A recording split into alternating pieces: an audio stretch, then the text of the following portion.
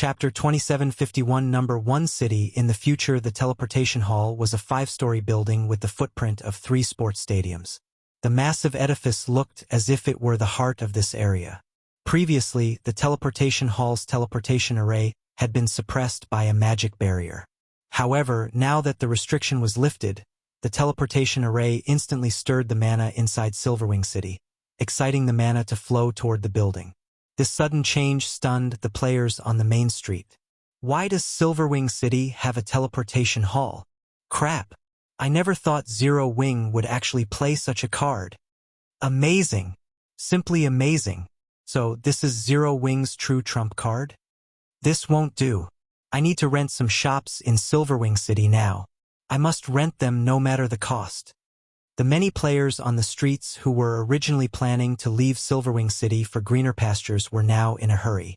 Some of the players who were quick to respond hastened to Silverwing City's City Lord's mansion immediately. Hurry up! B. Notify the commander right away. We can't let the commander rent a house in another guild city. We got tricked by Zero Wing. Meanwhile, the various adventurer team's members frantically contacted their respective commanders lest they ruin their future by being even a tad slower. As for the various large guilds members, their initial gleeful expressions were now replaced with gapes of disbelief. A teleportation hall. This was a building all players in God's domain were familiar with. Everyone knew just how valuable a guild city with a teleportation hall would be. Compared to high-ranking constructions or Tier 4 NPC guards, a teleportation hall was many times more valuable. After all, so long as a guild city possessed a teleportation hall, it would be connected with the countless NPC cities of God's domain. The addition of a teleportation hall to a guild city would be akin to a human living in the Stone Age instantly transforming into a human living in the modern era. The teleportation hall would elevate the standard of a guild city by several levels. When the various superpowers received news of this addition, they were momentarily dumbfounded. None of them ever expected Zero Wing to have such a card. Meanwhile, the Zero Wing members inside Silverwing City reacted with surprise and joy. The guild leader is awesome. Those superpowers must be stupefied after this move. With the teleportation hall, Silverwing City will definitely become the heart of the neighboring kingdoms and even the Black Dragon Empire. Now, even if the superpowers are powerful, they won't be able to stop players from streaming into Silverwing City. Eventually, Silverwing City will become the number 1 city in this region. Initially, Zero Wing's members all thought they were in for a bloody battle against the various superpowers. They never thought Feng would bring them such a surprise. Silverwing City was on a distant neutral map. With the addition of the teleportation hall to the city, adventure teams and independent players could now save up on plenty of travel time by teleporting directly to the Orc Empire. Even though the teleportation fees would be exorbitant, many expert players would rather pay the higher fee than waste their precious time. The players of the neighboring kingdoms and empires were highly likely to visit Silverwing City. At that time, Silverwing City's player population might exceed 10 million, or even 20 million. The various superpowers' attempt to suppress Zero Wing economically had become an utter joke. The only problem remaining would be the superpowers covertly targeting Zero Wing's members. However, that problem could be easily resolved. Zero Wing's members could simply stop wearing their guild emblems and travel to other neutral maps to grind. Guild leader, just a moment ago, over 2,000 players visited the City Lord's mansion to lease shops from us. At this rate, it won't take more than half a day before we rent out all our shops, Liang Jing said excitedly as she read the statistics report she just received. Many NPC merchants had withdrawn from Silverwing City after Zero Wing implemented the ban on NPCs. As a result, many shops were vacant. However, with the current frenzy, Zero Wing didn't have to worry about finding tenants for these shops anymore. In fact, the number of players seeking to lease shops from the city outnumbered the NPC merchants that had left by a factor of 10 or more. Now, Silverwing City's income surpassed even the previous total income of Zero Wing's 3 guild cities. Feng nodded, not at all surprised by this situation. However, we need to tweak the rates of our shops. Instead of just coins, anyone who wishes to lease shops in the city will also need to pay magic crystals. 1,000 magic crystals per week for shops in the city center and 300 magic crystals per week for shops in the outer area. Also, have the guild's members start making their way to Sky Spring City. In his previous life, any guild that gained the War God's Temple's recognition had practically been immune to economic suppression. The only way to hinder an official guild's development would be to destroy the said guild's guild city that housed the teleportation hall.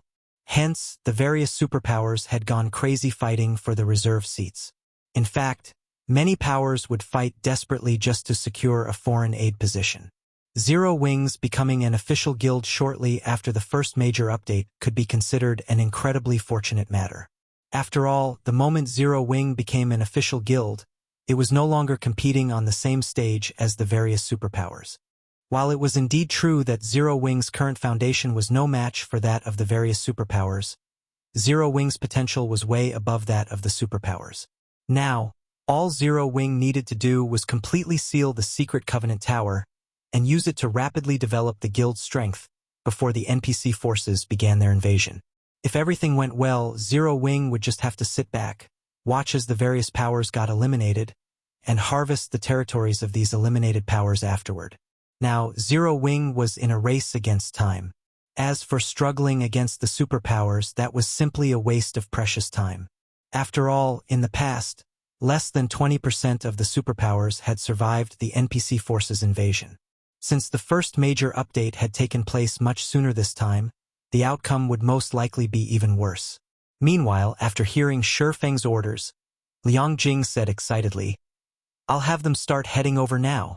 Afterward, the members of Zero Wing, Unyielding Soul, and Crimson Emperor in Silverwing City teleported to Sky Spring City one after another. The mass migration instantly flooded the desolate streets of Sky Spring City with players. This scene also surprised the original inhabitants of Sky Spring City. Subsequently, Unyielding Soul and Crimson Emperor made an announcement to every player in Sky Spring City, stating that their two guilds would be imposing a lockdown on Sky Spring City and that any unaffiliated players caught trying to leave the city would be killed without question. For a time, Sky Spring City's players fell into turmoil. Although Sky Spring City's various powers couldn't understand why Unyielding Soul and Crimson Emperor were doing such a thing. Locking down an NPC city was child's play for the two super first-rate guilds. Hence, after receiving the announcement, Sky Spring City's various powers promptly fled the city, migrating their base of operations to other NPC cities. This, in turn, made Sky Spring City the exclusive haven of Zero Wing, Unyielding Soul, and Crimson Emperor. At this time, a gigantic black eagle circled above the city. Sitting on the Thunder Eagle's back, Unyielding Heart pointed at the dozen or so flying mounts patrolling nearby and said proudly, "Brother Black Flame, Sky Spring City is now sealed off completely. Our two guilds have organized a flying patrol squad to secure the skies. Now, not even a bird can fly out of the city. It is indeed amazing. Players can't fly out even if they want to." Feng felt a trace of admiration as he looked at Unyielding Souls and Crimson Emperor's flying mounts. He had to admit that the super first-rate guilds were indeed powerful. In an era where flying mounts were incredibly rare, Unyielding Soul and Crimson Emperor had actually managed to secure so many.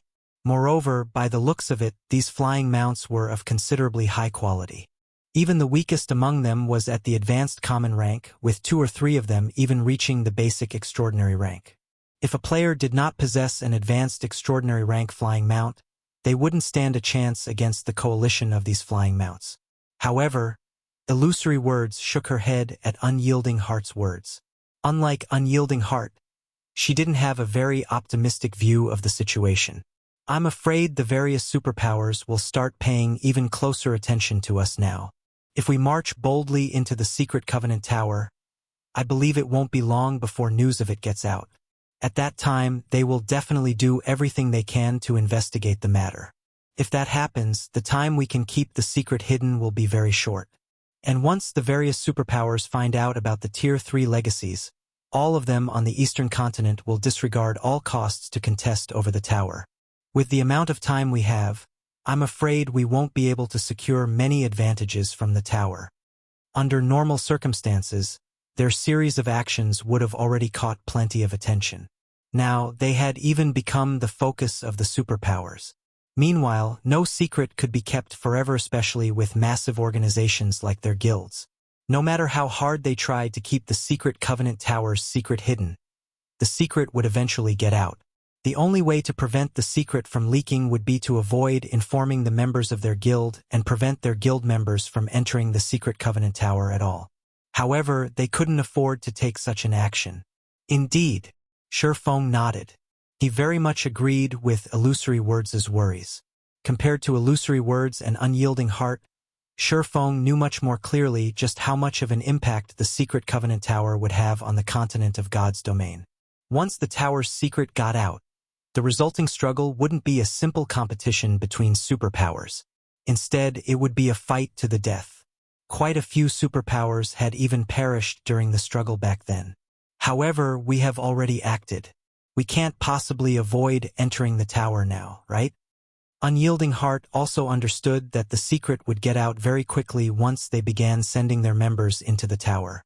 In fact, the secret would still leak even if they allowed only a small number of the guild's confidants into the tower's 30th floor and below. No! Feng shook his head.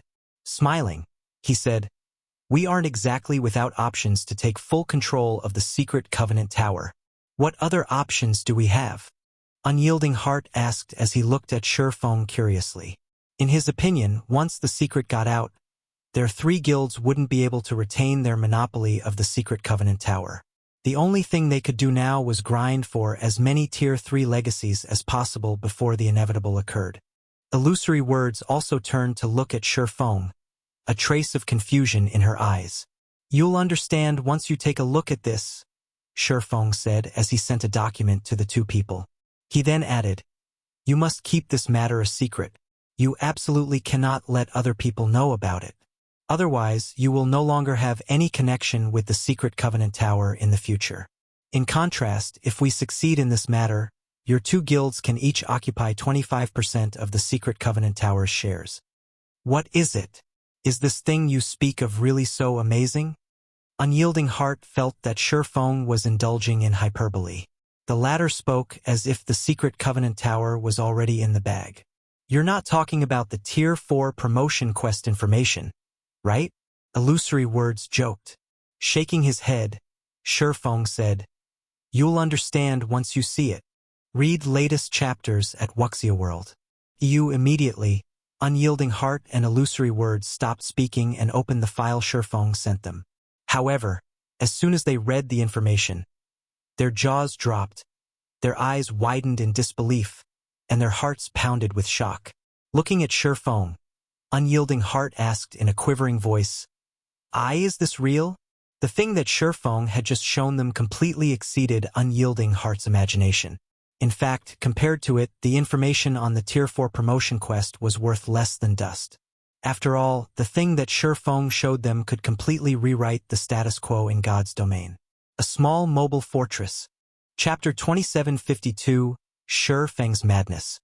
"So, this is your true trump card?" When Illusory Words looked at the information displayed before her, she couldn't help finding Feng beyond her ken. First, it was the teleportation hall. Then, it was the secret Covenant Tower. Now, there was even a small mobile fortress. Not only did Feng reveal one secret after another, but every secret was also more amazing than the other. At this point, she even wondered whether Feng still had more astonishing secrets and trump cards hidden. She got the impression he was simply waiting for his enemies to come at him so that he could use them as Zero-Wing's stepping stones. Simultaneously, she felt fortunate that Crimson Emperor did not oppose Zero-Wing. Otherwise, the consequences would be unimaginable. Sort of, Feng said, chuckling. "May I know if you two are interested now?" In reality, even Feng coveted the small mobile fortress. However, although he had the design for it now, he barely had any of the necessary materials to construct it. Incidentally, he could pull two wealthy guilds into the endeavor. Taking a deep breath, Illusory Words turned to look at Feng and demanded, "Out with it. How do you want to do this?" Unyielding Heart also nodded in agreement with Illusory Words' question. He wanted to hear Feng's plans. "You've seen the small mobile fortress's basic information already." Smiling faintly, Feng said, The wealth needed to construct it is astonishing. I can confidently say that even if we empty out your 2 guilds, we still won't have enough resources to build it. Neither Illusory Words nor Unyielding Heart refuted Feng's words. Although Feng did not show them the requirements for constructing the small mobile fortress, even a fool could tell that the cost of such a terrifying sky fortress would be astronomical. It definitely wasn't something current superpowers could afford. I don't need you to pay for the fortress's construction cost. However, I will need your 2 guilds to pay 2 million magic crystals and 5 million gold coins each for the Secret Covenant Tower's shares. What do you think? Elaborating on his point, Feng said, once we fully occupy the Secret Covenant Tower, we can collect entrance fees from other players. For example, we can charge 2 magic crystals or 1 gold coin. Your 2 guilds will each get 25% of the profits. Of course, before this, I still need your 2 guilds to lend me your help. Otherwise, it would be very difficult to accomplish this task. At Feng's words, Illusory Words and Unyielding Heart began pondering in silence. What Feng said was simply too astonishing. If they followed his plan, they would basically be declaring war on the Eastern Continent's other superpowers. Moreover, it would be irreconcilable. Of course, if Feng's plan succeeded, Crimson Emperor and Unyielding Soul would stand at the top of the Eastern Continent. To put it simply, this was a gamble. Feng was not at all surprised to see the two's reactions. In reality, he had planned to carry out such a plan since the very beginning. However, instead of revealing his full plan right off the bat, he had chosen to reveal it sequentially to the 2 guilds. Otherwise, they would most likely have rejected it then and there. Zero Wing wouldn't be able to become a true titan in God's domain in that case. Only by securing the Secret Covenant Tower could Zero Wing continually produce Tier 3 players in large numbers. After all, a complete Tier 3 legacy could be used only 9 times at most. In other words, a Tier 3 legacy could, at best, produce 9 Tier 3 players. After a Tier 3 legacy's uses were exhausted, it would disappear automatically, and one would have to find another complete Tier 3 legacy. Hence, it was necessary to keep sending players to explore the Secret Covenant Tower. However, if Zero Wing held the tower for only a short period, the small advantage it would gain wouldn't be enough for the guild to undergo a qualitative transformation. Only by having complete control over the tower would Zero Wing build a foundation solid enough to dominate God's domain. Now that Crimson Emperor and Unyielding Soul had seen the preliminary parts of his plan coming to fruition, the 2 guilds would also have more confidence in Zero Wing. Meanwhile, Illusory Words and Unyielding Heart simultaneously contacted their respective superiors and secretly discussed the partnership Feng proposed. At this time, Zero Wing had given them 2 options. Moreover, they had to choose between these options right now. The first option was to give up on further cooperation and focus only on obtaining some benefits from the Secret Covenant Tower. Afterward, the tower would no longer have any connection with their 2 guilds, becoming the competition ground of the other superpowers. Instead, the second option was to further their cooperation with Zero Wing, taking full control of the Secret Covenant Tower and making an enemy of every other superpower on the Eastern Continent.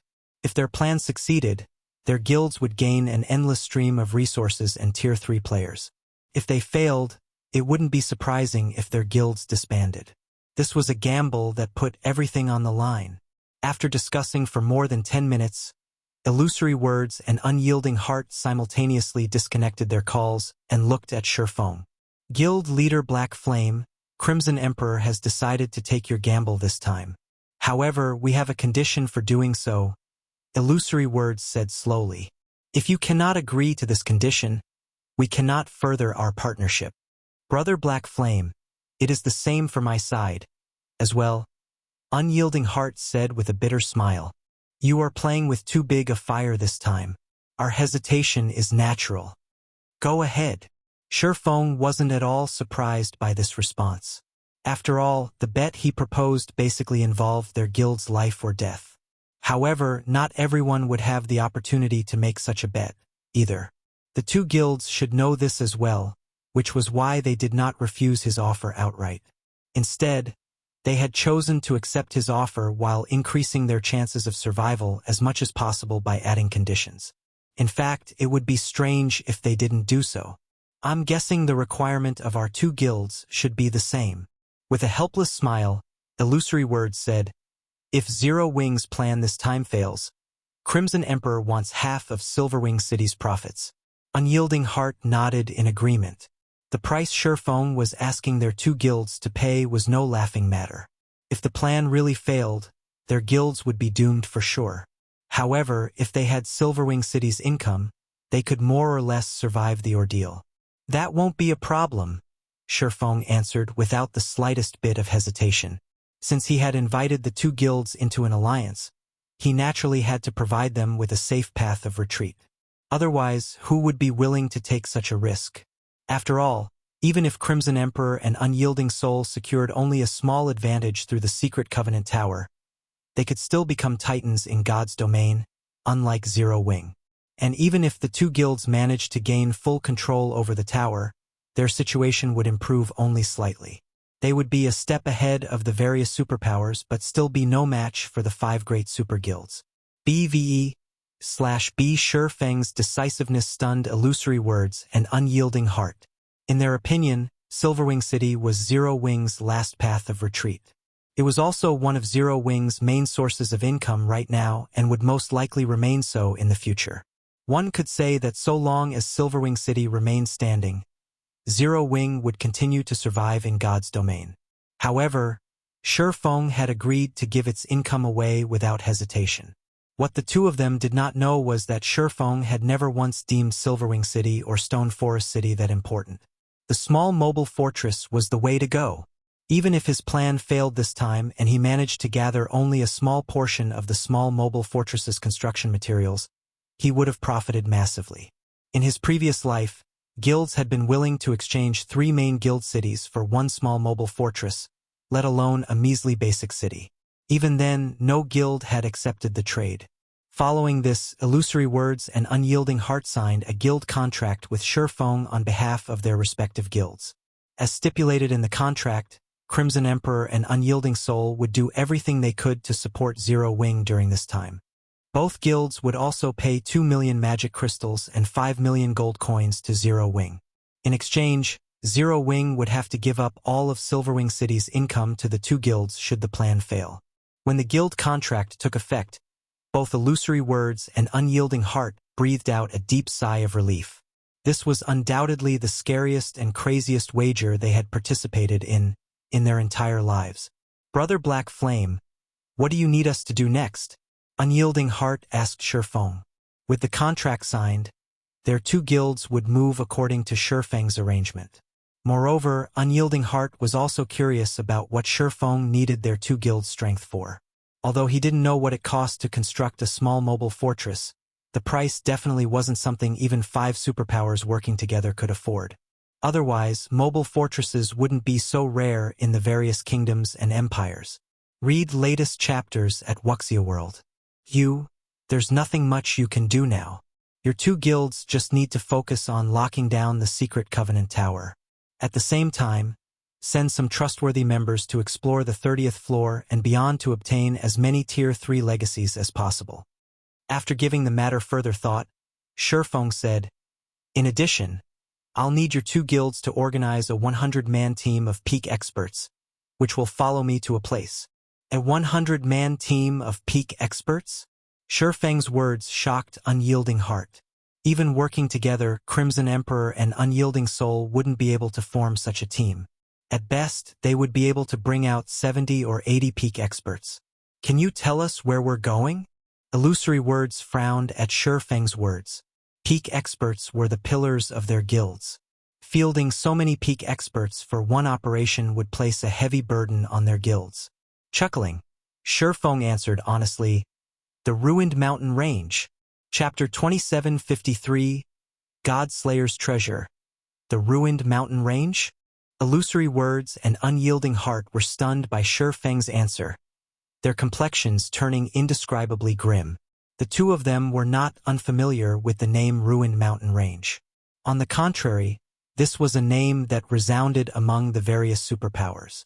The superpowers usually sent scouts to check out level 100+ neutral maps, which had many danger zones.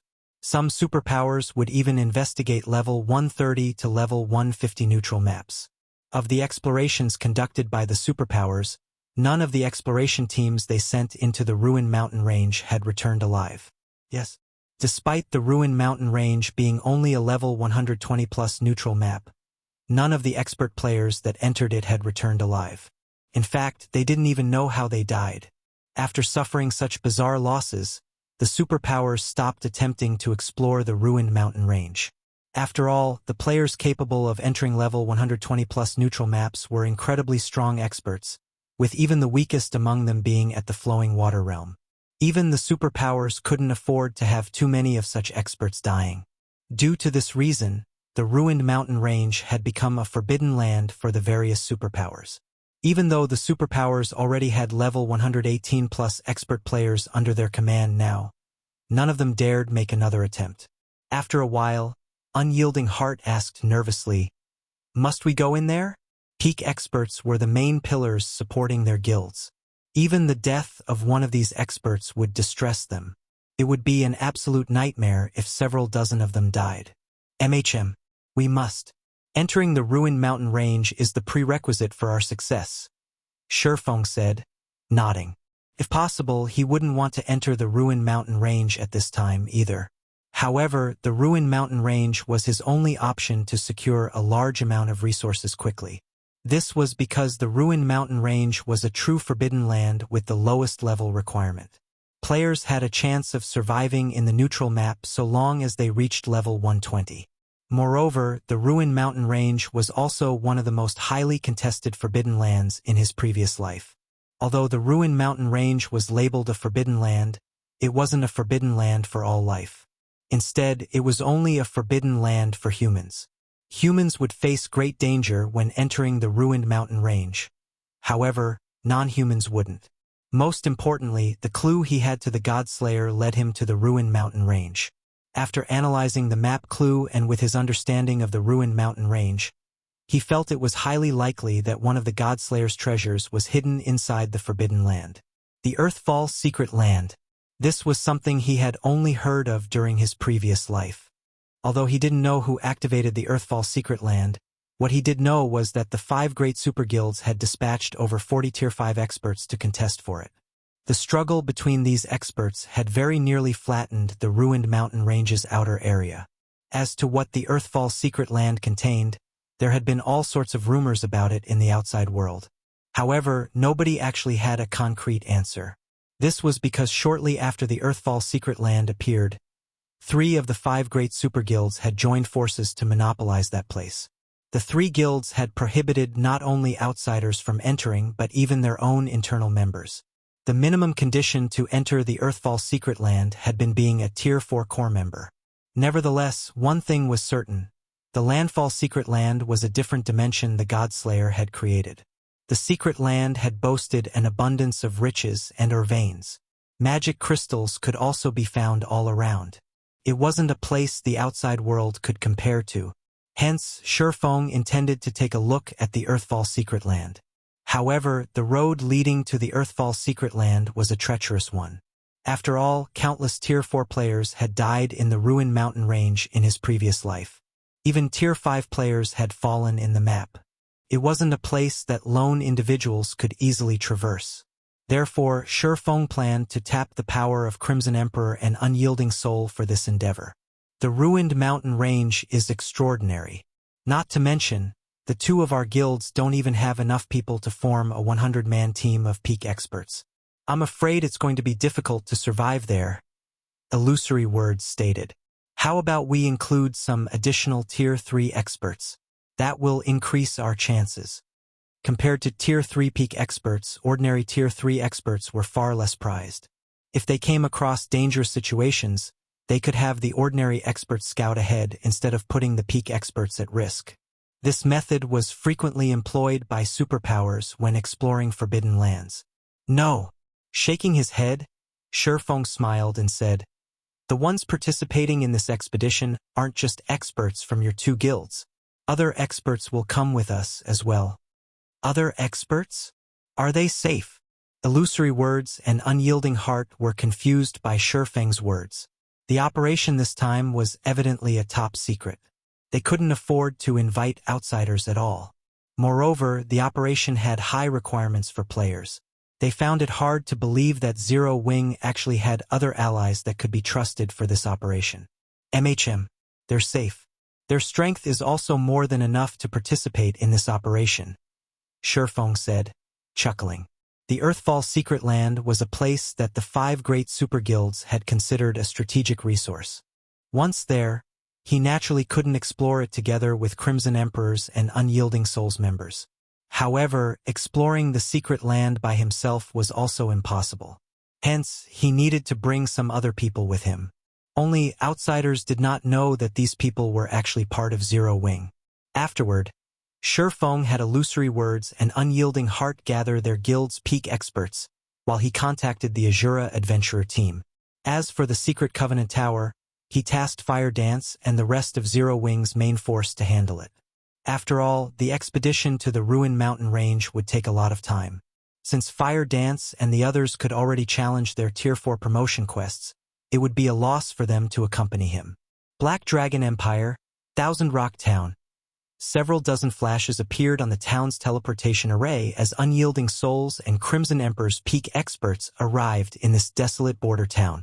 Although Thousand Rock Town was known as a town, there were hardly any NPCs there, let alone players, because of the town's proximity to the Ruin Mountain Range. The neutral map was so dangerous that even NPCs wished to avoid it.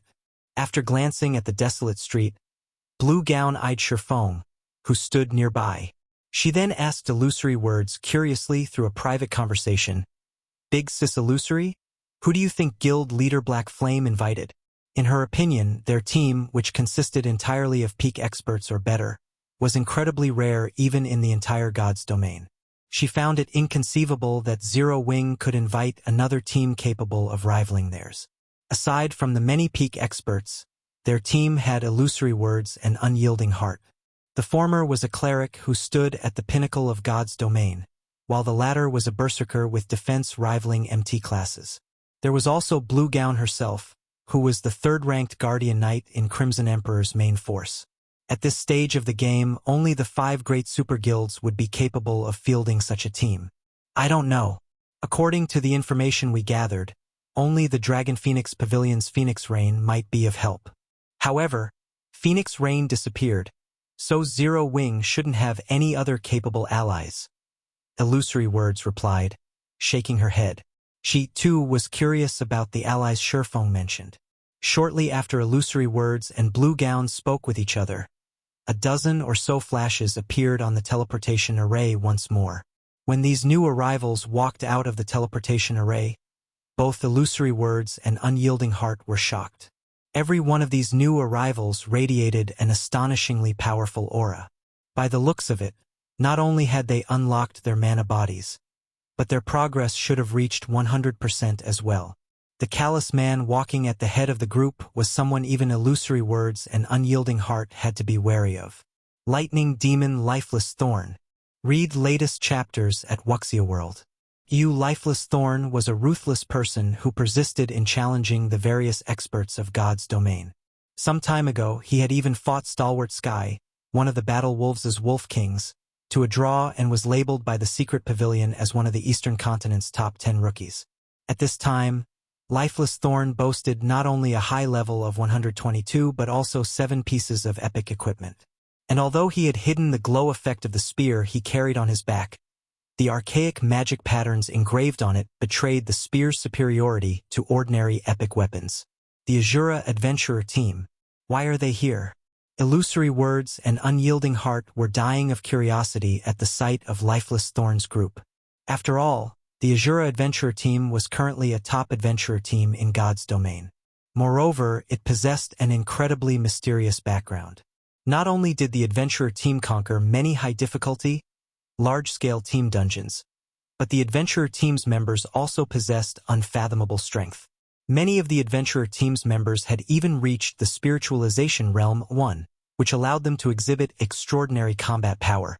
Various superpowers had frantically tried to recruit the adventurer team. However, the Azura Adventurer team had rejected all the offers. Although many superpowers had sent teams led by peak experts in retaliation, none of these teams succeeded. Moreover, these teams usually returned with heavy losses. Everyone's here. Let's go. Chapter 2754. Forbidden Land for Humans, Everyone's Here? Illusory words and unyielding heart turned to Feng in astonishment. Could it be them?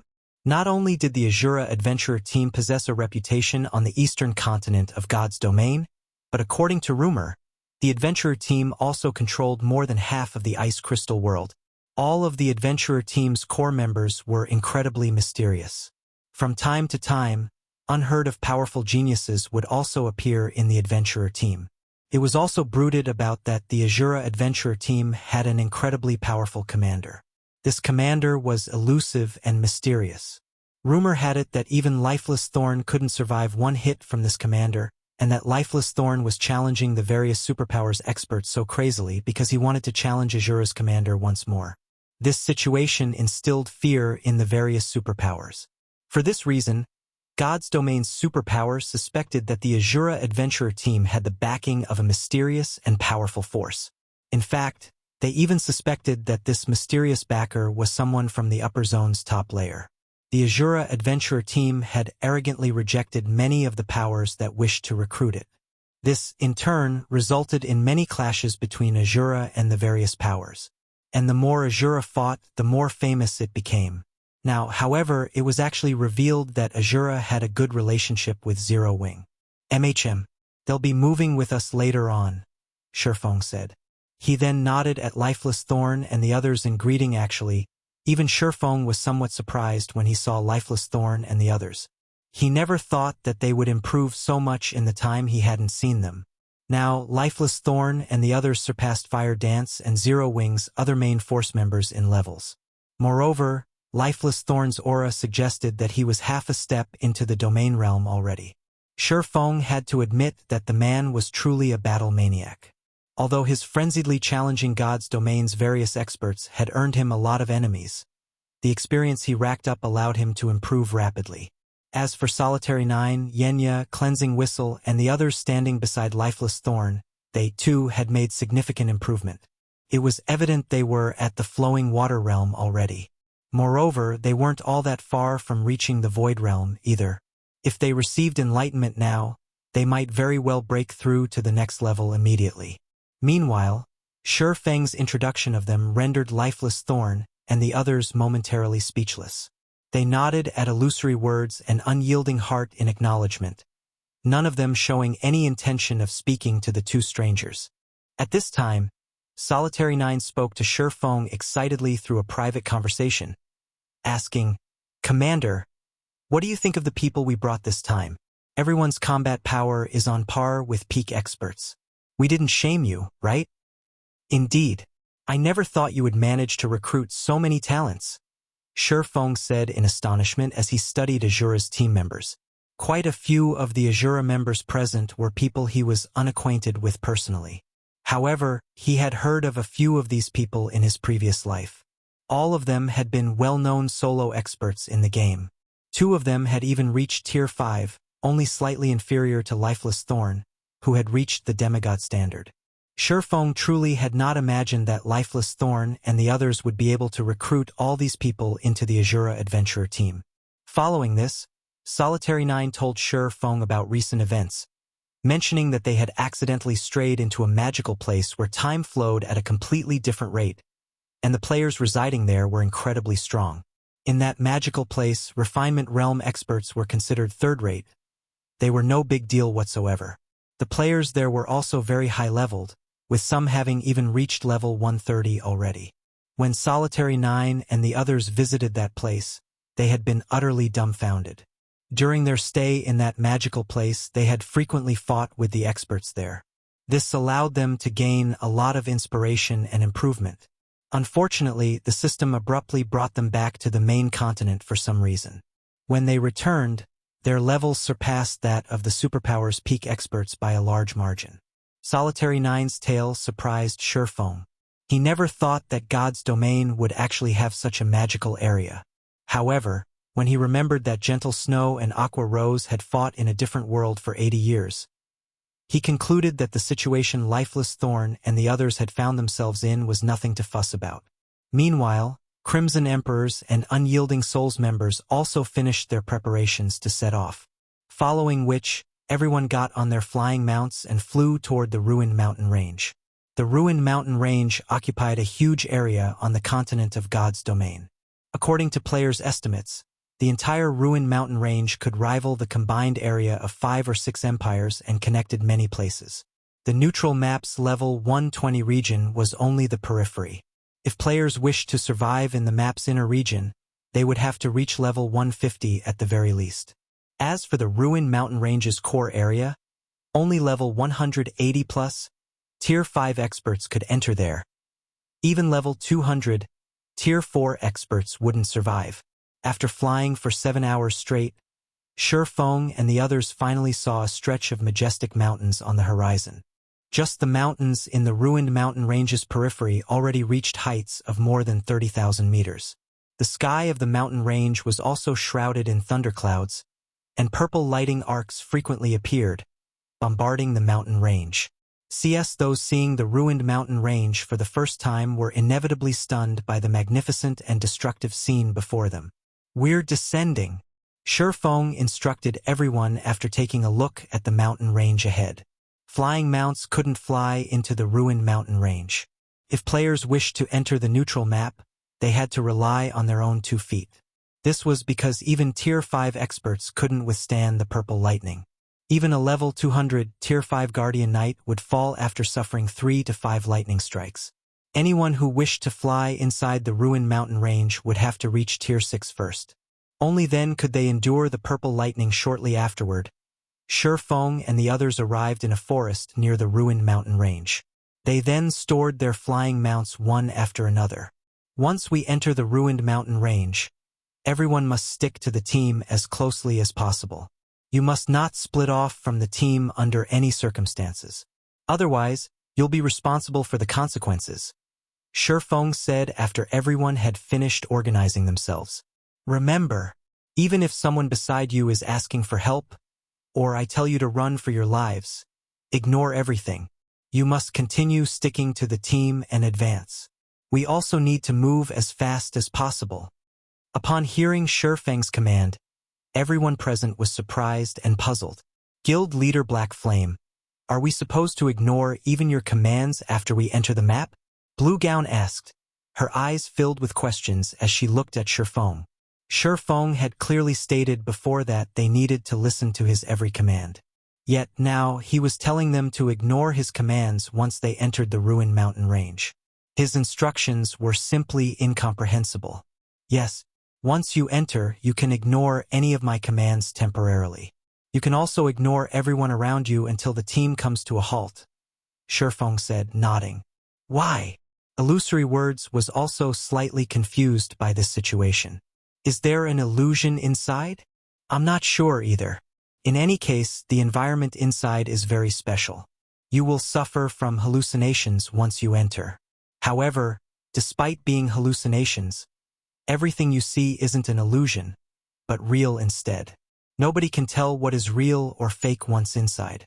You can treat everything as real, and you can also treat everything as fake," Feng said calmly. "The only thing I am certain of is that stopping inside means death." This was also why he had Crimson Emperor and Unyielding Soul dispatch only peak experts for this expedition. Anyone capable of becoming a peak expert would possess a firm mindset. Meanwhile, only with a firm mindset could one pass through the Ruined Mountain Range's periphery. How can there be such an environment? Blue Gown was shocked at Feng's explanation.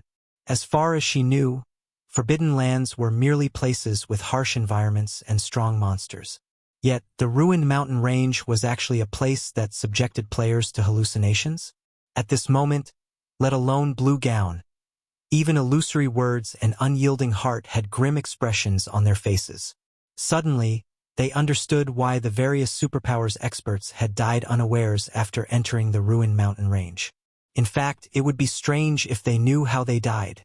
In this world, the scariest thing was the unknown. Meanwhile, the Ruined Mountain Range undoubtedly fulfilled this condition.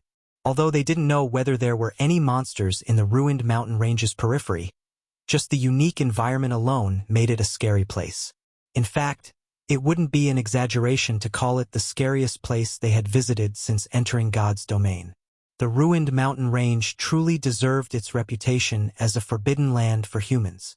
"All right, let's head inside," Feng said after seeing that everyone had digested his words. "Remember, stick to the team." Afterward, Feng led the team to a mountain path that led into the ruined mountain range. The mountain path was relatively close by. Tier 3 players would take only a few minutes to cross the distance on foot. Less than 10 minutes later, the team of 100-plus players entered the ruined mountain range's perimeter. The moment everyone set foot into the neutral map, their mood grew solemn. They also followed Feng's command and stuck close to each other. The team advanced at a slow pace. Even the Tier 3 magical class players of the team managed to keep up easily. The ruined mountain range's environment was surprisingly better than everyone imagined. The map did not constantly sap their stamina or concentration. In fact, very little foreign energy invaded their bodies here. Around half an hour later, the team still had not come across a single monster. The whole mountain range was surprisingly safe and peaceful. Unlike what they imagined, the map wasn't infested with monsters that could easily trample over Tier 3 players. "It seems the ruined mountain range isn't a big deal after all," Blue Gown said as she observed her surroundings. Under the circumstances, her initial expectation had disappeared completely. At Blue Gown's words, everyone in the team also started to feel that Feng had blown things out of proportion. He had only made them needlessly anxious. "Blue, I'll have to rely on you once monsters start appearing later on," a level 119 female summoner said to Blue Gown. "Sure, no problem. I'll make sure no monster gets near you," Blue Gown said confidently. The female summoner felt relieved at Blue Gown's assurance. The next moment, the sound of something splashing suddenly entered everyone's ears. The smell of blood also quickly spread into the surroundings. Meanwhile, everyone in the team stared at the female summoner and Blue Gown in shock. Why? The female summoner stared at Blue Gown in consternation.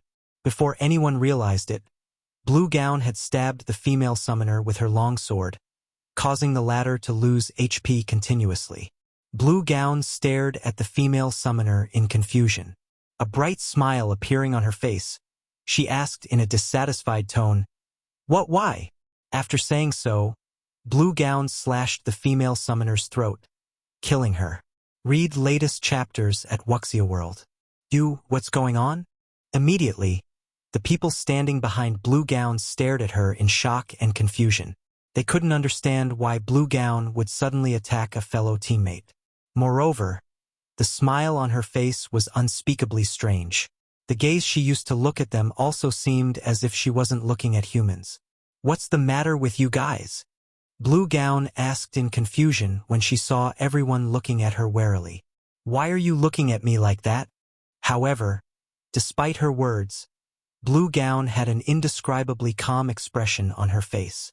As if she had just stepped on an ant by the roadside, she was completely oblivious to the fact that she had just killed one of her teammates. Chapter 2755. Monster? Did Blue get possessed by a monster? What should we do now? Anyway, let's step back and keep our distance. Everyone slowly backed away from Blue Gown while staring at her in confusion. After all, Blue Gown possessed extraordinary strength as well as a hidden class for Guardian Knights. If they allowed her to get close to them, they would meet a similar fate to that female summoner. Meanwhile, upon noticing the players behind her stepping away, Blue Gown slowed her pace and looked at her teammates in confusion. "What's the matter with you guys?" While Blue Gown asked this question, the long sword in her hand bloomed with a dazzling light. The surrounding space even began to twist from the weapon's power. "Not good. Be careful. She's using a Tier 3 legacy skill. We'll definitely die if we get hit." A Tier 3 expert familiar with Blue Gown warned Unyielding Souls experts. Afterward, this person dashed straight into the nearby forest. The next moment, several other peak experts from Crimson Emperor also hid in the nearby forest one after another. Upon seeing this, Unyielding Soul's experts couldn't help hesitating over whether to fight or hide. On the other hand, Blue Gown was confused when she saw Crimson Emperor's members fleeing, turning toward the female summoner who should have long since been dead. Blue Gown asked, "T, what do you think is wrong with them? Why did they look at me like that just now?" "I don't know, either," the female summoner named Clear T answered, shaking her head. With a confused expression on her face, she said, "Why don't we follow them and take a look? It'll be bad if they move too far away from the team." "I guess you're right." Blue Gown nodded in agreement. Meanwhile, when Illusory Words, who stood some distance ahead of Blue Gown, noticed Blue Gown splitting away from the team, she promptly slowed her pace. "Blue, what are you doing?" Illusory Words shouted at Blue Gown in dissatisfaction. "Also, who have you been talking to all this time?" "Me." Turning toward Illusory Words, Blue Gown answered, "Haven't I been talking to Clear T all this time?" "Clear T." Looking at Blue Gown strangely, Illusory Words said, "Isn't T at the front of the team?" "The front." Blue Gown immediately turned to look at Clear T. However, before she realized it, the female summoner whom she had been chatting with merrily just a moment ago was nowhere to be seen. Where did she go? Wait. Why have so many of our members gone missing? Illusory Words asked in confusion. "I don't know what got into them, but they suddenly retreated into the forest over there," Blue Gown said, shaking her head. She too was confused at this situation. "No, we were fooled." Illusory Words' complexion darkened when she saw that the entire rear section of the team had disappeared. Black Flame never planned to bring us into the ruined mountain range. He must have been planning to use the ruined mountain range's power to annihilate our peak experts. This, Blue Gown was momentarily stunned. Now that we've suffered such severe losses already, if we continue following him, he'll definitely lead us to our deaths. Our only choice is to kill him now. Illusory Words said in a whisper to Blue Gown while looking at the front at Feng, who was leading the team. "I'll assist you. With your strength, even if you can't kill him in one hit, you should still be able to injure him heavily. At that time, I'll land the finishing blow on him." This despicable Black Flame. I knew he wasn't anything good. Blue Gown nodded in agreement to Illusory Words' plan. Blue Gown made her way toward Feng at a quick pace. When less than 100 yards separated them, Blue Gown suddenly disappeared, then reappeared behind Feng, a dazzling brilliance bursting out from the long sword she wielded. She swung her sword at the defenseless Feng. The next moment, countless spatial cracks appeared before Blue Gown and extended up to 100 yards away. "Blue Gown, what are you doing?" Unyielding Heart was startled when he saw Blue Gown suddenly attacking Feng. However, Blue Gown paid no attention to Unyielding Heart at all, launching another ruthless attack immediately after her first one. However, after executing her second attack, Blue Gown was dumbfounded. Where did he go? Looking ahead, Blue Gown failed to see anyone standing on the road before her, and she froze in stupefaction. By the time Blue Gown reacted to the situation, Feng was already standing beside her and looking at her quietly. At this time, Unyielding Heart also took action, grabbing Blue Gown's wrist, preventing her from attacking again. "Blue Gown, what are you doing? Why are you attacking Guild Leader Black Flame? Have you lost your mind?" Unyielding Heart questioned. "Don't stop me. He's trying to kill us," Blue Gown said as she glared at Feng. "He's trying to annihilate our peak experts using the ruined mountain range. If you don't believe me, look behind. Everyone at the back has disappeared already." Disappeared? Startled by Blue Gown's words, Unyielding Heart automatically turned to look to the team's rear. Upon seeing that fewer than 20 people remained in the team, Unyielding Heart paled. "Guild Leader Black Flame, are you really?" In this situation, even Unyielding Heart couldn't help doubting Feng's motives. "Are you really trying to annihilate us?" Before Unyielding Heart finished speaking, Feng had already unsheathed the abyssal blade. Slash!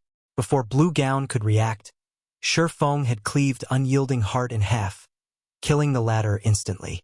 "You!" Blue Gown was momentarily stunned when she saw Unyielding Heart getting killed. She then bellowed at Feng, "You really are trying to annihilate the peak experts of our two guilds. I'll fight you to death."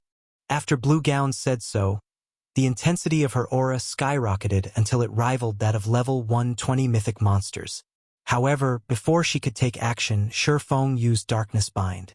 Several dozen chains promptly appeared and restricted Blue Gown's movements. Despite her strength rivaling Tier 4 mythic monsters, all she could do was glare at Feng. She couldn't move her body in the slightest. Looking at Blue Gown, Feng said evenly, "You need to calm down." "Calm down?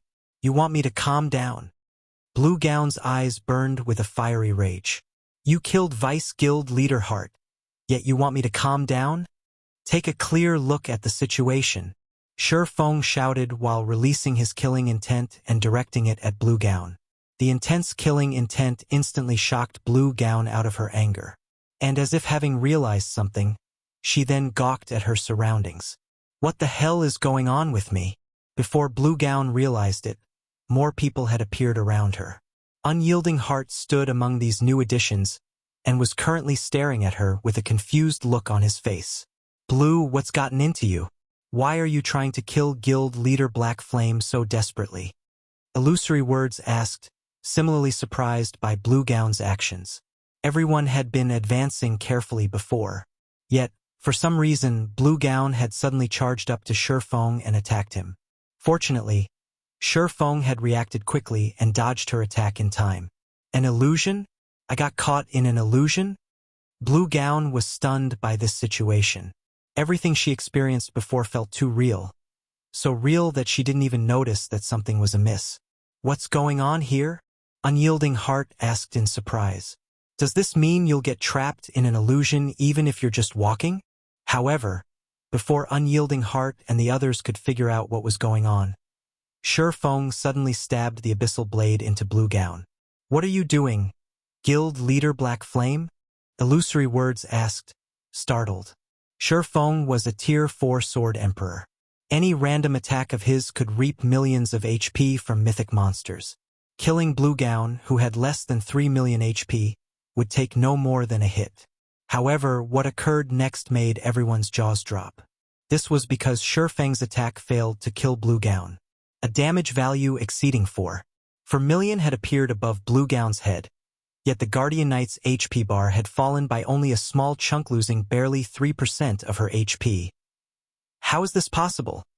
Unyielding Heart couldn't help doubting his eyes.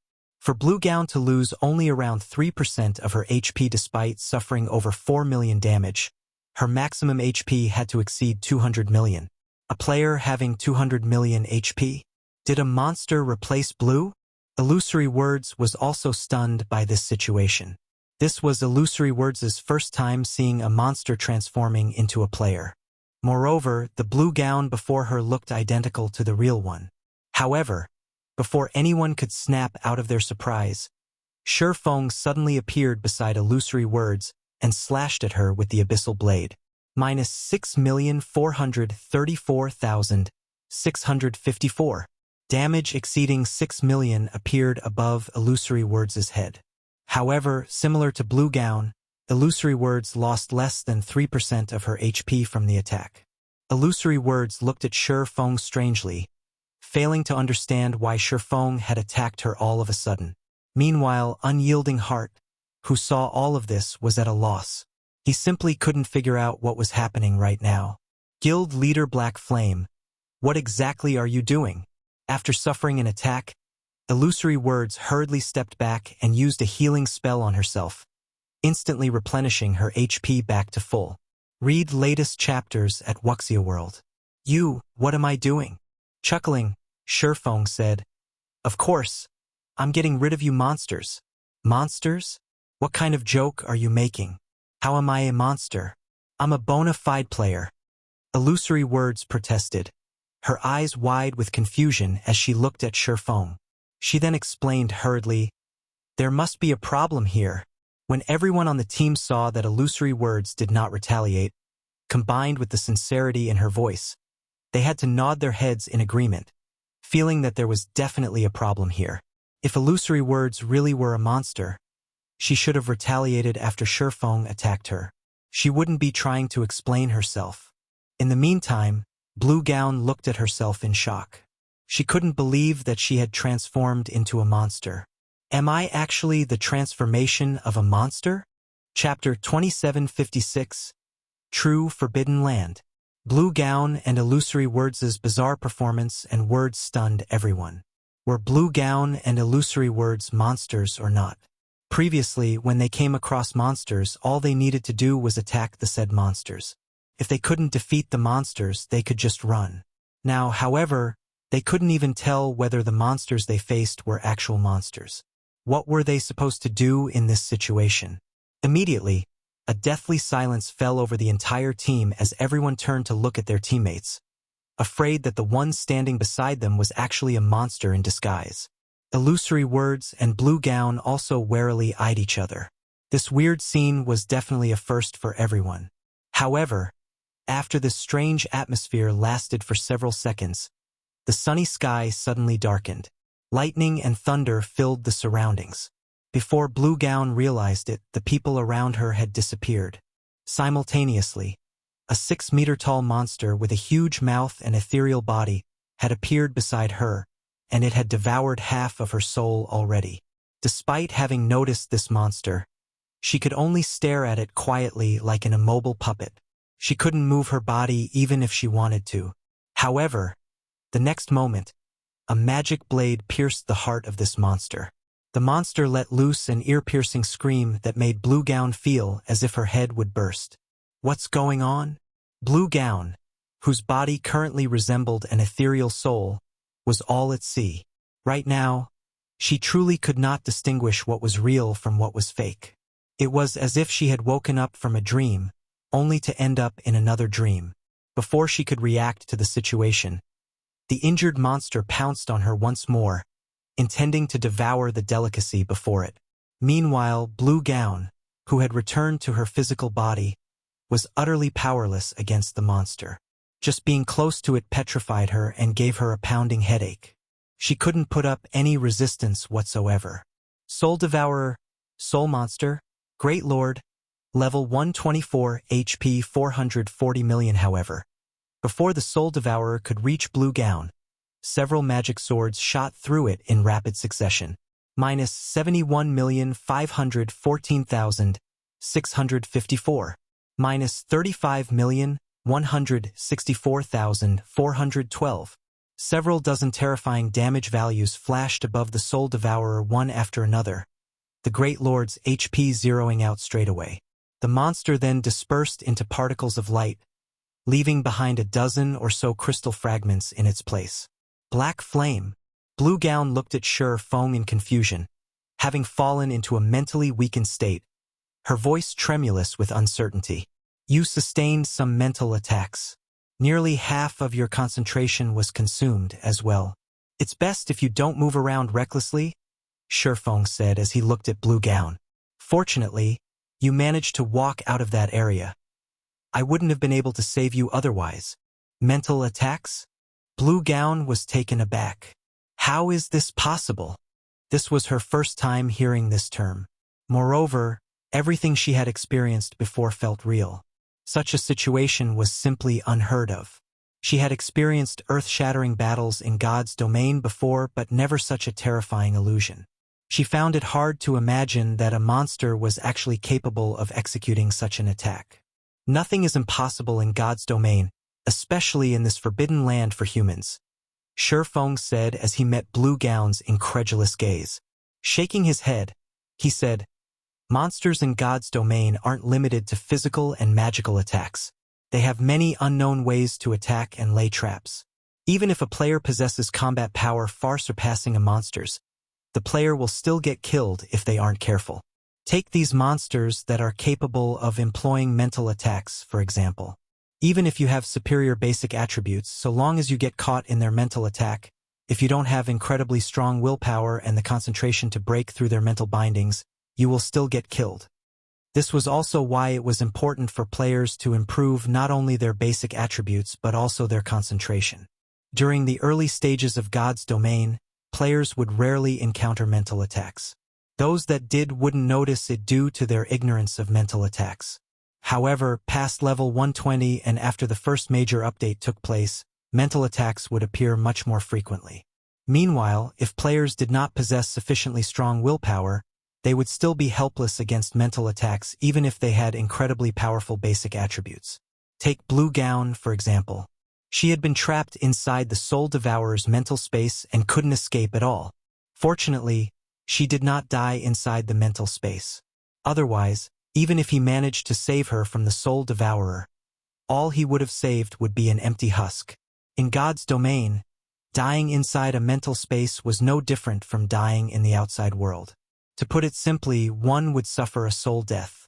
This was also why most players in his previous life dared not offend Tier 5 NPCs, as some of them wielded mental attacks. Meanwhile, suffering a soul death was much worse than a physical death. Worst-case scenario, one would lose one's account and have to start all over again. After Feng finished speaking, he resumed controlling his magic swords to rescue the others. This is a true forbidden land?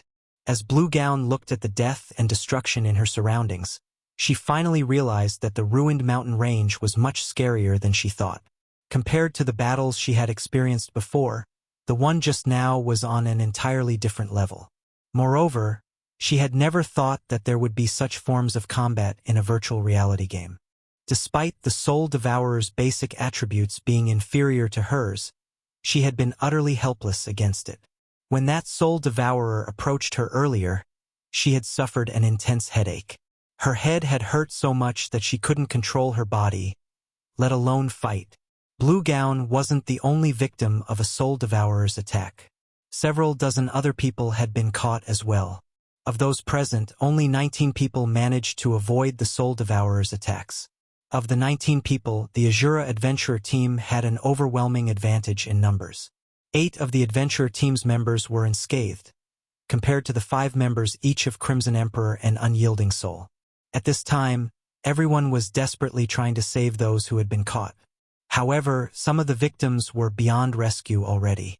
The devouring speed of the Soul Devourers varied. Some were slow to finish their prey, while others were quick. Evidently, some players had stronger resistance to mental attacks, while other players had weaker resistance. Those with weak resistance didn't have much of their souls left at this point. When Blue Gown noticed Azura's cleansing whistle, who was roughly the same age as herself, fighting a Soul Devourer, she was stunned. Am I that much weaker than her? Blue Gown couldn't help her surprise and confusion as she watched Cleansing Whistle. She considered herself one of the best among her peers. Her guild even recognized her as one of the top 3 talents of the younger generation. Yet, she was actually inferior to Cleansing Whistle, someone whose combat standard hadn't even reached the Void Realm yet. However, before Blue Gown could recover from her shock, she felt a chill envelop her body as if something was staring directly at her soul. What? This is a lie, right? How can we fight such a thing? Read latest chapters at Wuxia World. Blue Gown wasn't the only person who felt this sensation. Everyone experienced it. When Illusory Words and Unyielding Heart looked in the direction of this feeling source, they trembled in fear. A 30-meter-tall, 3-headed monster loomed over the team, and every step it took made everyone's soul shudder in fear. Delia the Soul Singer, Realm Lord, Superior Mythic, Level 128, HP 20,500,000,000. Chapter 2757, 15 seconds. Everyone gasped at Tedelia's appearance. A Realm Lord was an existence close to rivaling world bosses. Not to mention, Tedelia was a Realm Lord of the Ruined Mountain Range. Its strength was most likely on par with that of world bosses in the outside world. This is the terror of a forbidden land for humans? Mu Lingsha smiled wryly at the sight of the Soul Singer. She finally understood why none of the various superpowers expert teams managed to make it out of the Ruined Mountain Range alive. It would be strange if they did. At this time, not only was half of their team dead, but they also had to fight a large number of Soul Devourers. Although the Soul Devourers weren't particularly strong, most of the surviving members of their team couldn't fully exhibit their combat power either. The Soul Devourers dealt astonishingly powerful mental damage. Even after players broke free from the Soul Devourers' mental shackles, the mental damage still existed, affecting their brains. The consequent headaches prevented the players from executing delicate actions, which, in turn, lowered their combat standards by 2 ranks on average. Now, Void Realm experts could exhibit combat standards only at the Refinement Realm, while Domain Realm experts' combat standards were at the Void Realm. On the other hand, the Soul Devourers all had combat standards at the Trial Tower's 6th floor. They could undoubtedly be considered first-rate experts, not much inferior to ordinary Tier 3 experts in combat standards. With the addition of a Realm Lord, there was no way their team could get out of this situation alive. Among those still standing, only Lifeless Thorn, Solitary 9, Yenya, and Cleansing Whistle remained relatively calm, continuing to systematically slay the Soul Devourers, troubling the players around them. 9, Thorn, and Yenya, help me hold the boss for 15 seconds, Feng said after saving another person from the Soul Devourers. Upon hearing Feng's command, Illusory words and unyielding heart couldn't help doubting their ears. They're still going to fight in this situation? Their opponents consisted of several hundred Soul Devourers and 1 Realm Lord. The only thing they could and should do now was run away. The battle recovery of a monster of Tedelia's rank allowed it to regenerate 2% of its HP every 5 seconds. In other words, the Realm Lord could recover 410 million HP per 5 seconds. That was basically killing a Great Lord of the same level every 5 seconds. If they couldn't accomplish that, they wouldn't even be able to get Tedelia's HP below 98%. Meanwhile, their team currently had fewer than 30 people alive, nearly half of them in a mentally weakened state and incapable of combat. With Tedelia's defense as a superior mythic throne in, their team's attacks would, at best, give the Realm Lord an itch. 15 seconds? After briefly calculating their chances, Solitary 9 nodded and said, "No problem. However, 15 seconds really is the most I can do." Tedelia's mental influence was too powerful. Even Solitary 9 felt a little overwhelmed. "No problem. If you can't handle it, I'll take over," Lifeless Thorn said, excitement flashing in his eyes as he looked at the approaching Soul Singer. Previously, killing monsters for EXP had been a chore for him. After all, none of the monsters he fought allowed him to improve. He was killing them solely for the sake of leveling up. However, after setting foot in the Ruined Mountain range, he finally felt that he was truly fighting a battle. Previously, he would get the exhilarating feeling of having one move decide his life or death only when fighting peak experts. Now, however, the Soul Devourers were giving him the same feeling. It was simply wonderful. As for Tedelia, the Realm Lord was an existence that could even terrify him. This was the kind of opponent he had been hankering for. "All right, let's hurry up and head over. If we wait until the boss arrives, the others might get dragged into the fight," Yenya said, her head aching slightly when she saw Lifeless Thorn's excited expression. Solitary 9 and Lifeless Thorn activated the power of darkness, boosting their basic attributes by a large margin. Now, both of them were comparable with Tier 4 existences. The next moment, the 2 melee players turned into streaks of light as they charged at Tedelia. Meanwhile, Yenya, a druid, chanted an incantation and flew toward the Realm Lord.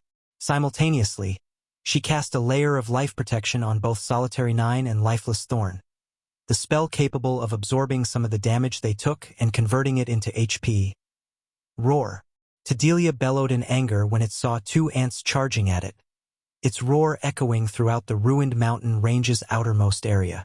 As its roar spread, an invisible mental attack struck everyone. Aside from Feng, everyone present groaned in pain. "Good. You really are powerful." After suffering Tedelia's mental attack, which was much stronger than its ever-present mental influence, Lifeless Thorn turned deathly pale. However, when he looked at the 30-meter-tall Realm Lord, not only did he not grow fearful of the boss, but the fighting spirit in his eyes even burned brighter. He raised his spear and transformed into a lightning bolt shooting at Tedelia. Tier 3 legacy skill, Lightning Flash. With the power of darkness's buff, this attack pierced through space itself. As if he had teleported, lifeless thorn instantly appeared before the soul singer. So fast. This scene surprised unyielding heart. There had been a 200-yard gap between Tedelia and lifeless thorn, yet the latter had crossed this distance instantly. Unyielding heart wasn't sure he could react to such a speed even if he activated his berserk skill. Boom! A deafening boom echoed throughout the mountains. The next moment, a black shadow fell from the sky and struck the ground heavily, the impact of the collision creating a crater over 24 meters in diameter. Inside the crater, lifeless thorn stood, propping himself up with his spear. His hands on the spear trembled, and blood leaked out from a corner of his mouth. It was evident he had sustained a major blow. His HP had fallen by more than 460,000. What happened? Blue Gown, who was watching the clash from a distance, was dumbfounded. Lifeless Thorn's attack carried incredible power and speed. Even an actual Tier 4 mythic monster should have suffered a serious injury from it. Yet, not only did Lifeless Thorn fail to inflict any damage on Tedelia, but he had even taken damage? Moreover, Lifeless Thorn had lost close to 10% of his HP despite the life protection cast on him. At this rate, without additional healing, he would definitely die after 6 or 7 more exchanges. Is this monster really just a superior mythic? Everyone couldn't help doubting their eyes as they stared at the intact soul singer. They had seen superior mythic monsters before. Some of them had even killed one before. However, compared to those superior mythic monsters, Tedelia was like a completely different creature. However, when Feng, who was currently incanting, saw this scene, he wasn't surprised at all. The early stages of God's Domain served to let players adapt to God's Domain's combat style. The main God system had not only provided players with many benefits, but also weakened the monsters in the game. In fact, even the level 100+ monsters that players felt were strong weren't actually at their peak condition. They were still suppressed to a certain degree. However, that was not the case for the monsters in Forbidden Lands. The monsters in these locations weren't subject to the main God system suppression and could exert 100% of their combat power. In Forbidden Lands, mythic monsters were beyond the capabilities of ordinary Tier 3 teams. Tier 3 players would need top-quality equipment and various support tools to even stand a chance. Moreover, the team would also need many experts with berserk skills. Otherwise, only one outcome awaited the team: annihilation. Not to mention, Tedelia was a bona fide superior mythic. If Feng himself fought Tedelia right now, he definitely wouldn't have an easy time. They would need at least 6 Tier 4 players to defeat this boss. Otherwise, challenging the Realm Lord would be sheer suicide. This was why he had tasked Lifeless Thorn's trio with only holding back Tedelia for 15 seconds. Asking them to hold the Realm Lord back for even a few seconds more was a luxury they couldn't afford. Subsequently, Solitary 9 and Lifeless Thorn activated their life-saving skills, one after another, to defend against Tedelia's attacks. Even Yenya, who served as the healer of the trio, had to activate her power of darkness. Without the additional basic attributes, she would have died from any random stray attack that hit her. One time, to defend against Tedelia's trampling, Solitary 9 activated his Tier 3 shield wall and interposed himself between the Realm Lord and his 2 companions. However, even with his life-saving skill activated, the resulting shockwave still sent the trio flying several dozen meters away. Both Lifeless Thorn and Yenya lost over 1 million HP from the attack, whereas Solitary 9 lost over 3 million HP. 5 seconds. 10 seconds. Read latest chapters at Wuxia World. Every second of battle placed immense pressure on the trio.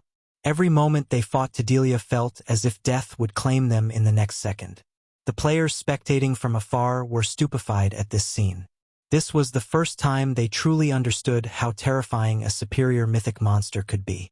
If not for Lifeless Thorn's group having activated their berserk skills, the trio would have most likely been killed instantly. "Commander, are you not done yet?" Solitary 9 asked Feng through a private conversation. Previously, he thought that it would be a joke if he couldn't hold Tedelia for 15 seconds. However, he now realized that 15 seconds was truly a long time. Good job! At this time, Feng had also finished chanting the final verse recorded in the Bible of Darkness. Leave the rest to me. Chapter 2758. Bible of Darkness's true power upon hearing Feng's words. Solitary 9, Lifeless Thorn. And Yenya promptly stopped attracting Tedelia's attention and dashed over to Feng. They chose to run to him because only their commander had a way to hold Tedelia back. If they ran in any other direction, Tedelia would definitely chase them down and crush them. Tedelia strode toward Feng step by step. Not only did Tedelia shake the ground with every step it took, but the mental influence it exerted over the rest of the team also increased. Some of the resting players, such as Blue Gown, even started holding their heads in pain. Are we going to fight it? Illusory words couldn't help frowning at this situation. She simply couldn't see any way for their team to defeat Tedelia. Not only did Tedelia possess over 2 billion HP, but its combat standard was superior to ordinary refinement realm experts. Its speed was so fast that even a domain realm expert like herself could barely keep up. Such speed simply wasn't something Tier 3 players could cope with, and even a Tier 4 player like Feng would, at best, just match its speed. Moreover, Tedelia's strength was something only Tier 4 MTs could hope to stop. If a swordsman like Feng tried to tank one of the Realm Lord's attacks, he would definitely end up miserable. However, when Tedelia was only 3 steps away from Feng, the connections completed. Feng smiled as he closed the Bible of Darkness and looked at Tedelia. Let's start the second round, then. As soon as Feng closed the Bible of Darkness, the stormy skies above the valley shattered and transformed into a dark space covering thousands of yards. Looking at the darkness, everyone present could faintly sense that it was connected to an ancient and terrifying space. Just the aura leaking out from the dark space was enough to roil the valley's mana. The next moment, a gigantic stone door several hundred meters tall fell through the dark space and smashed into the valley, causing powerful tremors to spread throughout the valley. When Tedelia looked at this ancient door, a deep sense of fear appeared in its eyes. How can there be such a terrifying existence in this world? Unyielding Heart was shocked as he looked at the massive stone door before him. This door was undoubtedly the most terrifying item he had seen in God's domain thus far. Just looking at it allowed him to understand just how scary it was. Every magic pattern and rune engraved on the door functioned to seal its power. Whatever existence stood behind the door could most likely obliterate him with just a small strand of its power. For a moment, he even had the feeling that the opening of this door would mark the beginning of all disasters. He's not planning to open this door, right? Illusory words eyed the stone door nervously. The door before her looked far too ominous. Its appearance alone filled her with an indescribable aversion and terror easily 100 times stronger than the fear she felt for Tedelia. However, before Illusory words could continue this line of thought, the door began opening by itself slowly. Darkness, silence, and despair. For a moment, it felt as if all the negative emotions in the world were pouring out of this stone door, and even Feng felt uncomfortable in this situation. As for everyone else, their faces paled, and they knelt on the ground involuntarily, none of them daring to look at the stone door directly. Who, Mans? No, you're not. Suddenly, words spoken in the abstruse demonic language flowed out of the door. Although none of the players present were knowledgeable of the language of demons, they understood what the spoken words conveyed. For a time, everyone was confused. I never thought that after so many years, you existences would be the next to summon this door. Following these words, a 3-eyed, 10-meter-tall, humanoid demon clad in black armor walked out of the stone door. The instant Tedelia saw this demon, horror overwhelmed it. It was as if the Realm Lord had just seen death itself. Actually, Feng himself felt dread at the humanoid demon's appearance. He never dreamed he would summon this demon. The Dark Abyss had a total of 108 demon princes, who stood at the peak of the great demons. All of them were existences second only to demon kings, and they could be considered half-step demon kings. Meanwhile, the humanoid demon standing before him was Ferbero, the Lord of the Dead. His strength ranked 21st among all great demons. Weak. How weak. Ferbero muttered as he looked at himself, his voice filled with dissatisfaction.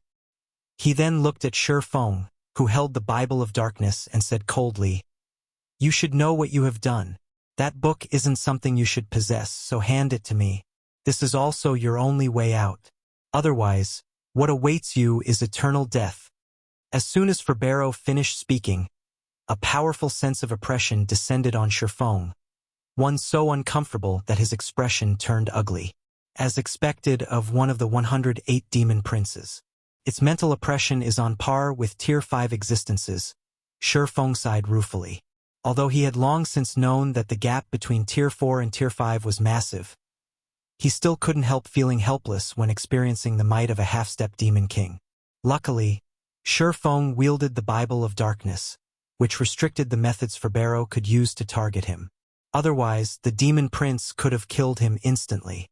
Meanwhile, as Feng subjected Feng to his mental oppression, the Bible of Darkness also sensed the offense. Immediately, chains appeared around the demon prince's body. The instant these chains appeared, Feng's mental oppression weakened drastically. Now, the mental oppression no longer posed any threat to Feng whatsoever. "This damned contract! I will break free from this binding one day and obtain true freedom." Feng bellowed in rage as he glared at the pitch-black chains wrapped around his body.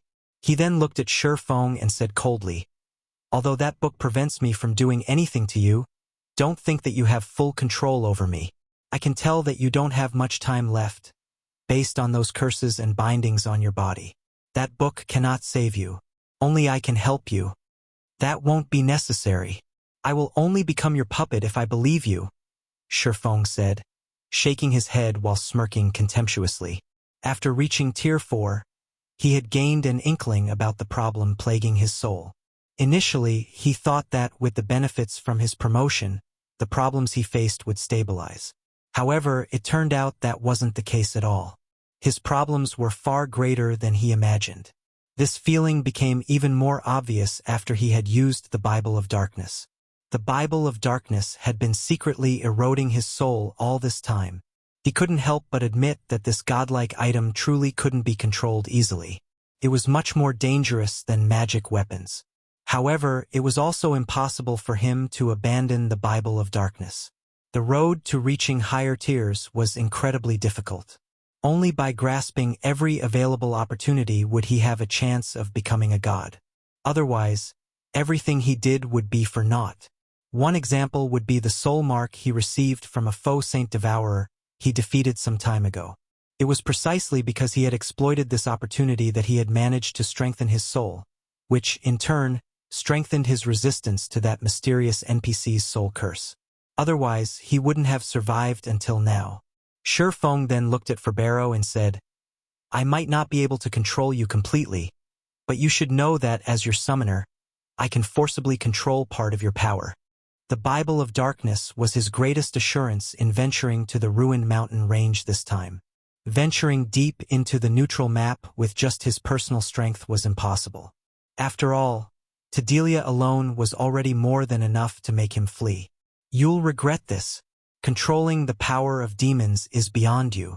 The more you use it, the deeper you will sink, until eventually your soul is consumed completely.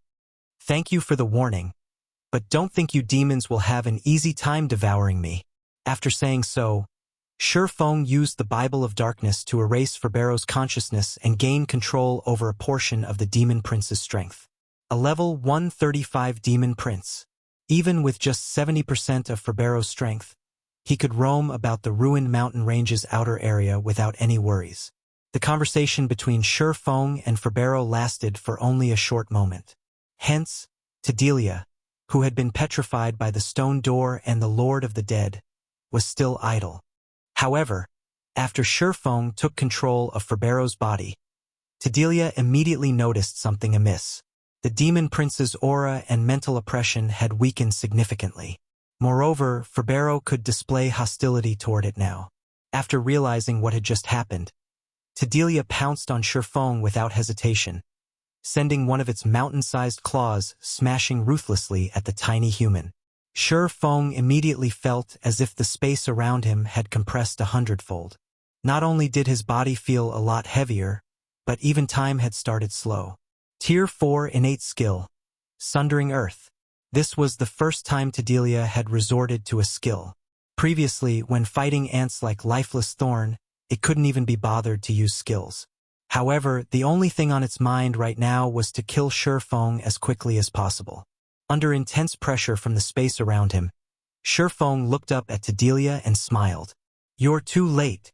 Even before Feng finished speaking, Ferbero, who stood in front of Feng, waved his hand abruptly, and a pitch-black spear of flames condensed in his hand.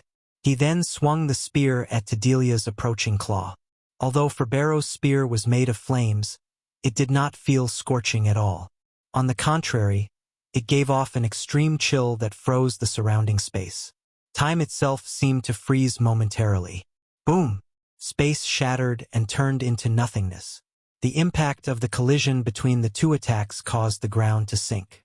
With the exception of Feng, the resulting shockwave also sent everyone flying over 500 yards away and inflicted damage on them ranging between tens of thousands to hundreds of thousands. Read latest chapters at Wuxia World. As for Tedelia, its massive body shot backward over 100 yards, leveling the terrain in its path. The next moment, Illusory Words, Unyielding Heart, and the others, who got blown away, gaped in shock as they looked at Tedelia. Chapter 2759, Half-Step Demon King. Is this the real trump card Black Flame has been hiding all this time? Illusory Words and Unyielding Heart were shocked as they stared at the three-eyed demon hovering proudly in the sky. At the same time, they revealed bitter smiles on their faces. Ferbero, Lord of the Dead, Demon Prince, level 135 HP 13 billion, they had long known that people like Feng would always keep a trump card hidden. Otherwise, he wouldn't have come to the dangerous Ruin Mountain range even though he had reached Tier 4. However, they never imagined that Feng's trump card would be this terrifying. The man had actually summoned a demon prince from the dark abyss and controlled it like a puppet to fight for him. A demon prince was an existence capable of rivaling Tier 5 existences. In terms of life rating, a demon prince was above even superior mythic monsters. Not to mention, Ferbero was even a demon prince with a title. Calling him a half-step demon king wouldn't be an exaggeration. If the various superpowers were to find out about this power, they would most likely have very ugly expressions on their faces. Any demon prince that possessed a title had earned their title by slaughtering countless people in God's domain. In fact, these titled demon princes were responsible for the destruction of some kingdoms in God's domain. For an existence capable of single-handedly destroying an entire kingdom, destroying a super guild's guild city would be child's play. In reality, Feng himself had also entertained the same fantasies as Illusory Words and Unyielding Heart. However, these thoughts remained merely thoughts. After his promotion to Tier 4, both his concentration and mana perception had gained a qualitative improvement. Thanks to these improvements, he discovered a small trace of dark energy lingering around his soul. The Bible of Darkness possessed incredible power. In fact, some legendary items would even seem weak compared to it. This situation was inconsistent with God's domain's rules. In God's domain, one had to pay a price corresponding to the power gained. This was the balance of God's domain. However, the Bible of Darkness didn't seem balanced to him. The power it offered its wielder was far greater than the cost of using it. Now, the Bible of Darkness's detriments were thoroughly revealed. His soul had become tainted with dark energy. Although the dark energy lingering around his soul was incredibly weak, its purity was exceptionally high, equal to the energy found in 7 luminaries crystals. Ordinary power couldn't expel it. And the more he used the Bible of Darkness's power, the stronger and purer this dark energy became. Particularly, when he summoned Ferbero, the rate at which this dark energy grew had skyrocketed. Hence, unless absolutely necessary, he didn't dare casually use the Bible of Darkness's power for now. Meanwhile, as everyone was stunned by Ferbero's power, Tedelia, who had been knocked backward, let loose a deafening roar like an enraged beast. Tedelia's originally translucent body turned blood red and enlarged significantly. Now, the Realm Lord easily reached a height of 50 meters. Simultaneously, a ripple of power spread from its body, reaching 500 yards away and causing the ground to sink. What a strong gravity domain! Feng frowned when Tedelia's gravity domain reached him. Despite his mana domain and Tier 4 physique, moving inside Tedelia's gravity domain was actually difficult. Now, he couldn't even exhibit half of his normal speed, let alone his strength. If Tier 3 players stood within this gravity domain right now, they would most likely be crushed to death. Fortunately, Feng, whom Feng controlled, wasn't particularly affected by this gravity domain. His speed and strength had been reduced by only 20% or so. He still held an advantage over Tedelia. So, this is the Demon Prince's power? Feng was astonished by this situation. Despite both him and Feng being Tier 4 existences, there was a tremendous gap between them. He only had basic control over Feng's body. Utilizing Feng's mana and frightening concentration was beyond him. While these two aspects might not seem very important, they were crucial for Tier 4 existences to maximize the use of their basic attributes. At this time, Feng couldn't exhibit even 10% of Feng's true combat power. Despite that, Feng could still overwhelm Tedelia. All Feng needed to do now was control Feng and have the Demon Prince pin down the Soul Singer. If everyone else helped out in attacking Tedelia, slaying the superior Mythic wouldn't be impossible. However, Tedelia had no intention of letting Feng realize his plans. Chanting an incantation, the Realm Lord repeatedly shattered the ground around itself and gathered the scattered rubble. In just 3 seconds, a meteorite with a 400-yard radius had formed in midair. A Tier 4 curse? Feng's complexion darkened when he saw the meteorite. A Tier 4 curse cast by a superior Mythic would possess power at the Tier 5 standard. A single strike from such an attack was more than enough to demolish a city's defensive magic array. As a Tier 4 player, if he got struck by this attack, he would die without question. At this time, let alone Feng, even Illusory Words, Unyielding Heart, and the other players standing over 500 yards away were stunned by Tedelia's attack. Helpless smiles appeared on their faces. Once this Tier 4 curse landed, none of them would survive. They couldn't even interrupt the spell. Damn it! Why can't I use his mana? Feng felt a huge headache in this situation. If Feng were to rely on only his physical body, the Demon Prince definitely wouldn't be able to shrug off a Tier 4 curse. Moreover, even if Feng could endure the attack, both Feng and the rest of his team couldn't. Escaping was also impossible at this point. After all, the activation of a Tier 4 curse would place a seal on the space of the affected region. Aside from shattering the Tier 4 curse directly, the only other way to survive a Tier 4 curse would be to endure it. However, neither of these two options were viable for Feng. If he couldn't control Feng's mana, he wouldn't be able to use any of the Demon Prince's skills or spells. He could only have the Demon Prince fight hand-to-hand. While Feng was thinking about how to resolve this Tier 4 curse, Tedelia completed the incantation for the Tier 4 curse meteorite collapse. Boom!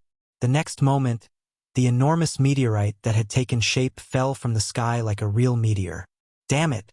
Seeing the descending meteorite, Feng gritted his teeth and began calling the dark energy hidden in the depths of his soul. It's all or nothing now. As a tool capable of controlling all demons, the Bible of Darkness shouldn't be limited to turning demons into simple meat puppets. Feng believed it could exert further control over them. Meanwhile, a demon's power wasn't limited to just mana. They also had access to the terrifying power of darkness. In other words, the power of darkness was the source of strength for demons. Yet, when Feng used the Bible of Darkness, he could perform only simple manipulation of demons. This obviously didn't seem right. The instant Feng manipulated the strand of dark energy within his soul, it actually formed a connection with Feng's source of power. Feng was stupefied. At this moment, he felt that he was Feng. He now could see what Feng saw and feel what Feng felt. Read latest chapters at Wuxia World. Is this what it feels like to be an existence approaching Tier 5 Demon Kings? Not only did Feng not feel the slightest bit anxious or fearful of the descending meteorite, but it even looked like a toy to him. Be it the surrounding mana, terrain, or sky, he could now perceive everything with extreme clarity. Even the operating principles of the profound magic elements looked far less complex in his opinion. Meanwhile, just when everyone else on the team shook their heads and gave up, Febero suddenly raised a hand under Feng's control and directed it at the massive meteorite. The next moment, a gigantic hand made of mana appeared out of thin air and grabbed the meteorite, then lightly squeezed. Boom! A deafening explosion occurred in midair, and the meteorite, which was over 400 meters in radius, instantly shattered into dust. Space around the hand also transformed into a black void. Chapter 2760. Illusory sword slays realm lord. The sky shattered, and the resulting void storm dyed the sky black as it threatened to devour everything on this land. The void storm was so powerful that even Tier 4 players would suffer severe damage or death if they got too close. So strong. He crushed a Tier 4 curse with his hand. Is he really just a Tier 4 demon? Everyone present gasped at the power of the demon prince Feng controlled. Febero's might had thoroughly shattered their perception of Tier 4 demons in God's domain. In fact, even Feng himself felt shocked by this outcome. Amazing! A demon prince can actually control mana to such a terrifying level. No wonder they're known as half-step demon kings. Their actual combat power is definitely at the Tier 5 standard. Previously, Feng had merely thought to use Febero's mana to resist Tedelia's Tier 4 curse. However, the mana hand the demon prince conjured had actually shattered the Tier 4 curse. The demon prince's power was beyond his imagination. Nevertheless, the most amazing aspect about Febero would have to be the mana he could condense. The strength of the condensed mana surpassed even Feng's mana when he executed Holy Devour. Meanwhile, Febero had already exhibited such astounding mana just by casually condensing it into the shape of a hand. Had the demon prince executed a mana technique just now, the result would have definitely been mind-blowing. The power of the attack might even reach the intermediate Tier 5 standard. Usually, if a superior mythic monster used a Tier 4 curse, the spell's power would only be at the entry level of Tier 5, not even reaching the basic Tier 5 standard. However, the mana hand Febero manifested just now was undoubtedly at the basic Tier 5 standard. If the attack's power reached the intermediate Tier 5 standard, the resulting spatial storm would have had a radius of several thousand yards instead of just several hundred yards. Feng couldn't help reveling in Febero's power. After all, the feeling of wielding such power was simply wonderful. This was especially true for Febero's perception of an affinity for mana. When controlling the demon prince, Feng could feel his comprehension of the operating principles of mana becoming a lot clearer than before. This wasn't a sensation he could experience with just an ordinary Tier 4 physique. If I can maintain this state, I can probably break through my mana body's 100% threshold in just 1 or 2 hours. My control of mana might even improve, and getting promoted to a Grandmaster Magician would be far less of a struggle. The gap in physique and life rating wasn't something that basic attributes could compensate for. If the effects of basic attributes on one's combat power were calculated by addition and subtraction, then the effects of physique and life rating would be calculated by multiplication and division. This was also why the dragon race stood at the apex of all races. Even with the same basic attributes, a dragon would be many times stronger than a human. For the same reason, dragons, fallen angels, and such creatures were invincible among those of the same tier, with some even capable of transcending tiers. Based on the power Febero displayed, the demon prince's life rating was probably close to rivaling dragons. However, as Feng was savoring this wonderful moment, a stinging pain came from the depths of his mind. He paled in agony and almost staggered and fell to the ground. Sure enough, the system won't allow players to be immersed in this feeling for long. Feng smiled bitterly when he sensed the state of his concentration and the taint on his soul. He had manipulated Febero's mana for less than 3 seconds, yet not only did he expend 10% of his concentration, but the dark energy in his soul had also grown significantly stronger. The corrosive effect of manipulating Febero's mana was 1/3 of summoning the demon prince himself. Meanwhile, Tedelia, who had initially cowered after seeing its Tier 4 curse shattered, narrowed its 6 eyes when it noticed the intensity of Feng's aura plummeting. Could tell that Feng was no longer in his best condition. Immediately, Tedelia's 3 heads began chanting another Tier 4 curse, intending to kill Feng while he was weakened. "Do you think I'll give you another chance?" Upon noticing Tedelia's actions, Feng connected the dark energy in his soul with Ferbero's source of darkness once more. Ferbero's aura recovered to its peak. The demon prince's aura was so terrifying that even Illusory words and the others, standing several hundred yards away, trembled reflexively. Stay down. Feng had Ferbero brandish the fire spear without hesitation, gathering both mana and power of darkness for an attack. In addition, Feng even executed Light Shadow for this attack. However, as he was executing the mana technique indirectly through Ferbero, he failed to execute the complete Light Shadow. Even so, the resulting attack was still magnitudes stronger than the earlier mana hand. The next moment, illusory spears rained down from the sky and bombarded Tedelia's heads. The attacks were so quick and powerful that the Soul Singer couldn't dodge them in time, its body getting pummeled into the ground. Cracks extending several thousand yards formed on the ground due to the impacts. The violent trembling of the earth toppled everyone on Feng's team and forced them to sit on the ground. By the time the land stopped shaking, a crater with a 300-yard radius had formed in Tedelia's position. As for the Realm Lord itself, its body had sunk several dozen meters into the ground, only its 3 heads remaining above ground. Minus 1,165,446,428. A damage value exceeding 1 billion emerged slowly above Tedelia's head as its HP bar fell by a significant chunk. Even its life aura had weakened slightly. Crap. The commander is insane. He actually managed to summon such a demon. Solitary 9 was secretly astonished when he saw the damage and destruction Ferbero caused. At this rate, the fight could end in just another dozen hits or so. The boss monster that previously filled their minds with only thoughts of escape had been beaten down like a dog. The heavy injuries Tedelia suffered had also caused it to lose 30% of its basic attributes. There was simply no comparison between Tedelia and Ferbero. Alright, stop daydreaming. All of you activate your berserk skills and fight the boss together with the Demon Prince. We must get rid of the boss now. Otherwise, none of us will get out alive. Feng ordered weakly through the team chat as he sat down on the ground. He had used his full power to launch that previous blow. He had even executed a partial light shadow. As a result, he had expended 30% of his concentration and further enhanced the dark energy in his soul. Now, he was in an incomparably weakened state, and just controlling Ferbero required all his focus. If they allowed Tedelia to recover and use another Tier 4 curse, they would team wipe.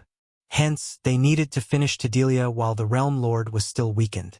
They definitely could not afford to give it a chance to catch a breather.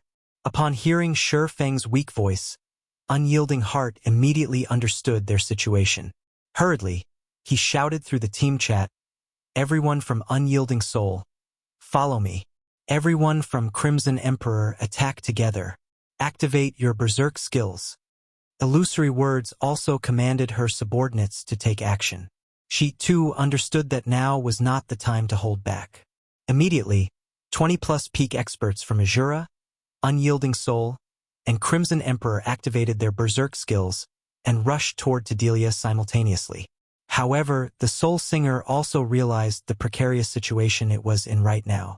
After dragging its heavily injured body out of the crater, it fled without hesitation. Don't even think of getting away. Feng did not give Tedelia any opportunities to escape. Controlling Ferbero, he had the Demon Prince launch another attack at the Realm Lord.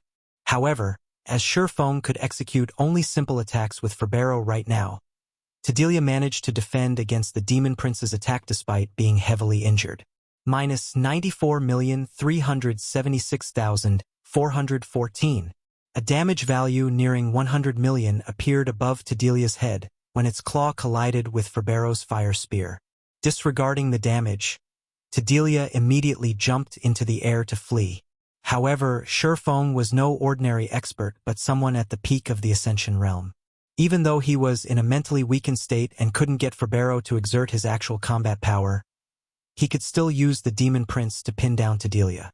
Every one of the attacks he executed with Ferbero targeted Tedelia's vitals, forcing the Realm Lord to defend itself. Meanwhile, Unyielding Heart and the others arrived within attack range and immediately joined the battle. All of them possessed power rivaling Tier 4 mythic monsters. Although they still couldn't afford to face Delia in a frontal confrontation, the damage they inflicted was significant. The next moment, normal attacks dealing over 2 million damage each, coupled with the occasional Tier 3 skill reaping over 10 million damage, landed on the Realm Lord one after another. As Delia was already struggling to deal with Ferbero, it was utterly powerless against the 20-plus players' assault. It could only let the players bombard it with attacks as they pleased. 83%, 72%, 54%. Time passed quickly, with one side sticking close to the other.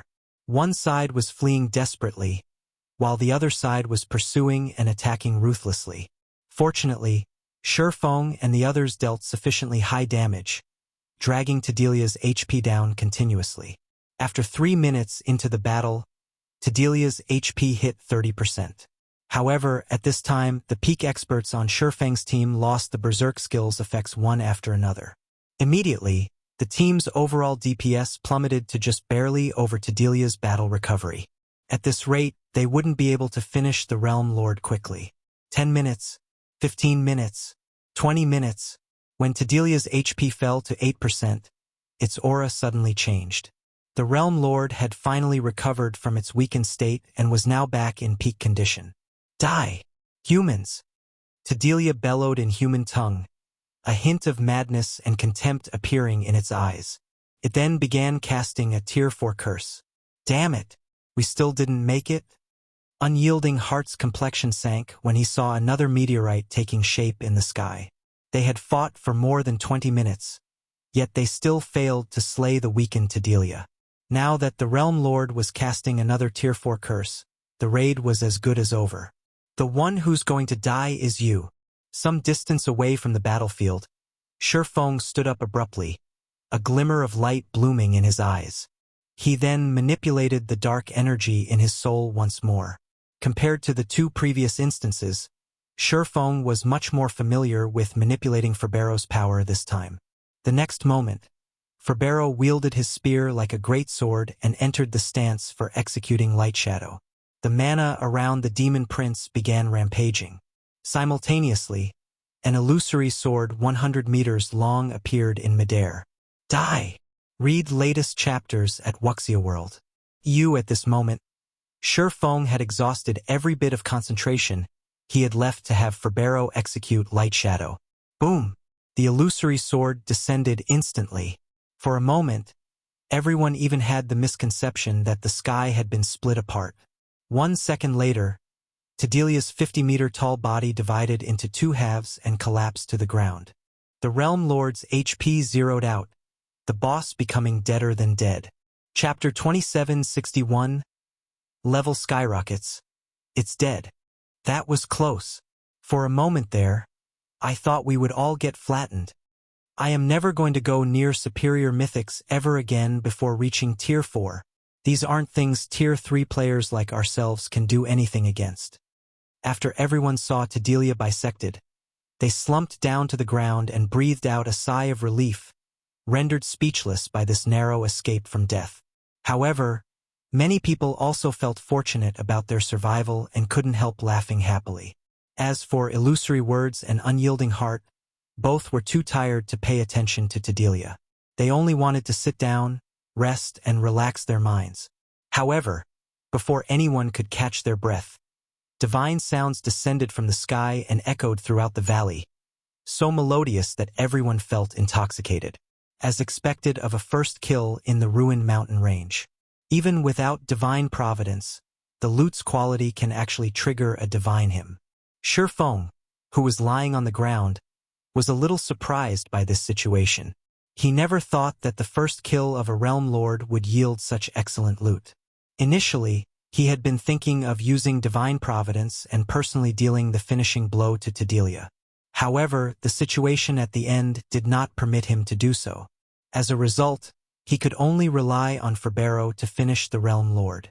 While the divine hymn resounded in the valley, bright rays of light enveloped all the survivors. Feng, who was initially at 78% of level 125, leveled up twice and reached 4% of level 127. Everyone else leveled up at least 3 times, with some even leveling up 4 times. The abundance of the EXP awarded utterly dumbfounded everyone. A superior mythic boss actually awards so much EXP? If it were before, we wouldn't get this much EXP even after killing 30 superior mythics. With this, we save at least half a month of grinding. It's a pity that everyone else died. If not, they would have saved on plenty of grinding time as well. Everyone couldn't help sighing over the abundant EXP from Tadelia. On one hand, they felt grateful that they could save plenty of time. On the other hand, they felt guilty for those who died. Not only did the dead players not receive any EXP from the raid, but they would even lose 1 level after resurrection. And even if Illusory Words and the other healers of the team resurrected them, they would still lose nearly half a level's worth of EXP. Only Feng remained unfazed by this situation. Setting aside that this raid happened after the first major update, just the fact that Tadelia was both a superior mythic monster and a realm lord already meant that the EXP granted upon its death would be incredibly lavish. The descent of a divine hymn would also increase the EXP awarded. Furthermore, Tadelia was a level 128 monster, whereas most of the players on the team hadn't even reached level 120 yet. The bonus EXP these players received would be significant. However, it would be almost impossible for them to level up so quickly again in the future. After all, each region of the ruined mountain range had only 1 realm lord, which took 5 natural days or more to respawn. Moreover, the realm lords for each region weren't fixed. Hence, although their team had secured information on Tadelia the Soul Singer, this information would be useless because the next realm lord that spawned in this region would probably be some other superior mythic monster. It was almost impossible for players to come across the same realm lord multiple times in forbidden lands such as the ruined mountain range. Every boss that spawned would be new. Hence, players couldn't prepare for specific bosses and could only rely on brute strength or tools to secure victory. Standing up slowly, Feng looked at his teammates and commanded, "Start resurrecting the others. Thorn, you guys patrol the surroundings. Make sure no monsters come ambushing us." Although Ferbero's presence had scared the surrounding monsters into fleeing and the likelihood of an ambush was low, it never hurt to be careful. After all, whether it was a forbidden land for all life or a forbidden land for humans, a single mistake was all it took to team wipe. "Leave it to us." Lifeless Thorn nodded before leaving to patrol the surroundings together with Cleansing Whistle and the others. As for Yenya, Illusory Words, and the other surviving healers, they began resurrecting the team members killed by the Soul Devourers. Although these people had died because they had their concentration sucked dry, their souls did not get damaged. Hence, resurrection was still possible. Only they would be in a weakened state for several hours after getting resurrected and wouldn't be able to participate in battle right away. While the others were busy with their respective tasks, Feng slowly made his way to Tadelia's corpse and waited for the loot to appear. Regarding Tadelia's loot, none of the members of Unyielding Soul or Crimson Emperor gave it much thought. After all, Feng was the organizer of this team.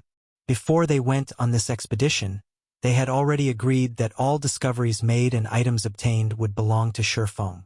This was the basis for the cooperation of their 3 guilds.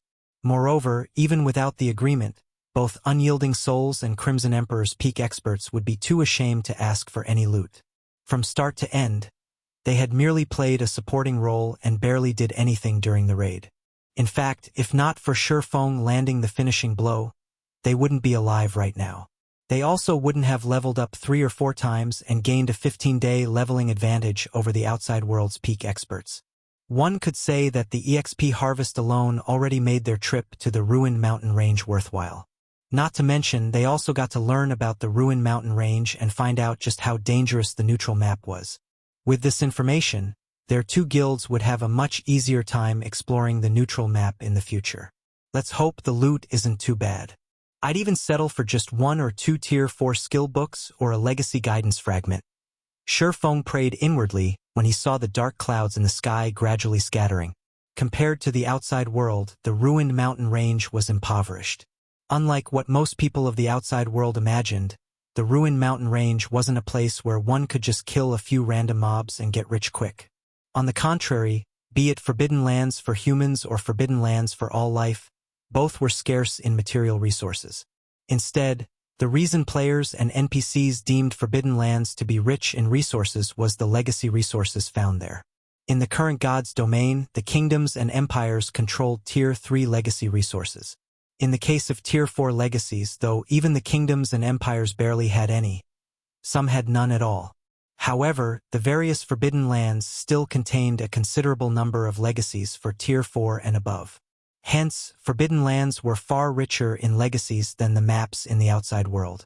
Meanwhile, after players reached Tier 4, there were 3 ways they could improve themselves. The first and simplest method was upgrading their weapons and equipment. Such items were readily available in the various kingdoms and empires. The second method was significantly more difficult: obtaining Tier 4 skill and spell books. After reaching Tier 4, aside from spending legacy skill points to obtain Tier 4 legacy skills, the only other way players could obtain Tier 4 skills was through skill books. However, the monsters in the various kingdoms, empires, and standard neutral maps almost never dropped Tier 4 skill books. Only the monsters in Forbidden Lands would drop these items. Moreover, only monsters at the Mythic rank or above dropped them, and the drop rate was incredibly low. Tier 4 skills and spells were crucial in deciding a Tier 4 player's strength. Oftentimes, the result of a duel between Tier 4 players could be predicted based on the number of Tier 4 skills and spells the two sides held. This was because Tier 4 skills were magnitudes stronger than Tier 3 skills, with some capable of instant-killing players of the same tier. Therefore, after reaching Tier 4, acquiring Tier 4 skill books was key to increasing a player's strength. The improvement players could gain from a Tier 4 skill could rival fragmented legendary items. Moreover, unlike fragmented legendary items, learned skills and spells didn't have a chance of dropping upon death. The third method to improve one's strength was also the most difficult one: obtaining legacy guidances for Tier 4 or above. After players reached Tier 4, levels would no longer be as important as before. Even if players reached level 150 and fulfilled the minimum condition for promotion to Tier 5, they wouldn't necessarily reach Tier 5. Getting promoted to Tier 5 was far more difficult than reaching Tier 4. For the Tier 4 promotion, players only needed to find their Tier 4 legacy land and learn a Tier 4 legacy skill within the allotted time. However, there were no such challenges for the Tier 5 promotion. Players weren't required to complete a troublesome promotion quest, nor did they need to search for some random location. Instead, getting promoted to Tier 5 was a very straightforward process. Players just had to raise their concentration to the Tier 5 standard, then reconstruct their own mana bodies, which would allow their essence to achieve a qualitative improvement. This was how one became a saint. Upon reaching Tier 5, players would no longer be an ordinary human. Their life rating would reach an extraordinary level. This was why very few players and NPCs would ever manage to reach Tier 5 in God's domain. Those who did would be dragons and phoenixes among men. The first step to reaching Tier 5 was breaking through the limits of one's mana body at Tier 3. While this might seem like an insignificant step, it would provide players with great help when they tried to reconstruct their mana bodies at Tier 4. The most difficult step was going from 0 to 1. Meanwhile, Violet Cloud had already taken the first step on the path to Tier 5. Meanwhile, legacy guidances could aid players in understanding the operating principles of mana because they recorded the comprehensions of ancient powerhouses on mana and the methods to utilize mana. Some even contained methods and experiences for constructing mana bodies. This was also why Feng had chosen to receive the Crimsonide Sword Saint's legacy guidance without hesitation. At Tier 3, despite receiving samples of mana bodies, players still faced incredible difficulty constructing their mana bodies. If players wished to get promoted to Tier 5, they would need to construct a mana body that was at least 10 times stronger. The difficulty of this feat was simply unimaginable. Hence, legacy guidances were incredibly important. Only by continuously learning about mana and mana bodies could players construct a mana body rivaling Tier 5 existences. Otherwise, they would remain at Tier 4 for the rest of their lives. However, obtaining legacy guidances was easier said than done. Legacy guidance fragments were no less rare than fragmented legendary items. Generally, only the bosses of Forbidden Lands at the Realm Lord status or higher would have a small chance of dropping this treasure. This was also one of the reasons very few independent players ever managed to reach Tier 5. Read latest chapters at Wuxia World. EU after all, let alone soloing superior mythics of the same level, even soloing superior mythics of a lower level was impossible for Tier 4 experts. Normally, raiding such monsters required the cooperation of multiple Tier 4 players. Moreover, even if players killed a superior mythic, they wouldn't necessarily obtain a legacy guidance fragment. And even if a fragment did drop, how many people would get a share of it? In addition, the guilds would frantically contest for these bosses, which further increased the difficulty of reaching Tier 5 for independent players. Unless one possessed a sufficiently strong backer or heaven-defying talent, Tier 5 would forever be beyond one's reach. Meanwhile, as Feng was praying and looking to the sky with an exhausted expression, dozens of dazzling items descended around him. The appearance of these items immediately attracted the ambient mana from several hundred yards around. When Feng spotted a strange stone sculpture of a monster among these items, his eyes instantly lit up. He even rubbed his eyes, thinking that he had seen wrong. An ancient beast sculpture. Did this monster swallow an ancient god's treasury? Chapter 2762, Ancient Treasure. While the strange beast statue held Feng's attention, the other players patrolling and resting in the distance noticed the several dozen items falling from the sky. Their eyes immediately widened in shock. Crap! What's up with this loot? I've never seen so many epic items and legendary materials dropping at once. The boss is a level 128 superior mythic, so the epic items it dropped can definitely be used up to level 150. Despite making so many contributions to the guild, I only managed to get a pair of epic bracers that can be used up to level 130. With all those epic items, I could probably fully gear myself in epic items. Despite everyone being peak experts or better, they still grew envious when they saw Tedelia's loot. Rather, it was inevitable that they would be envious. Although epic weapons and equipment had become a lot more common in the current god's domain, the majority of them could be used only up to level 100. Those that could be used up to level 120 were few and far between. As for epic items that could be used up to level 150, even the various superpowers wouldn't have more than 30 pieces. This wasn't because the various superpowers were slacking on killing level 100 plus mythic monsters, but because mythic monsters only had a tiny chance of dropping epic weapons and equipment that could be used up to level 150. Now, however, Tedelia had dropped over 10 epic items. Needless to say, every one of these epic items would be good up to level 150. After all, Tedelia was a level 128 superior mythic. According to their past experiences, the epic items dropped by level 120 plus superior mythic bosses would almost certainly have their level limit set at 150. However, the epic weapons and equipment dropped were only the tip of the iceberg. What truly made everyone's eyes glow were the legendary materials in the loot. Legendary materials could be used to create customized epic weapons and equipment, which would definitely be top tier among epic items. However, like level 150 epic items, the drop rate for legendary materials was pitifully low. Even level 100 plus superior mythics would, at most, drop inferior legendary materials. More often than not, they would drop only epic materials. Nonetheless, Tedelia had dropped as many as 7 legendary materials. In other words, one could produce 7 customized epic weapons and equipment with a level limit of level 150. Not to mention, the 20-plus inferior legendary materials Tedelia dropped could also be used to produce top-tier epic weapons and equipment. In other words, Tedelia alone had essentially dropped over 30 level 150 epic weapons and equipment, more than enough to fully arm 2 players in level 150 epic items. This was something impossible even for the various superpowers at this stage of the game. As expected of a forbidden land. Just the loot of a superior mythic boss here equals the loot of 3 or 4 superior mythic bosses in the outside world. The loot's quality is also significantly better. Unyielding Heart also couldn't help his astonishment at this scene. At the same time, he resolved that once he reached Tier 4, he would absolutely bring a team here to explore the ruined mountain range. However, unlike everyone else, Feng paid no attention to the weapons, equipment, and materials Tedelia dropped. Instead, he stepped forward, collected a 1-meter-tall beast statue, and stored it in his epic spatial bag without hesitation. In Feng's opinion, Even the combined value of all the other items Delia dropped couldn't compare to the value of this beast statue.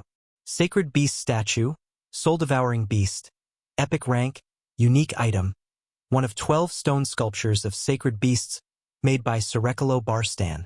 It holds incredible power. One shouldn't underestimate the beast statue just because it was an epic item. For Tier 4 players and above, this beast statue was easily 1,000 times more valuable than legendary items. An ancient god in God's domain, Skyrockets Barstan was known as the god of elements by everyone. Legend had it that he could control all magic elements, and he was incredibly strong even among the ancient gods. In God's domain, any item belonging to a god would already be an amazing item, let alone an ancient god's possession. The 12 sacred beast statues were one of Skyrockets Barstan's earliest creations. To both gods and ancient gods, these statues were trash. However, to Tier 4 players, these statues were priceless treasures. On the surface, the 12 sacred beast statues were only intended as room decor. However, if one placed these statues in areas with incredibly dense mana, the statues would generate a special signal. This signal allowed players inside the room to perceive the operating principles of a particular magic element. Although the granted perception was vague, it was still much better than blindly trying to feel and deduce the operating principles of the magic elements. Moreover, the effect stacked. With more beast statues collected, not only would one get to perceive more magic elements, but the intensity of the granted perception would also increase. In the past, a super guild had discovered an ancient god's treasury, and after working together with several superpowers and incurring countless casualties, the super guild had successfully raided the treasury.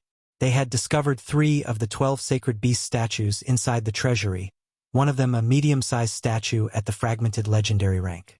Due to these 3 beast statues, the super guild that found the treasury had ended up one of the 12 great guilds within a short period.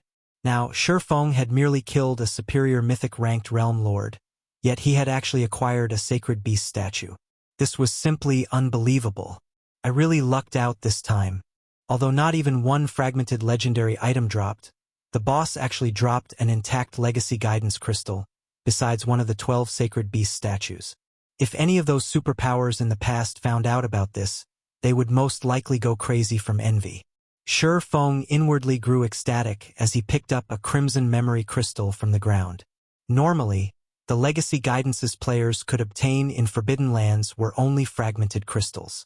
Due to the instability of the mana inside these fragments, they would disappear after one use. However, an intact legacy guidance crystal was a different story. As the mana inside an intact crystal was incredibly stable, players could use it several times.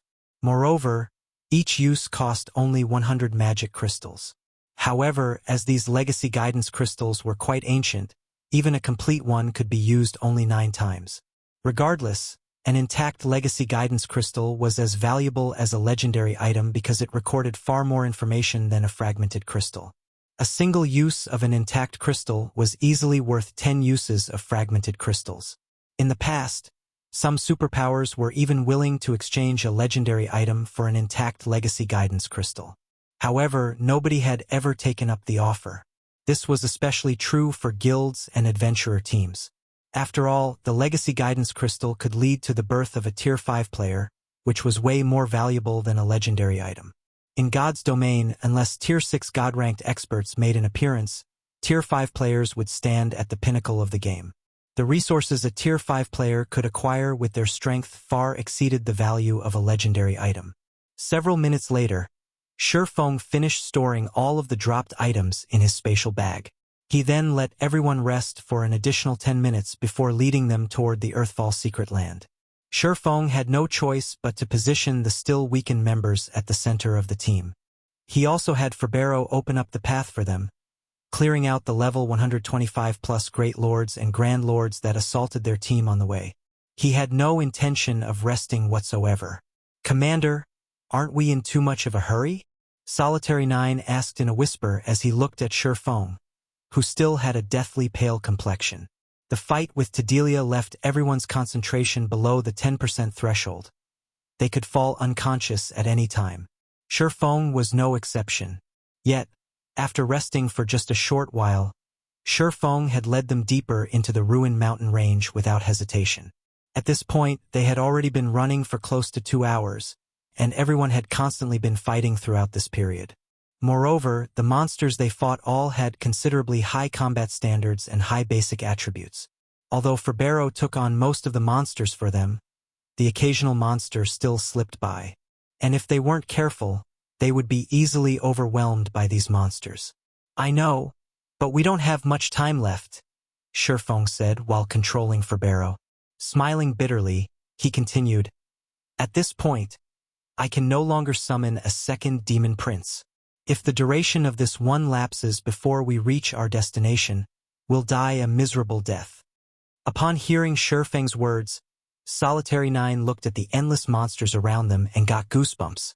At the same time, he subconsciously raised his shield and stood closer to Feng. If not for the demon prince, they would definitely be doomed. In fact, they wouldn't be able to cope with all these monsters, even with several Tier 4 experts on the team. After all, fighting in the ruined mountain range cost a lot of stamina and concentration. It was impossible for players to fight endlessly. "Move faster. We're almost there." Feng urged everyone through the team chat after taking a look at his map. At Feng's words, everyone hurriedly closed the distance to Ferbero. The team then broke out in a mad dash while blocking the attacks coming from the surrounding monsters. After frantically advancing for another dozen minutes or so, the team finally discovered a huge cave in the valley, with an entrance several dozen meters high. The cave exerted a mental influence that rivaled Tedelia's, making everyone feel discomfortable. Guild leader Black Flame, "Is this the place you were talking about?" Illusory Words asked anxiously. When she looked at the nearby cave, she got a sense of depression and uncertainty. A hint of fear had even appeared in her heart. If she was already experiencing such feelings even before entering the cave, it wasn't hard to imagine how dangerous it would be inside. Looking at the Godslayer's map, Feng said with certainty, "It should be here." But that mental influence. Unyielding Heart had goosebumps as he looked at the cave. If another monster like Tedelia emerged from the cave, they really would be on their way to the underworld. The mental influence is indeed considerable, but we went to great lengths to get here. We can't possibly give up now, can we? Feng also understood Unyielding Heart's worries. If they died now, it would indeed be a big loss. However, he had to obtain the Godslayer's treasure no matter what. In the worst-case scenario, he was even willing to use his final trump card. Read latest chapters at Wuxia World. Okay, let's go in and take a look. Unyielding Heart nodded. He too thought that Feng's words were correct. They had already gotten this far. It would be a pity if they abandoned the expedition. Not to mention, they still had the Demon Prince to guard them. If further progress was truly impossible, they could still escape. Following which, Feng and the others made their way to the cave. However, when the team walked through the cave entrance, a startling scene suddenly occurred. The instant Ferbero stepped into the cave, a red beam shot out from the cave's depths. Before Feng could even have Ferbero execute evasive maneuvers, the red beam had already pierced through the Demon Prince's body. After getting struck, the Lord of the Dead, who had been invincible up to this point, burst into a bundle of flames and vanished without a trace.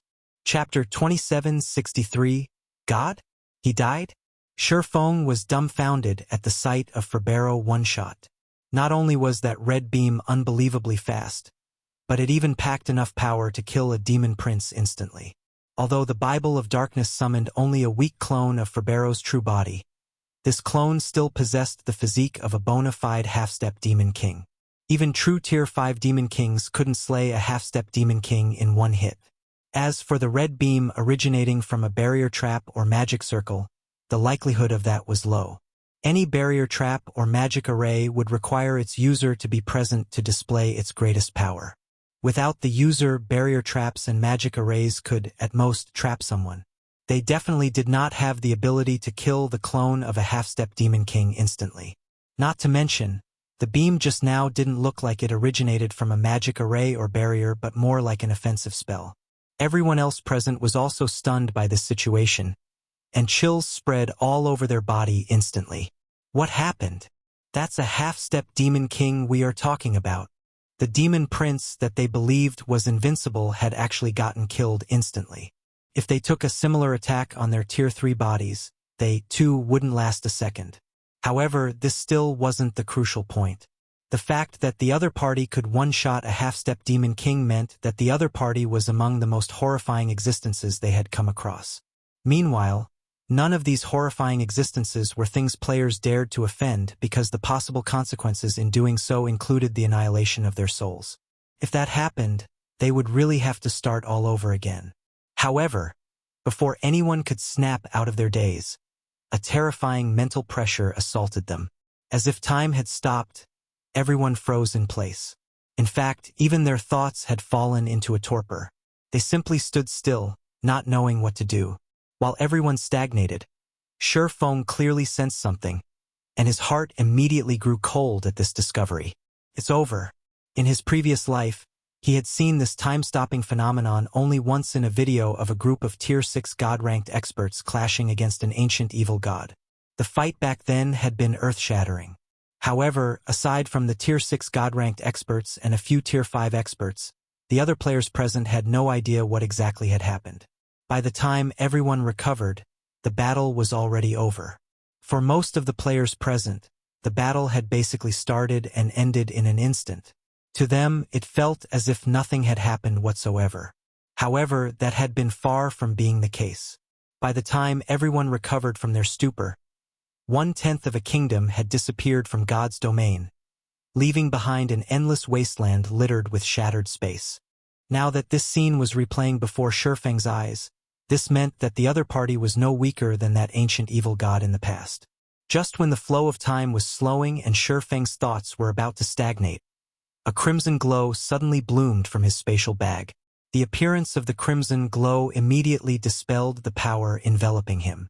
Afterward, a shabby yet dazzling broken blade flew out of the spatial bag and hovered quietly in front of him. This is the Ash Blade. Feng was shocked when he saw this broken blade. Various legends were circulating in God's domain regarding the Ash Blade, which was rumored to be the God Slayer's weapon. A weapon named the Ash Blade had also appeared in Feng's previous life. Back then, the owner of this weapon had been a mysterious expert nobody knew. However, what everyone did know was this mysterious person's heaven-defying feat with the Ash Blade in hand.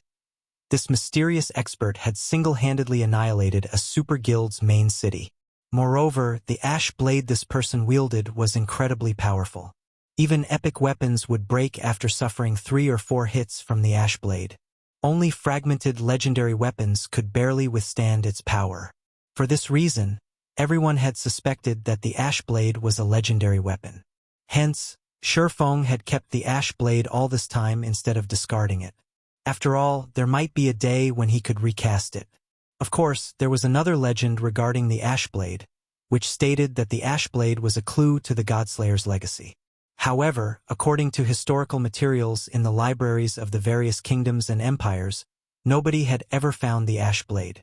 Only after that mysterious expert had appeared and thoroughly shattered the status quo of God's domain did everyone start paying attention to the Ash Blade. How interesting! Out of the people that arrived this time, someone actually brought that item. Seems you are quite lucky. While Feng was surprised by the Ash Blade, a deep and indifferent voice came from the depths of the cave. It used not the human language but divine language instead. Similar to the demonic language, despite Feng having no knowledge of the divine language, his brain still understood the meaning conveyed by the words.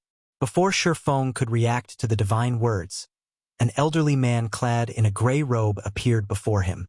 This elderly man's body was in a translucent soul state. Moreover, it was incredibly unstable, as if it would disappear at any moment. However, Feng could still feel great power coming from the old man, which awoke in Feng the urge to submit. The old man's information was thoroughly hidden. It was impossible to glean any information about him at all. Esteemed elder, we came here purely by mistake. We did not come here with any purpose. I hope you can forgive us, Feng said apologetically to the old man. He dared not display any disrespect to the elder before him. Although Feng wasn't aware of the old man's true identity, the fact that the old man could stop time meant that he was undoubtedly at the Tier 6 standard. Even if the old man was only a remnant soul now, he still wasn't an existence Feng could afford to offend. "You don't have to lie.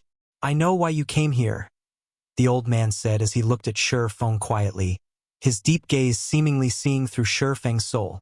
"Not only did you acquire that map, but you even hold the ash blade.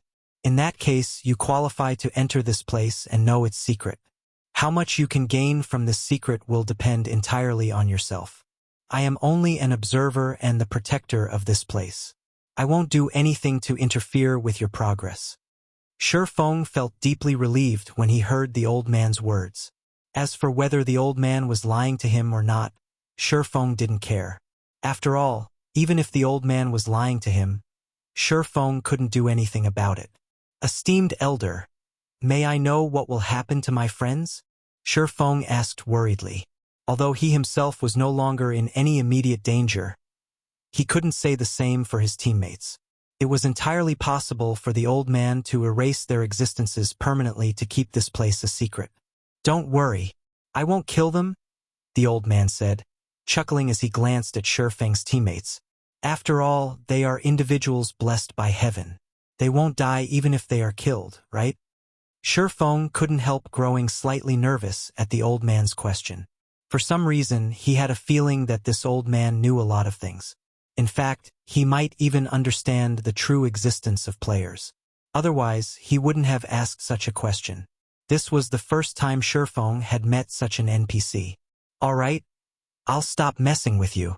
Since Feng didn't dare respond to his question, the old man dropped the topic. He then said, "You hold the ash blade, which means you are the chosen one. Hence, you may enter the cave. As for the others, they will be teleported out of this place. Of course, as you have been lucky enough to get selected, you can also bring 9 people with you.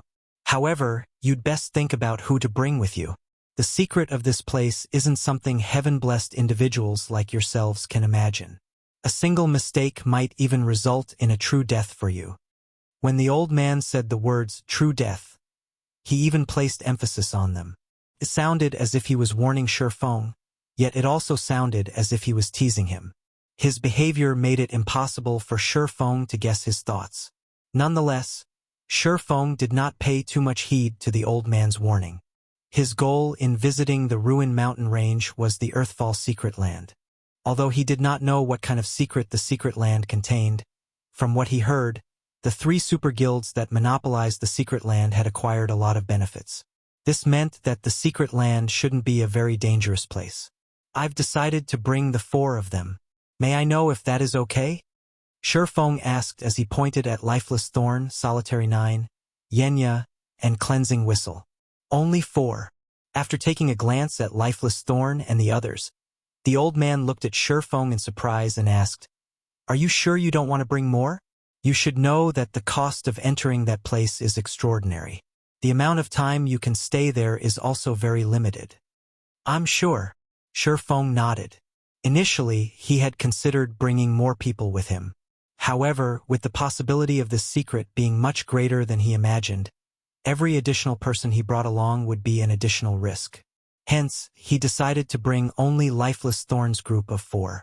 After all, the 4 of them had long since known many of his secrets. They could truly be considered his people already. However, the Azura Adventurer team's other members were not as reliable. "All right, this is your decision." The old man no longer pursued the matter and waved his hand at the 4 selected people. Apart from Lifeless Thorn, Solitary 9, Yenya, and Cleansing Whistle, all the others immediately transformed into streaks of light and flew out of the cave. The streaks of light then left the ruined mountain range, dodging the purple lightning decorating the neutral map sky. Meanwhile, Lifeless Thorn and the others suddenly jumped up in surprise. "What's going on?" When Lifeless Thorn and the others saw their current situation, they fell into a daze. Just a moment ago, there had been nobody standing before them. In fact, even Feng had been behind them. However, in the blink of an eye, not only did Feng appear in front of them, but the rest of their team also disappeared without a trace. It was obvious that there was a blank in their memories. Read latest chapters at Wuxia World. Ui was now. A scary old man stood before them, and they couldn't read any information about this old man. All right, stop looking around randomly. Your gazes are very annoying. Do you really think I can't sense them? The old man suddenly shouted at Lifeless Thorn and the others, the brief pressure he exuded nearly making their knees buckle. I'll let you off this time, but if you behave like this to anyone else, they won't be as easy on you as I am. Upon hearing the old man's words, Lifeless Thorn and the others hurriedly nodded and promptly stopped using their identification skills on the old man and their surroundings. That's more like it. Now, follow me. The old man nodded when he saw Lifeless Thorn and the others turn obedient. He then began walking into the depths of the cave. Chapter 2764, Land of Fallen Gods outside of the ruined mountain range, devouring swamp. Dozens of streaks of lights descended onto a swampy woodland as Unyielding Heart and the others were transported out of the ruined mountain range. Were we resurrected? Unyielding Heart looked at his surroundings with some confusion. Why did we get resurrected here? Where's Brother Black Flame? The devouring swamp was a neutral map adjacent to the ruined mountain range. However, the map was very high level with monsters at level 130 or above. It wasn't suitable for them to travel across. Hence, they had previously traveled through a level 120 neutral map to enter the ruined mountain range. I don't think we got resurrected, Illusory Words said, shaking her head. We were most likely teleported here, probably the doing of that horrifying existence we came across just now. Although she didn't know what had happened, the most likely possibility was that they were banished from the cave since none of them had lost any levels. Big Sis Illusory, aside from Black Flame, Azura's side seems to be missing 4 people too, Blue Gown said strangely after carefully inspecting the team. At Blue Gown's words, everyone else noticed that Lifeless Thorn and 3 others of the Azura Adventurer team were indeed missing. At this discovery, Azura's members couldn't help becoming anxious. Did they get left behind? Unyielding Heart subconsciously muttered a guess. At Unyielding Heart's words, everyone present felt chills crawling down their backs. Before they lost consciousness, they had clearly felt a frightening mental influence from the depths of the cave. If not for them losing consciousness a moment later, they might have dropped to their knees the next second. Without a doubt, the source of the mental influence was the most terrifying existence they had come across since entering God's domain. They found it truly hard to imagine the consequences of being targeted by such an existence. If that's true, this is bad. Illusory Words also frowned at this possibility.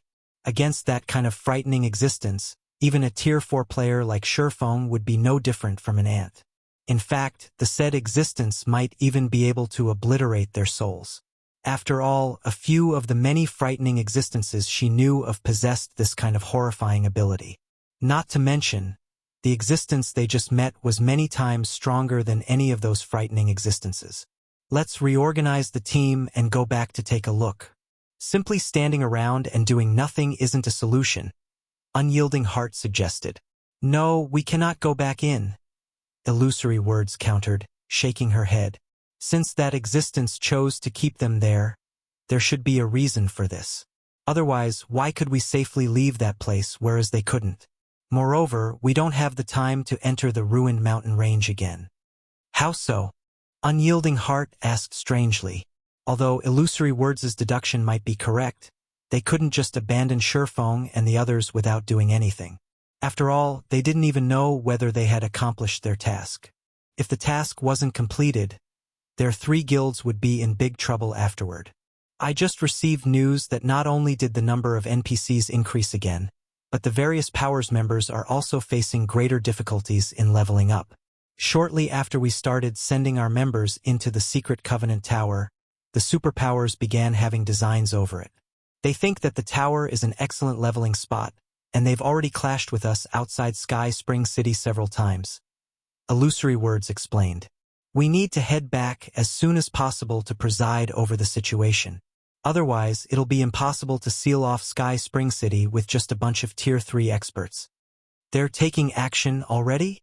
Unyielding Heart was surprised by this revelation. Initially, He thought that the various superpowers wouldn't pay as much attention to the secret Covenant Tower just for the sake of leveling. Hence, he hadn't anticipated such a development. However, the massive increase in the NPC population had undoubtedly increased the various powers' urgency and difficulty in leveling up. This made excellent leveling spots even more valuable than before. Now, just for the sake of leveling up quickly, many superpowers had already started targeting the secret Covenant Tower. If these superpowers entered the tower and discovered the Tier 3 legacies inside, the situation would definitely become even more troublesome. So, we need to return quickly to ensure nobody sneaks into Sky Spring City and the secret Covenant Tower. Otherwise, the various superpowers would have already occupied the tower before Black Flame completes his task. If that happens, we'll end up even more passive, Illusory Words said. She then took out a transfer scroll and immediately teleported to Crimson Emperor's residence in Silverwing City. After Illusory Words teleported away, the other Crimson Emperor members took out transfer scrolls and teleported to Silverwing City one after another. What should we do? Mu Lingsha asked Unyielding Heart as Crimson Emperor's members left. Do we return too? That's the only thing we can do. Let's just hope Brother Black Flame's side is safe. Otherwise, we'll have a difficult road to walk down the line, Unyielding Heart said, sighing as he took out a transfer scroll himself. Unyielding Soul's other members immediately followed suit one after another. As for Azura's members, they planned to remain in the Devouring Swamp and level up while waiting for their vice commanders to contact them before taking further action. During the time Illusory Words and Unyielding Heart had returned to Silverwing City to control the overall situation, Feng and the others in the distant Ruined Mountain Range had arrived at the deepest part of the cave. Is this the secret of this cave? Shock and surprise filled Lifeless Thorn as he stared at the icy cavern before him. The icy cavern was over a dozen kilometers wide. Its interior was a snowy white world, with ice sculptures in the shape of humans, elves, half-orcs, giants, dwarves, and other races erected all over. Every one of these ice sculptures radiated an aura that was stronger than the demon prince Ferberos. Meanwhile, these statues numbered in the tens of thousands. Moreover, the dozen or so ice sculptures at the cavern center radiated an aura that was much stronger than that of the other ice sculptures. Despite standing so far away, Lifeless Thorn still felt awe and fear in his heart when he looked at these statues. He dared not approach any of them. At this moment, let alone Lifeless Thorn, even Feng was astounded by this scene. Feng had a much clearer idea than Lifeless Thorn did of what kind of existence those central ice sculptures were. Indeed, read latest chapters at Wuxia World. Those dozen or so ice sculptures were bona fide Tier 6 gods. He had even read about a few of them in libraries. From the scene in the cavern, he could tell that these gods and people of various races had been going up against something. Only, the end result was that every one of them got frozen into eternal ice sculptures. What the hell happened here? Feng was greatly puzzled as he looked at this horrific scene. Tier 6 gods were existences that stood at the apex of God's domain. A force of over a dozen gods could devastate the continent. It wouldn't be an exaggeration to say that such a force could even sweep through the dark abyss. In fact, even if all of the Tier 6 God-ranked experts that existed in his previous life joined hands, they could just barely manage to contend with a force of a dozen or so Tier 6 gods. Yet, these Tier 6 gods had actually been annihilated in a single move by the looks of. Chapter 2765, God-Slayer's Legacy. After a brief silence inside the cave, a deep, emotional voice entered Feng's ears. You had best not ask or think about what happened in the past and what caused the deaths of so many of the world's powerful people and even gods. You also must not look into these matters. The consequences of doing so are not something even heaven-blessed individuals like yourselves can bear. You might even lose your minds as a result. The old man warned when he saw the curiosity on the faces of Feng and the others. Although the old man's voice did not carry any mental influence or coercion, the certainty in his tone made Feng shudder involuntarily.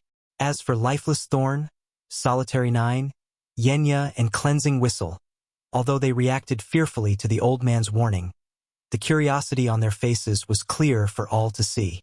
It was evident that they did not take the old man's words seriously. After all, this was a matter related to gods.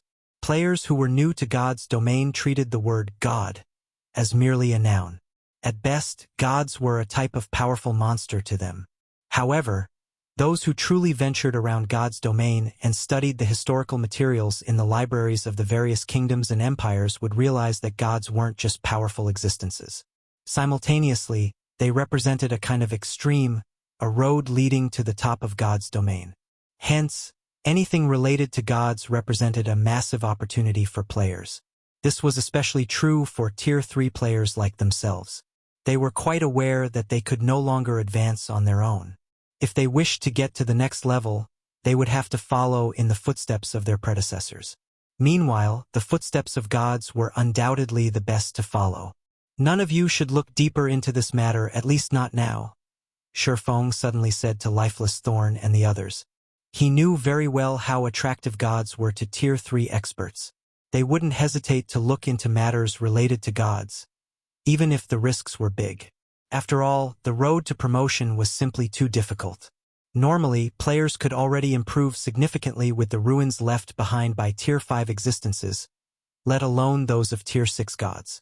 However, the disappearance of some peak experts and apex experts from both the game world and the real world most likely had something to do with Tier 6 gods. Anyone who tried to get involved with Tier 6 gods as Tier 3 and Tier 4 players would die before achieving anything. If they were lucky, they would have their accounts destroyed and need to start all over again.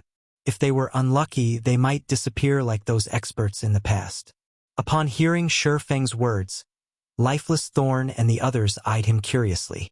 They never thought that Feng would actively stop them from looking into this matter. "It seems you know your limits, kid," the old man said, gazing at Feng with warm approval. "That's right. Only people who know the limits of their strength and abilities can live long lives. Even you heaven-blessed individuals are no exception." At the old man's words, Lifeless Thorn and the others promptly awakened from their greed. "Thanks, Commander. I never thought I would get seduced by the benefits in front of me," Lifeless Thorn said in gratitude, a hint of fear in his voice. God's domain had always emphasized balance. All gains came with losses. If one tried to secure an opportunity despite lacking the necessary strength, they would only wind up dead. Currently, they hadn't even reached Tier 4, yet they were actually thinking of looking into the secrets of Tier 6. That was simply suicide. That is normal. After all, not many people in God's domain can remain calm when faced with matters related to gods, Feng said, shaking his head. If not for him having a wealth of experience adventuring in God's domain, he wouldn't have fared any better than Lifeless Thorn. In fact, he might have reacted even more crazily. In the current era where the gods had withdrawn from the world, even the various superpowers would go nuts over a clue related to Tier 6 gods. In fact, even Tier 5 NPCs would fight desperately to secure this clue. Alright, that's enough talking. After seeing that Feng and the others had calmed down, the old man beckoned to them and said, "Come here. Next up is the moment you have all been waiting for. It is also the final wealth and treasure that person left behind for you heaven-blessed individuals." A treasure left behind by the God Slayer? Feng grew a little excited at the old man's words. The God Slayer was a mythical figure in God's domain. Although it wasn't certain whether the God Slayer had become a god or not, it was certain that he was born a human. Meanwhile, the God Slayer was an existence that even gods feared. In fact, the number of gods the God Slayer had slain exceeded 10. However, for reasons unknown, the God Slayer had suddenly vanished into God's domain's history, leaving behind only a few clues pertaining to his existence. Normally, these clues were acquired from ancient ruins. It was almost impossible to find any records of the God Slayer in the various kingdoms and empires' libraries, as if the God Slayer's existence had been wiped out by history.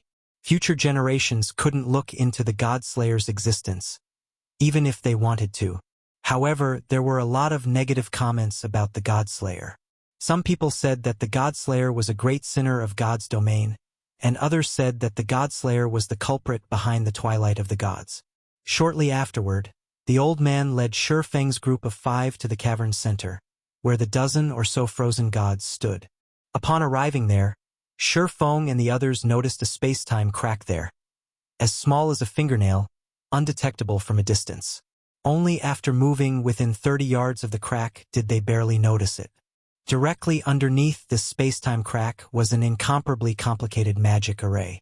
It was so complicated that even Feng, who was an advanced magician, felt dizzy after just one glance at it. Needless to say, he couldn't even begin to decipher it. This is the treasure? Solitary 9 was stunned when he saw this tiny space-time crack. For a moment, he even felt that the old man had duped them. What possible use could they have for a fingernail-sized space-time crack? Even if this space-time crack led to somewhere, with how small it was, players couldn't enter it. That's right. This is the treasure, the old man said, chuckling. You might think that such a small space-time crack is no big deal, but what if I say that it connects to the past? Connects to the past? Solitary 9 was again stunned. Crossing timelines was simply impossible. It should still be impossible even in a virtual reality game like God's Domain. Esteemed Elder, are you perhaps saying that this space-time crack can allow us to travel to an otherworld? Lifeless Thorn asked, thinking that the old man did not understand what the words connects to the past meant. In fact, even Feng suspected that what the old man truly meant was that the space-time crack allowed people to travel to a different space. After all, there were plenty of foreign spaces and otherworlds in God's Domain. No, it is really linked to the past. It isn't linked to an otherworld or a different space, the old man insisted, shaking his head. He could tell what Feng and the others were thinking, and he said in a determined tone, I know you don't believe me. There is no way you can believe me either. After all, time travel is something even ancient gods are incapable of accomplishing. However, it is true. Moreover, this space-time crack is connected to the ancient era of God's Domain. Read latest chapters at Wuxia World. The old man's words dumbfounded everyone present. Connected to the ancient era of God's Domain? Feng felt his worldview crumbling, shocked beyond words. Could this be the Earthfall Secret Land's true secret? The ancient era of God's Domain was an era of wonders. Various supercivilizations were intertwined during this era when gods still roamed the world. And because the twilight of the gods had yet to occur, the world of God's Domain was incredibly rich in resources. The present era of God's Domain couldn't hold a candle to the ancient era in this regard. I won't say anything more. Since this is your first time, you can enter it without any cost. However, you can only spend a limited amount of time inside. Moreover, the stronger you become and the greater your impact during the ancient era, the easier it will be for the world to notice your presence. If that happens, the world will reject your existence and expel you. What you can obtain during the ancient era will all depend on your own abilities, the old man said slowly. However, I have to warn you that the ancient era is not the paradise you imagine it to be. You will die a permanent death if you aren't careful. Before Feng and his companions could ask any questions, the old man waved his hand. Immediately, Feng and the other four transformed into streaks of light that plunged into the space-time crack, disappearing from the cavern. Chapter 2766, Ancient Era in a Valley amid some lofty mountains. A team of nearly 5,000 people frantically fought a group of demons. The battlefield was crazed and spectacular and looked just like a battlefield in ancient times. Both sides suffered severe casualties, their blood staining the valley red. The smell of blood carried for tens of thousands of yards. Even those inured to battle would find this situation uncomfortable and unbearable. However, neither side showed any intention of stopping. Both prepared to fight to the bitter end. Of the two armies battering each other, the demon army was led by a level 135, Tier 4 Great Demon, while a woman led the human army. The woman in question possessed golden hair and crimson eyes. She wielded a silver sacred sword and was clad in a knight's blue sacred armor. As the woman contended against several dozen level 130+, Tier 3 demons, her HP continuously decreased. However, despite being at a complete disadvantage, the more she fought, the brighter the glow her sacred sword radiated. The power she exhibited also kept increasing. Damn it! You're actually using the aria of holy blood. Don't even think I will let you finish it. The Tier 4 Great Demon's expression turned solemn when he saw the glowing sacred sword. Immediately, he spread out his 4 wings and flew toward the crimson-eyed woman. Everyone, protect the commander. Do not let that great demon approach the commander. A tall man shouted before rushing at the great demon with his golden shield raised. Subsequently, several dozen other melee classes nearby also charged at the great demon, all of them ignoring the fact that they were merely at Tier 2. Scram! Seeing the crowd charging at him, the demon commander pulled out his crimson greatsword and slashed the space in front. Over 100 crimson beams shot forth, tearing apart space as they advanced. The power they carried simply wasn't something even Tier 3 existences could dream of withstanding. Boom! The next moment, the several dozen Tier 2 melee classes were instantly vaporized, while the shield-bearing man was sent smashing into the mountain. Damn it! I'll kill you! When a man standing nearby saw this scene, his eyes turned bloodshot, and he promptly charged at the great demon with his sword raised. However, before this man could even get near the great demon, the long-range spells of several Tier 3 demons had already killed him. In the meantime, blood had already dyed the body of the crimson-eyed woman fighting several dozen Tier 3 demons. Her complexion was also deathly pale. However, despite the state of her body, her gaze remained indescribably firm. Be punished, demons! The crimson-eyed female knight bellowed as she raised her sacred sword. The sacred sword released a beam of light that shot to the skies. Countless streaks of light then rained down on the valley like shooting stars, and the demons struck by these shooting stars immediately fell into a heavily injured state. The situation on the battlefield reversed in the blink of an eye. Kill! We cannot let these demons take even a step into human territory. The crimson-eyed knight shouted, her pale complexion showing no signs of fatigue. She then raised her sacred sword and charged at the demons who were still fighting. The female knight's words stimulated the surviving humans. They began madly fighting against the demons. However, after a few exchanges, the humans present were dumbfounded, staring at a distant pile of demon corpses in disbelief.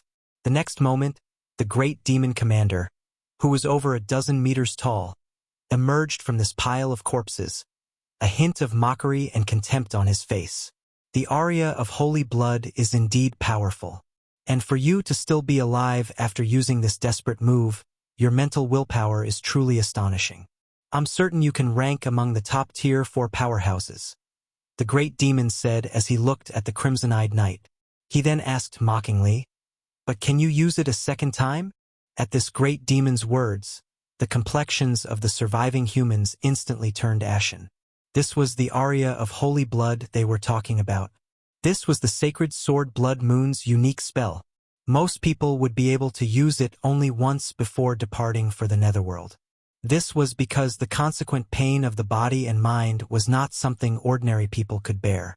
However, in return for the steep price, once the aria of holy blood was cast, it exerted astonishing power.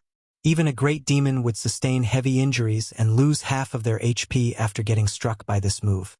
Moreover, without restoration items such as the Water of Life, it would be impossible to recover from the attack. Yet now, needless to say, it would be impossible for the female knight to use aria of the holy blood again. However, with the humans' current combat power, they were no match for the great demon. After all, the great demon before them was a bona fide demon marquis. The purity of his bloodline was far superior to that of ordinary great demons. Since you no longer have any other moves to make, it's my turn now. When the great demon saw the silent humans before him, an indescribably excited and joyful expression appeared on his face. Don't even think about it. The female knight suddenly appeared above the great demon's head and brandished her sacred sword. 3 phantom swords appeared in the sky, the sight stunning everyone present. This is the Sword Saint Lord Lox's personal technique, Sky Cleaver. The commander actually mastered it? When the surviving humans saw the 3 phantom swords in the sky, a look of awe and admiration appeared on their faces. You're already on your last breath, yet you're still putting up such boring resistance? When the great demon saw the 3 phantom swords, he did not reveal any awe or fear whatsoever. On the contrary, he nonchalantly brandished his greatsword. Boom! The greatsword and 3 phantom swords collided. The resulting shockwave sent both humans and demons stumbling backward. Large cracks formed on the ground the great demon stood on, and the great sword the great demon wielded let out a low hum. The great demon's arms were also trembling. Upon seeing this scene, the humans felt both encouraged and excited. Sure enough, a sword saint's personal technique was truly extraordinary. However, a moment later, everyone's joy turned into despair because the crimson-eyed knight hadn't fared too well, either. Not only was her complexion paler, but even her pupils had begun to fade. It was evident that she was on her last breath. She could no longer fight. Ha ha ha! Amazing! Amazing! This is the first time I, Neiman Carlo, have seen a powerful tear for human like you. The great demon burst out laughing as he looked at the female knight. However, it all ends here. Before you die, I will drag you all down to hell first. Read latest chapters at Wuxia World. After saying so, Neiman Carlo began chanting the incantation for the Tier 4 spell Hell's Gate. Suddenly, the sky darkened. A huge door decorated with skulls appeared. The blood-red glow from the skull's eye sockets and the agonizing screams coming from the door, seemingly telling everyone that their destiny was about to end. Even if the humans present wished to interrupt Neiman Carlo's spell, they couldn't do so, as the surviving demons were doing their best to stop them. However, just as the formation of the Hell's Gate was about to culminate, a spatial tear over 1,000 yards long suddenly split the sky. The resulting spatial storm not only disrupted the mana in the sky but even shattered the magic array summoning the Hell's Gate. Afterward, several figures fell out of the spatial tear and crashed onto the battlefield in the valley, their landing sending clouds of dust into the air. So, this is the ancient era? The man standing in the lead of the group muttered in amazement as he glanced at the world around him. Chapter 2767. You chose the wrong opponent at the sudden appearance of Feng's group of 5. The whole battlefield immediately went silent. The humans and demons all stared at Feng's group with looks of surprise, confusion, or anger. Who are they?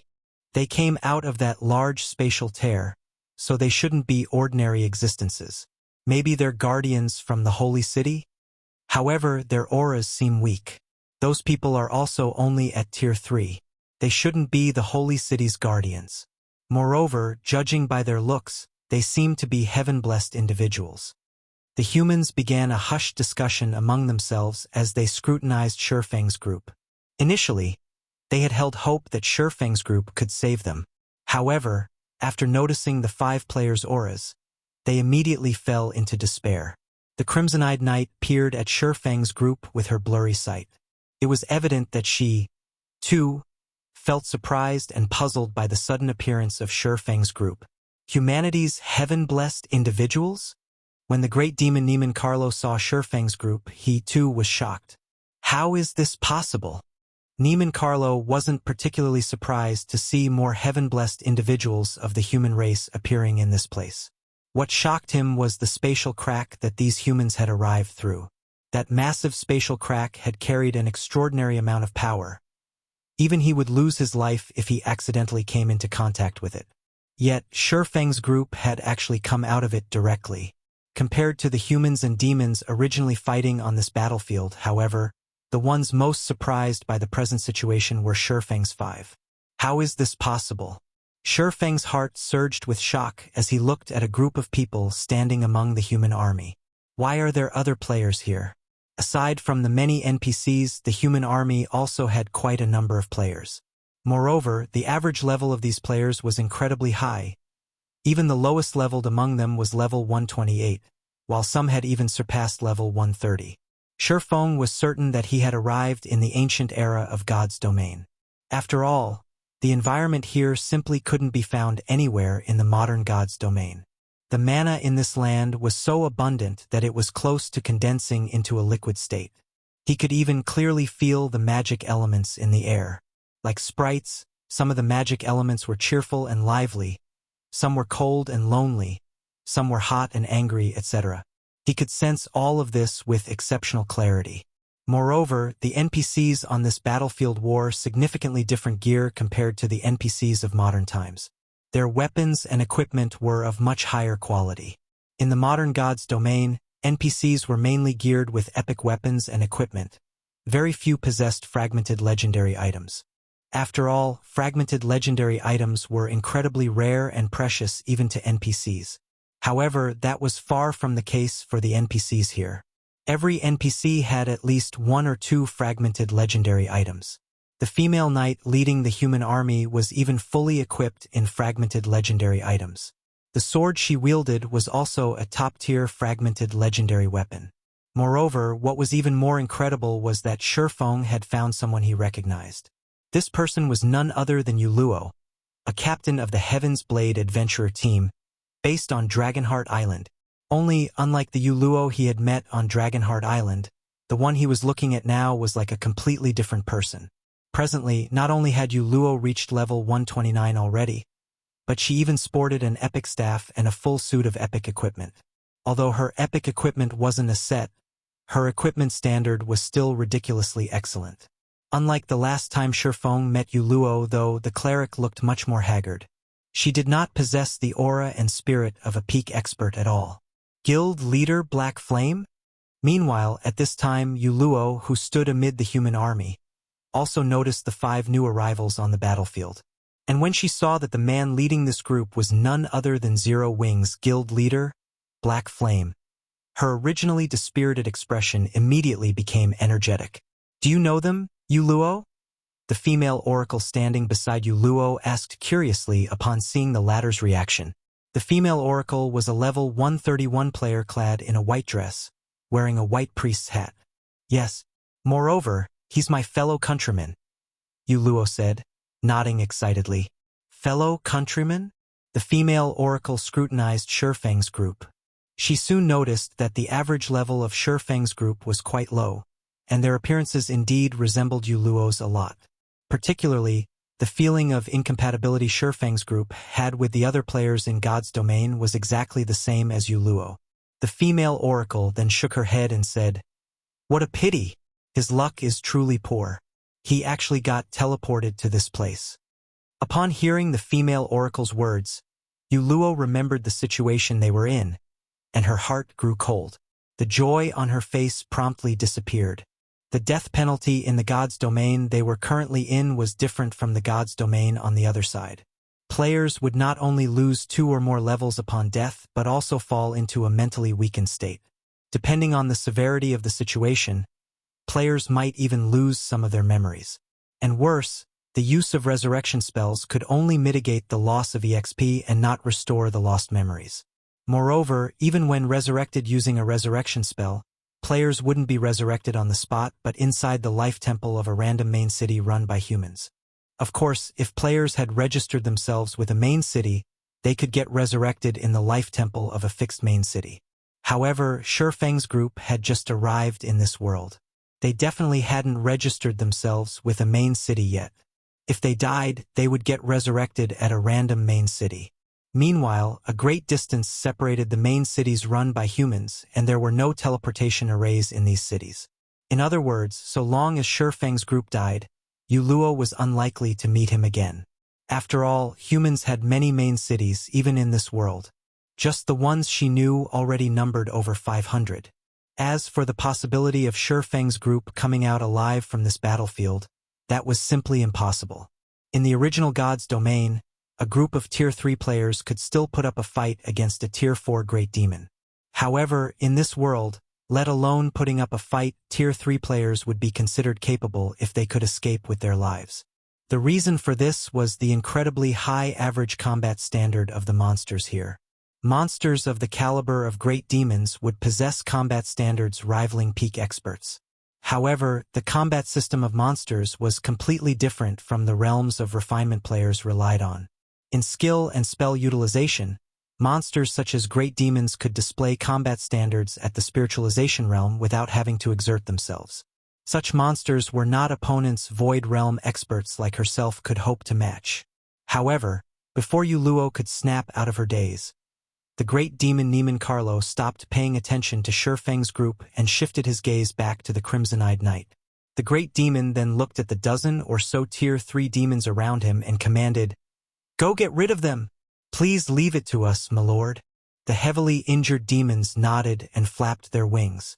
They then flew toward Feng's group of 5, their speed greatly surpassing even Tier 3, agility-focused assassins. Not good. Those demon leaders are working together to target them. The level 131 female oracle was shocked by this development. She never thought that Niemann Carlo would have his trusted subordinates deal with Feng's group. Although these demon leaders had been heavily injured by the aria of holy blood, individually, they were still stronger than Tier 3 experts. In addition, if over a dozen of them worked together, they could form a demonic array that greatly increased their combat power. "Big Sis Cloud, let's go save them quickly," Yuluo urged anxiously when she saw the demon leaders targeting Feng's group. She knew that Feng was incredibly strong. After all, he was someone the various superpowers on Dragonheart Island had labeled a peerless expert. His strength surpassed even that of domain realm monsters. However, not only did the demons of this world possess high combat standards, but their demonic arrays also operated like the humans' battle arrays. Even a peerless expert would fall in the face of such a group of demons. "Die, humans!" Runes suddenly lit up all over the demon leaders' bodies. The auras they radiated also intensified significantly until they were just short of rivaling ordinary great demons in terms of strength. Simultaneously, the weapons in their hands turned into brilliant rays of light. Tier 3 combination skill, Skyflower's Shadow. Read latest chapters at Wuxia World. Immediately, countless red petals fell from the sky, heading toward Feng's group. Every flower petal tore space as they fluttered down, making it seem as if night was falling. "You used a good skill. I'll give you that. Unfortunately, you chose the wrong opponent." Feng snorted when he saw the red flower petals descending toward him. He then unsheathed the abyssal blade and unleashed his aura. Simultaneously, a mana domain spread out from his body, instantly covering a 1,000-yard radius and enveloping the entire battlefield. The next moment, Yuluo saw Feng execute an upward slash with the abyssal blade. Bronze Combat Technique, Swords Transmigration. Chapter 2768. Repelling Demons. Sacred Sword Blood Moon. As Feng swung his long sword, innumerable dazzling stars suddenly formed around him. Now that he had reached Tier 4 and had the assistance of a mana domain, this sword's transmigration was more than twice as strong as when he executed it at Tier 3. Boom! The next moment, the dazzling stars shattered the descending flower petals and attacked the demon leaders. Before the demon leaders could react, they were already flying back over 100 yards away, their HPs decreasing in large chunks. They even had difficulty standing up. "He's strong." He sent so many demon leaders flying with just one move. Could he really have been sent here from the Holy City? Tier 4. Crap. This aura definitely belongs to a Tier 4 class. He's a Tier 4 Sword Emperor. With that power, he's a powerhouse even among other Tier 4 classes. Everyone was momentarily stunned by this development. None of them thought that the seemingly ordinary Feng would send over a dozen demon leaders flying in one move. Moreover, he was even a bona fide Tier 4 Sword Emperor, an existence capable of rivaling Tier 4 great demons. Luo, your fellow countryman, is so strong. No wonder you were so excited to see him. I never thought he would be a Tier 4 Sword Emperor. With that kind of strength, he can definitely rank within the top 5, or maybe even top 3 in our city. The female oracle named Cooling Cloud exclaimed as she looked at Feng. She, too, had not expected Luo's acquaintance to be so powerful. A Tier 4 player. This was a goal players like herself struggled toward desperately. Unfortunately, the Tier 4 promotion quest was simply too challenging. Her one attempt had failed. In the main city she resided in, there were only 3 known Tier 4 players. Every one of them was a big shot in the city. They were existences far beyond Tier 3 players like herself. However, at this moment, let alone Cooling Cloud, even Luo, who was familiar with Feng, was wide-eyed in shock and incredulity. Tier 4. She had improved a lot after arriving in this world. However, Tier 4 remained a huge threshold to cross. Unless she could take one step further in her combat standard, she would be doomed to hover forever in the ranks of Tier 3. However, despite being at level 127, Feng had already become a Tier 4 Sword Emperor. Moreover, he had accomplished this feat even before entering this unbelievable world. Meanwhile, as the humans were goggling at Feng in shock, the great demon Reincarnated gazed at Feng with a solemn expression, as if he was looking at a monster. "Who are you?" Reincarnated asked, a hint of fear appearing in his eyes. A heaven-blessed individual can't possibly wield such power. After Feng unleashed his aura, let alone the demon leaders present, even a demon marquis like himself felt suppressed. In fact, even the mana flowing inside his body was significantly slower. Now, he could exhibit only 60% of his normal combat power at most. Generally, suppressing a Tier 4 existence's strength by even 10% was already a difficult feat, what more 40%. Yet Feng had done it. "That's none of your business." Feng paid no heed to the great demon's question. Instead, he smiled and said, "I will give you two options now. The first is for us to continue fighting and determine the victor through life and death.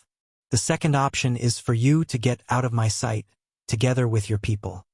As soon as Feng finished speaking, a deathly silence fell over the battlefield. Yu Luo and the other players, in particular, gaped, their wide-open mouths forming an O. Is he crazy? Even if he's a Sword Emperor, Reincarnated won't spare him after being threatened in such a way. It's over. That Reincarnated will definitely go all out against us. Demons had always been arrogant in God's domain. They did not place other creatures in their eyes at all, even when dealing with the dragon race. Needless to say, the arrogance of a demon marquis was even greater. Even their commander, Angelica Teresa, would not dare utter such words to Reincarnated. After all, Reincarnated was truly powerful. His strength was outstanding even among Tier 4 demons. He had the potential to become a demon prince. Otherwise, he wouldn't have become the commander of a demon army. Sure enough, after the demon marquis heard Feng's words, Reincarnated's complexion turned indescribably ugly. Simultaneously, everyone felt the ambient mana grow violent. However, just when everyone thought a bloody battle was about to begin, "We're leaving," Reincarnated said, his mouth practically twisting. After giving Feng one last glare, he turned around with clenched fists and instantly disappeared, leaving behind only a group of demons exchanging stunned looks. What? He left. What's going on? Everyone in the human army was dumbfounded at Reincarnated's departure. After all, even with the assistance of a Tier 4 Sword Emperor like Feng, their army was still in dire straits. Yet, Reincarnated had actually left without saying another word. He behaved nothing like a demon at all. Angelica Teresa, the commander of the Night Legion present, couldn't help looking at Feng strangely. She never thought that Feng's words would carry such great deterrence for the demons. The great demons here are actually so smart? Cleansing Whistle was also surprised when she saw Reincarnated leaving. She knew that Feng possessed the Bible of Darkness, which could be used not only to summon demons but also to suppress hostile demons. This was why Feng could push back those demon leaders so easily. However, of those present, only Feng knew what exactly had happened. The Bible of Darkness held absolute control over demons. Although Reincarnated did not know Feng held the Bible of Darkness, the great demons still possessed an instinctive fear and dread of it. Moreover, Feng had repelled over a dozen demon leaders with a single move. This aggravated the fear in Reincarnated. Demons were very smart creatures. After the first major update took place, demons would almost never fight battles that they were not confident of winning. Even if Reincarnated were significantly stronger than Feng right now, the fear and dread he felt for the Bible of Darkness would deter him from casually starting a fight. After the demons left the battlefield, the surviving humans all breathed out a sigh of relief. They then began reorganizing their formation and treating the injured.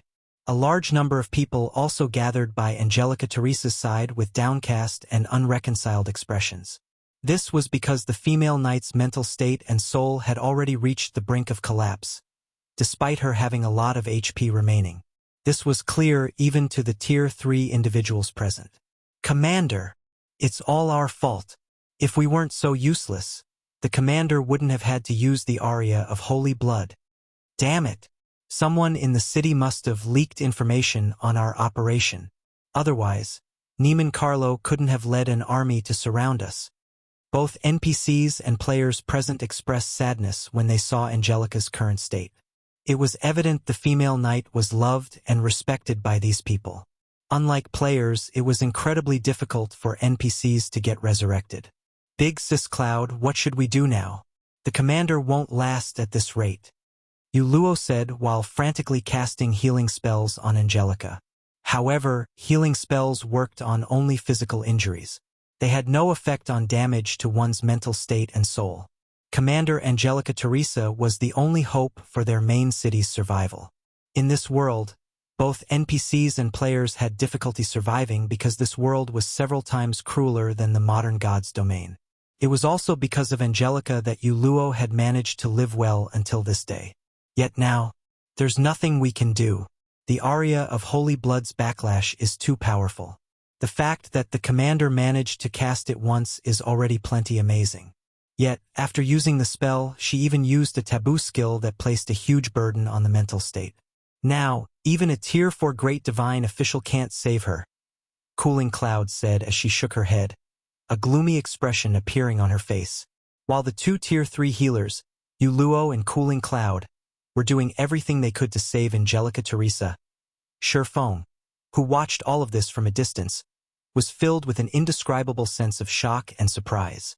She's actually Angelica Teresa? Feng couldn't help doubting his eyes for a moment as he gazed at the frail female knight. What's the matter, Commander? Solitary 9 asked curiously when he noticed Feng's surprise. In Solitary 9's opinion, there shouldn't be anything in God's domain capable of surprising Feng. Yet now, the man actually evinced surprise because of an NPC. This was a truly strange situation. Have you never visited a library to read about God's domain's history during your free time? Feng rolled his eyes at Solitary 9. She is the Angelica Teresa. She holds the title of Valkyrie and is one of the two founding elders of the Fire Dragon Empire. She's a founding member of one of the 4 ancient countries? Solitary 9 did a double take at Angelica Teresa when he heard Feng's words. Read latest chapters at Wuxia World. The 4 ancient countries of the modern god's domain were the only 4 human empires that had existed since the ancient era. According to legend, the founding emperors of these empires possessed incredible power. In the case of the Fire Dragon Empire, though, a large part of the reason it survived the ancient era was the contributions of its 2 founding elders, and even gods feared these 2 founding elders. However, by the looks of it, she seems to be dying, Lifeless Thorn said in a quiet tone. Maybe she just has the same name? No, she is definitely that person, Feng affirmed. The sacred sword Blood Moon is ranked 6th among God's domain's famed swords. It is said that this sword once belonged to Angelica Teresa, one of the Fire Dragon Empire's founding elders. While a person can have the same name, the chances are low that she would wield the same weapon. God's domain's 36 famed swords were unique existences, and their owners were all historical figures in God's domain. In other words, it was precisely because of the people wielding these swords that the swords became unique existences known throughout God's domain. What should we do now, then? If she dies, will it alter God's domain's history? Solitary 9 asked anxiously. At this point, he still couldn't tell whether they had arrived in the real ancient era of God's domain or just a replica. If it was a fake, then good. If it was real, then the results would be very bad. No sooner had Solitary 9 finished speaking than the system's cold, mechanical voice entered Feng's ears. Chapter 2769, Inferior Mythic Quest System. Warning. Warning. System. You have triggered an optional Inferior Mythic World Quest. Quest content. Assist Angelica Teresa to become Meteorite City's Lord. Rewards 1 unknown item and God's Domain World Authority +2. Penalties unknown. System. You have 30 seconds to consider. Quest will be accepted by default if no response is made. An inferior mythic quest? Feng couldn't help doubting his ears when he heard the system. As far as he knew, legendary main storyline quests were already the most challenging quests players could pick up. However, there were quests of a higher grade than legendary main storyline quests, mythic quests, which had always been a mystery of God's domain. Despite the rumors of mythic quests, nobody had ever personally verified their existence. Yet, he had now triggered an inferior mythic quest. Do I accept it? Feng hesitated. This was most likely the only opportunity he would ever get to challenge such a quest. After all, he had never even heard of anybody receiving a quest of this rank. He had most likely triggered such a quest only because he happened to visit God's domain's ancient era and came across a key historical figure. Moreover, by the looks of it, the other players around him had not received this quest. This meant he had satisfied some unknown conditions to trigger this quest.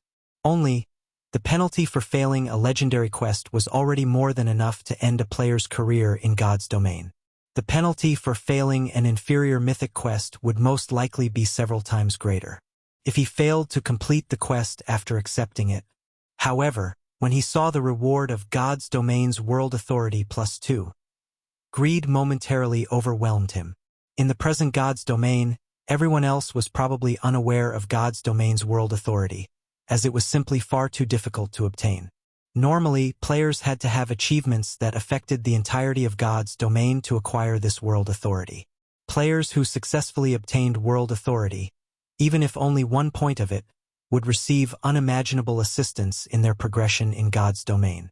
Just like the name suggested, gaining world authority meant one would become an existence with special rights in God's domain. The various superpowers were willing to go all out and risk incurring massive losses just to obtain the special rights the War God's Temple offered. After all, obtaining these rights meant one's guild could surpass other guilds by a large margin and solidify its position in God's domain. Individual players could also obtain special rights in God's domain. This was world authority. Obtaining even 1 point of world authority was equivalent to attaining God's domain's recognition. Players with world authority would then gain an unimaginable affinity with the world. On the surface, gaining an increased affinity with the world might not seem very useful. However, it would provide players with a clearer perception of the various magic elements and their operating principles. This was crucial for players aiming to reach Tier 6. In the past, for the sake of producing Tier 6 God-ranked players, the various super guilds were willing to do everything they could just to help a select few of their members gain world authority. However, even the 5 great super guilds had managed to gather only a handful of world authority points after struggling for 4 or 5 years. Nevertheless, it was also a fact that every player that obtained world authority points had reached Tier 6. Now that Feng had the opportunity to obtain 2 world authority points just by completing 1 quest, how could he not feel greedy? If he succeeded, let alone Tier 5, even getting promoted to Tier 6 would become a lot easier. "Commander, are you all right?" Yenya asked worriedly when she noticed Feng's strange expression. "Did you consume too much concentration after using that combat technique just now?" Previously, Feng had exhausted himself during the fight with Tadelia. Although they had taken a small break afterward, the amount of concentration he managed to recover was most likely limited. "I'm fine," Feng said, shaking his head. He then looked toward Angelica Teresa, who currently lay weakly on the ground, and gritted his teeth. "It seems I have no choice but to help her." Truthfully, he didn't wish to take part in this matter. After all, the old man from before had emphasized that if he overdid things here, the world would quickly discover his existence and forcibly return him to the modern world. If that happened, it would be a huge loss for him. After all, the environment here was truly wonderful. Moreover, God's domain's ancient era was far superior to the modern era in many aspects. The available legacies aside, just the materials, weapons, and equipment available here were already leaps and bounds superior to the modern God's domain. At this point, he had yet to find out how he could earn a large amount of resources from this ancient era, so he naturally couldn't recklessly take action. This was also why he had chosen to chase away Neiman Carlo instead of killing the great demon. Needless to say, he also wished to avoid saving the NPCs of this era if possible. This was especially true for a big shot like Angelica Teresa. Steady progression was the way to go in God's domain. However, the quest rewards were far too generous. Even if it meant taking a huge risk, Feng still planned to give it a try. After all, in his current state, he really wasn't confident of getting promoted to Tier 5. If he merely relied on legacy guidances, constructing even a completely new mana body would be tough, let alone constructing a mana body that matched the physique of Tier 5 monsters. Ultimately, Feng walked up to Angelica Teresa, his actions causing the other people present to grow alert. Although Feng had repelled the demon army for them, he was still a foreign powerhouse. Their wariness of him was only natural. After all, there were many insidious people in God's domain who were capable of stabbing others in the back with a smiling face. No one wouldn't be completely safe from such people, regardless of one's identity. The best example would be their commander. Their commander possessed a great reputation in their city. Most of the city's big shots respected and favored her, yet she still ended up getting stabbed in the back. Upon seeing Feng walk over, Yuluo gritted her teeth and asked in a quiet tone, "Guild leader Black Flame, do you have a way to save our commander? So long as you can save the commander, I will help you with whatever you want, even if it means sacrificing myself." In reality, Yuluo did not think Feng would have a way to save Commander Angelica Teresa. After all, even Cooling Cloud, who was both a skillful healer and advanced master alchemist, was helpless. "I indeed have a way to save her. However, I don't need you to sacrifice yourself or anything of the sort." Feng smiled involuntarily when he saw the resolution on Yuluo's face. "I just need you to tell me about the situation here once afterward." Even if Yuluo didn't ask for his help, he would still save Angelica Teresa. After all, a dead person couldn't become the overlord of Meteorite City. "You have a way to save the commander? Guild leader Black Flame?" Yuluo was momentarily stunned by Feng's reply. However, she quickly recollected herself and said excitedly, "No problem. So long as it is something I know, I will definitely tell you." On the other hand, Cooling Cloud, who stood at a side, was confused when she heard Feng's confident reply. She was an advanced master alchemist, yet even she was helpless about Angelica's situation. She found it truly hard to believe a fellow countryman of Yuluo's had a way to save the commander. This wasn't because Cooling Cloud was belittling Feng and Yuluo, but because the knowledge Yuluo had shown regarding God's domain was simply too inadequate. Even her usage of skills and spells was crude. In addition, while it wasn't necessary for all healers to become a specialized master alchemist, it was still common sense for healers to know how to craft some potions. Yet Yuluo did not. Hence, Cooling Cloud concluded that Yuluo and Feng came from some backwoods. Otherwise, they shouldn't lack such common sense. However, Feng did not respond to Yuluo's question. He merely took out a translucent crystal from his bag and passed it to her. "Have her eat this. She'll gradually recover once she does," Feng said without further explanation. Yuluo was confused when she received the translucent crystal from Feng, not understanding how such a crystal could save Commander Angelica. However, when Cooling Cloud saw the crystal in Yuluo's hand, she was shocked. "A crystal of souls? How is this possible?" At Cooling Cloud's exclamation, the other healers present stared at Feng as if they were looking at a monster. "Big Sis Cloud, is this crystal of souls something amazing?" Yuluo asked, bewildered. Realizing that she had lost her composure, Cooling Cloud quickly calmed herself, then explained, "The crystal of souls isn't just valuable.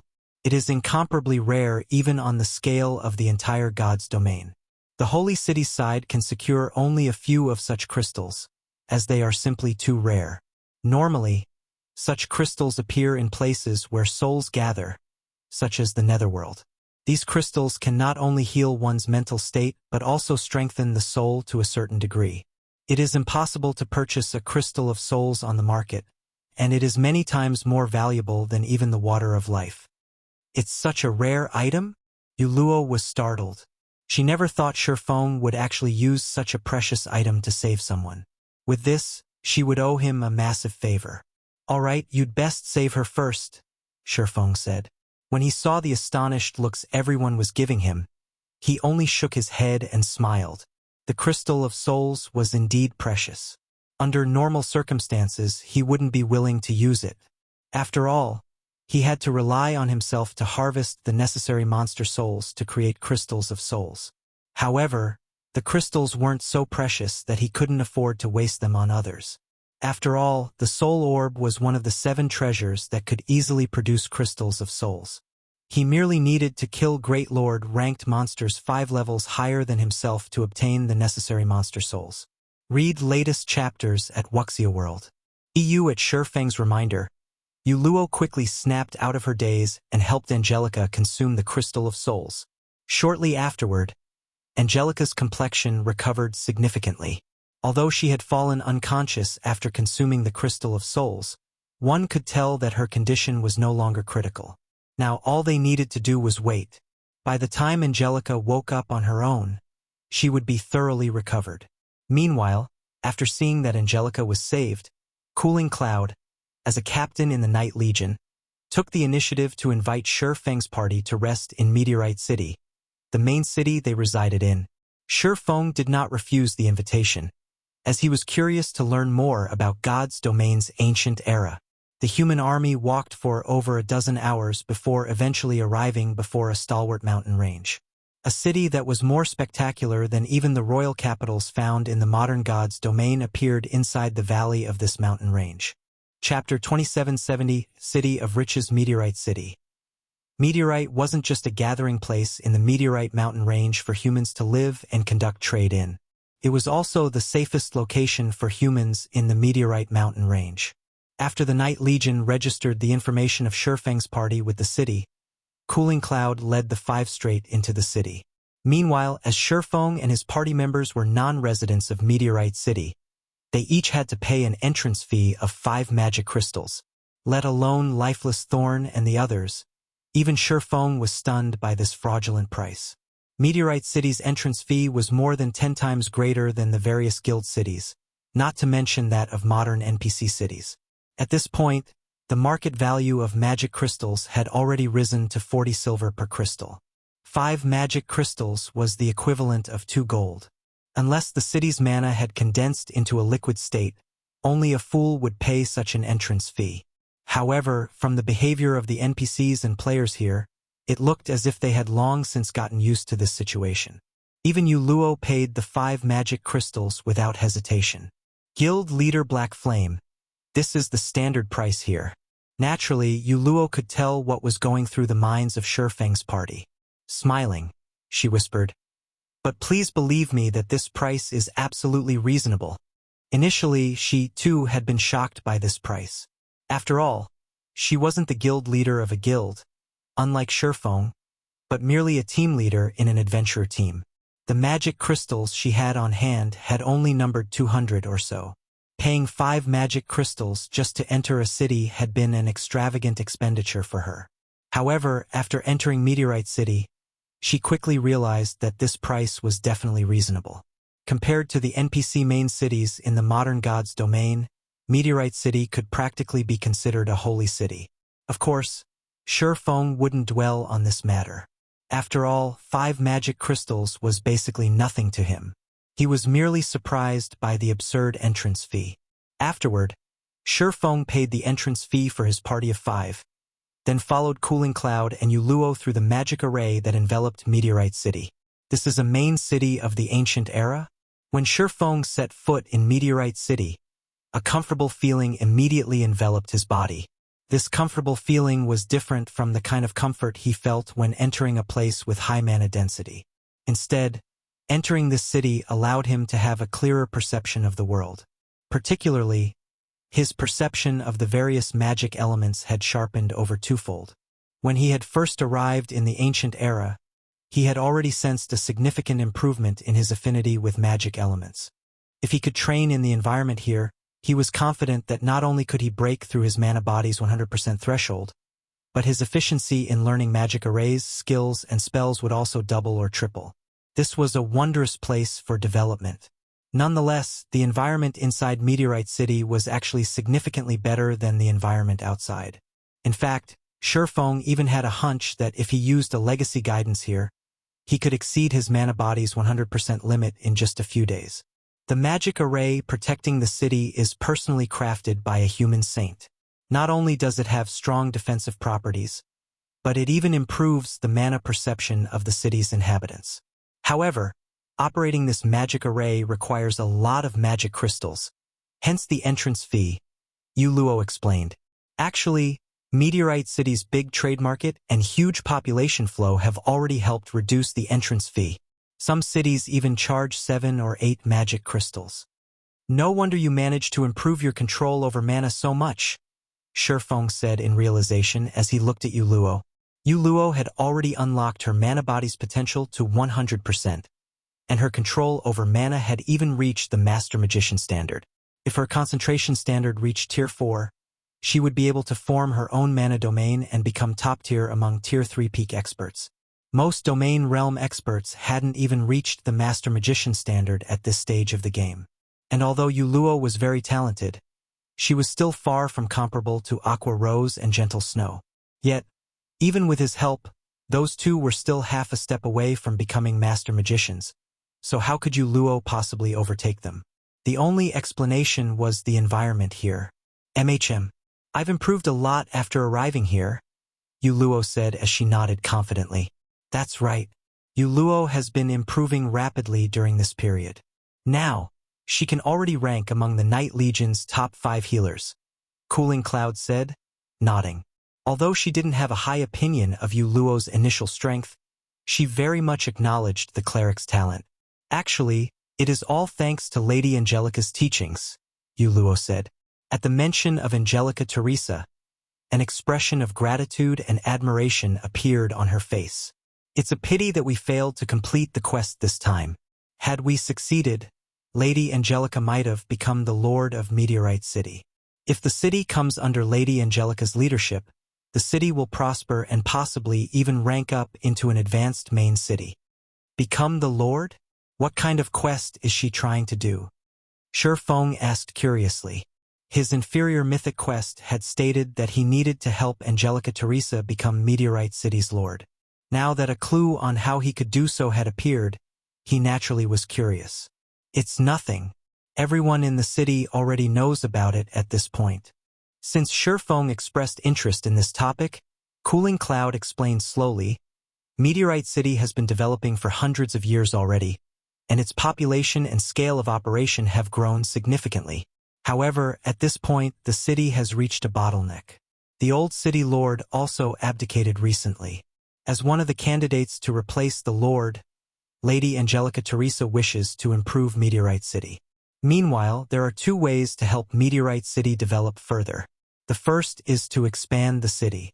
However, the city's magic array was personally established by the saint, and nobody in the city is capable of modifying it. The only way to modify the magic array is to go to the holy city and meet with the saint.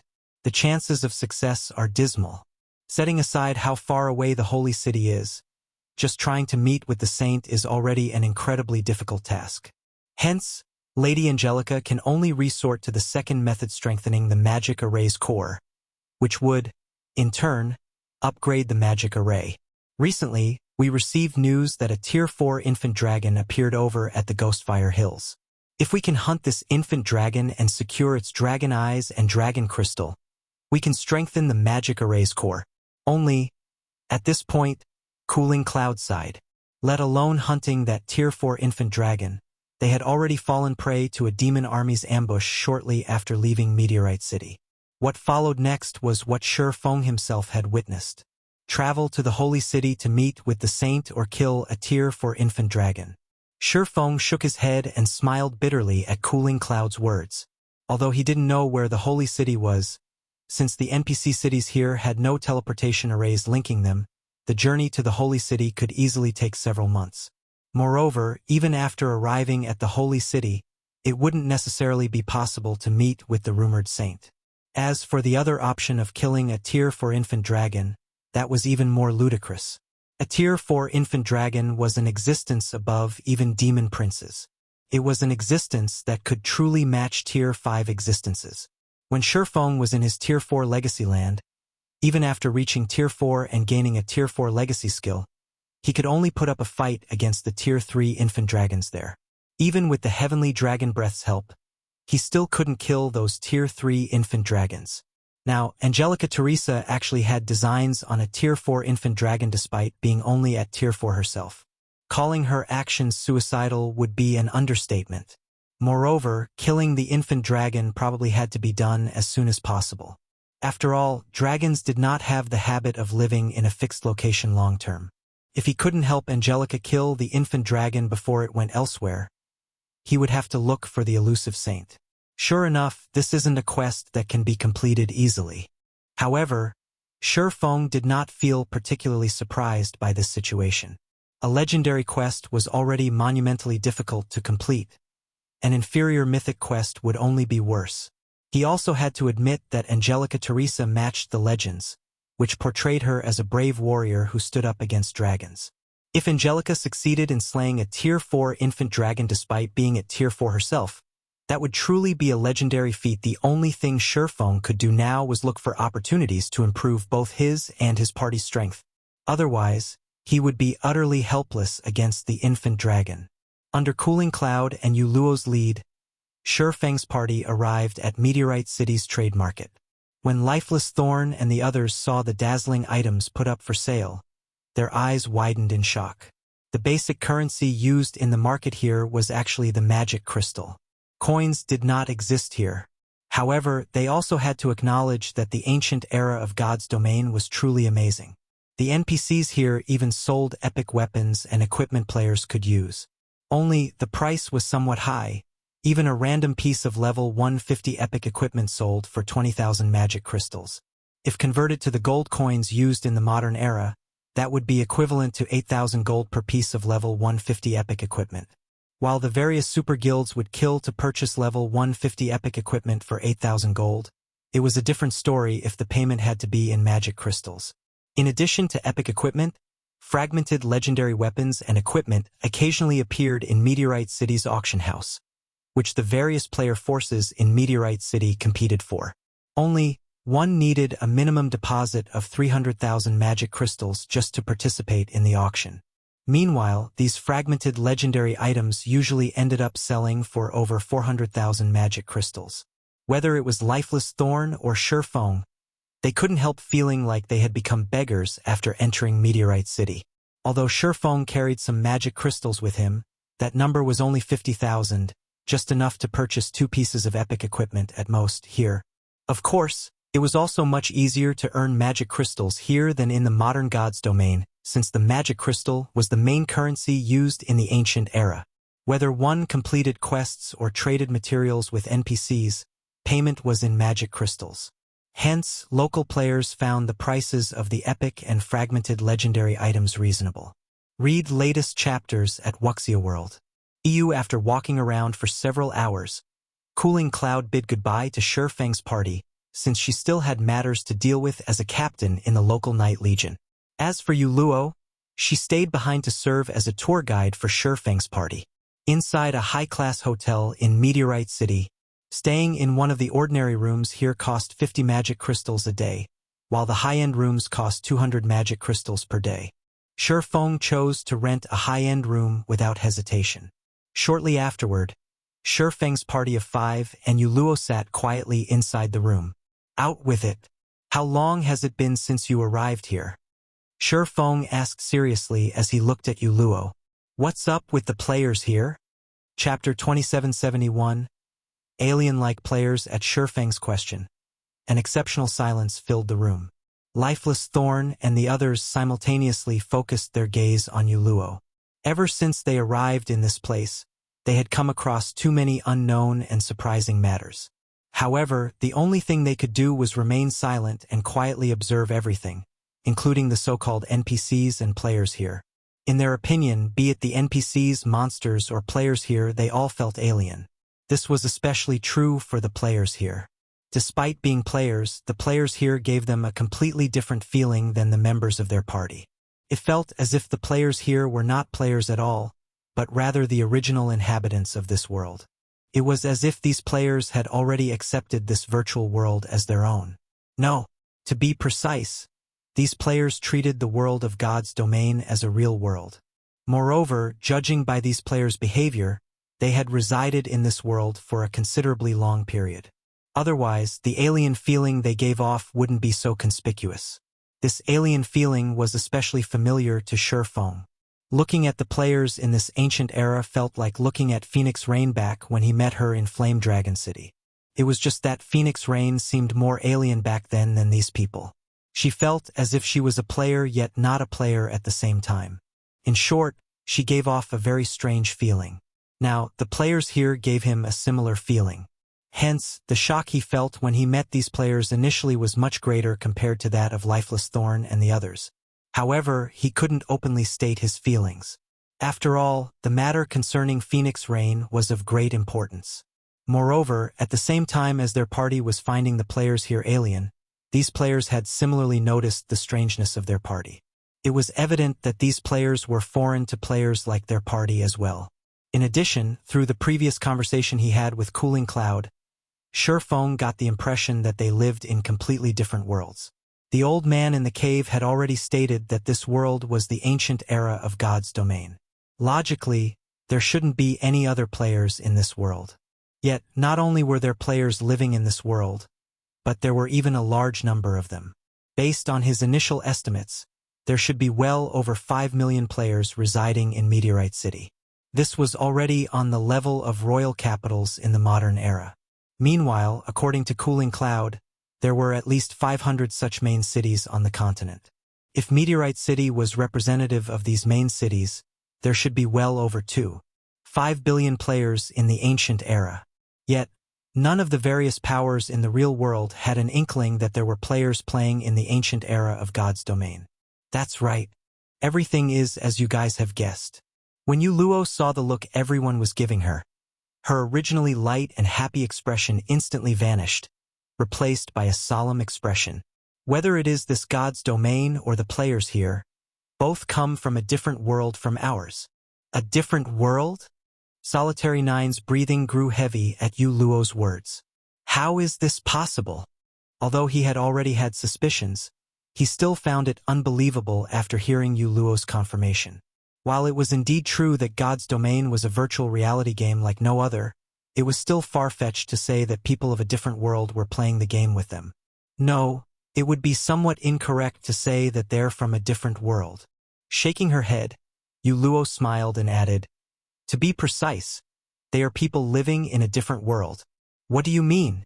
Feng asked curiously. "You should know of the migration plan that took place 100 years ago, right?" "Of course we know. Back then, due to a shortage of resources and the worsening environmental pollution, Earth had gradually become unsuitable for human life. Hence, a migration plan was executed. I heard that many people at that time were sent out to explore the universe for habitable planets." Solitary Nine answered, nodding. "Could it be? Are you saying these players are the people who were sent out?"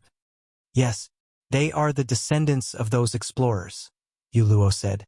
"Back then, Earth had already discovered several habitable planets. However, they were too distant from Earth and the journey would take a long time.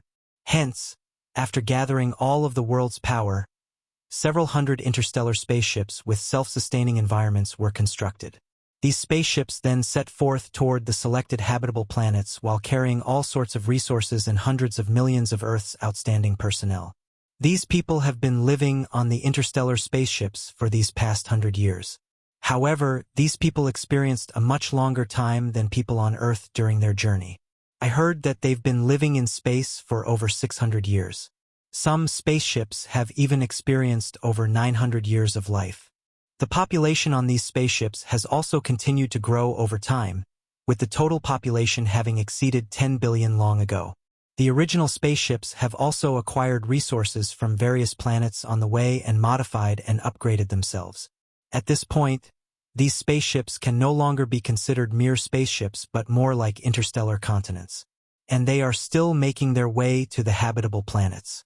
However, as these interstellar continents had limited resources, the majority of their population can only reside in virtual worlds. Only a small minority has the privilege to roam the outside world. Hence, these people are accustomed to virtual worlds. The professional players of our worlds can't even compare to these people in this regard, as virtual worlds have long since become a part of these people's lives. After God's Domain's launch, the game became their everything. The understanding they have of God's Domain far exceeds ours. When Luo finished speaking, silence enveloped the room for a long time. Solitary 9 and the others even had their mouths hanging wide open. They never thought that they would actually be ignorant of such a huge matter happening outside Earth. They also couldn't even begin to imagine how it felt to live out in the open universe for several centuries. I see. After hearing Luo's explanation, Feng came to another realization. During his previous life, right before he reincarnated, God's Domain had suddenly launched an expansion pack for seemingly no rhyme or reason. It was the most special expansion pack ever added to the game. Normally, the main God system would first implement a new expansion pack in the game before notifying players about it. However, news of this expansion pack had spread in the real world before its implementation. In fact, even its name had been revealed beforehand. War of Worlds. The description that came with this announcement also clearly stated that there would be several worlds attacking the main continent of God's Domain. For the sake of their own survival, these worlds would wage war with each other on an unprecedented scale. The winner would live, and the loser would die. This announcement had agitated countless people in God's Domain when it came out. After all, the territories on the main continent were basically fixed at that point, and few disputes occurred between the various powers. The game had been trending toward stability. With the sudden appearance of several new worlds, how could the players of God's Domain not feel excited? The various major powers, in particular, had immediately begun sharpening their blades after the announcement.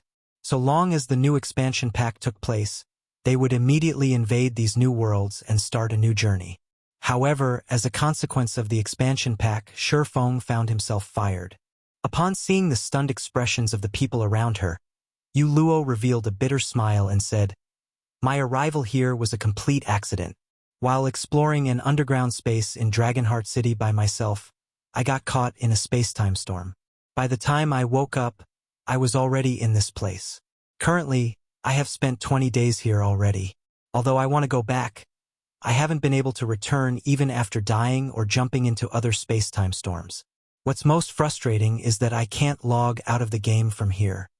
"You can't log out?" At Luo's words, Solitary 9 and the others hurriedly checked whether they could log out or not. If they couldn't, then it would be a huge problem. Nowadays, all virtual gaming cabins had a nutrient solution storage that could let players stay online for 1 or 2 months without any problem. The latest model could even let players stay online for 3 months.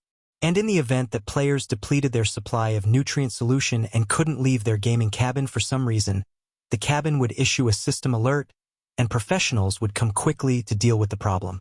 Hence, players had no need to worry about starving to death. Even so, this wasn't good news. "No way! I really can't log out." Solitary 9 couldn't help growing anxious. It would be very inconvenient for them if they couldn't go offline. After all, there were many things they needed to do in the real world. Moreover, staying online long-term would affect their physical bodies to a certain degree. They can't log out? Looking at the logout button on his system interface, Feng found that it was still brightly lit, indicating that he could go offline whenever he wanted. Is it because of that world stone in my bag?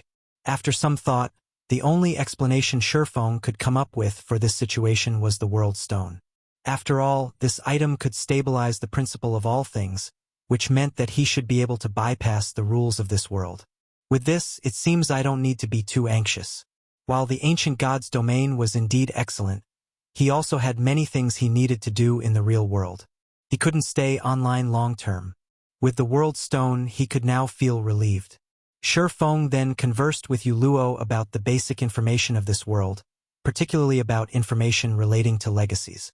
After the conversation, Lifeless Thorn and the others sighed ruefully. The ancient God's Domain was indeed different. Compared to the modern God's Domain, the players living in the ancient God's Domain had a much easier time getting promoted. With a reliable team, players had no problem at all securing a complete Tier 3 legacy.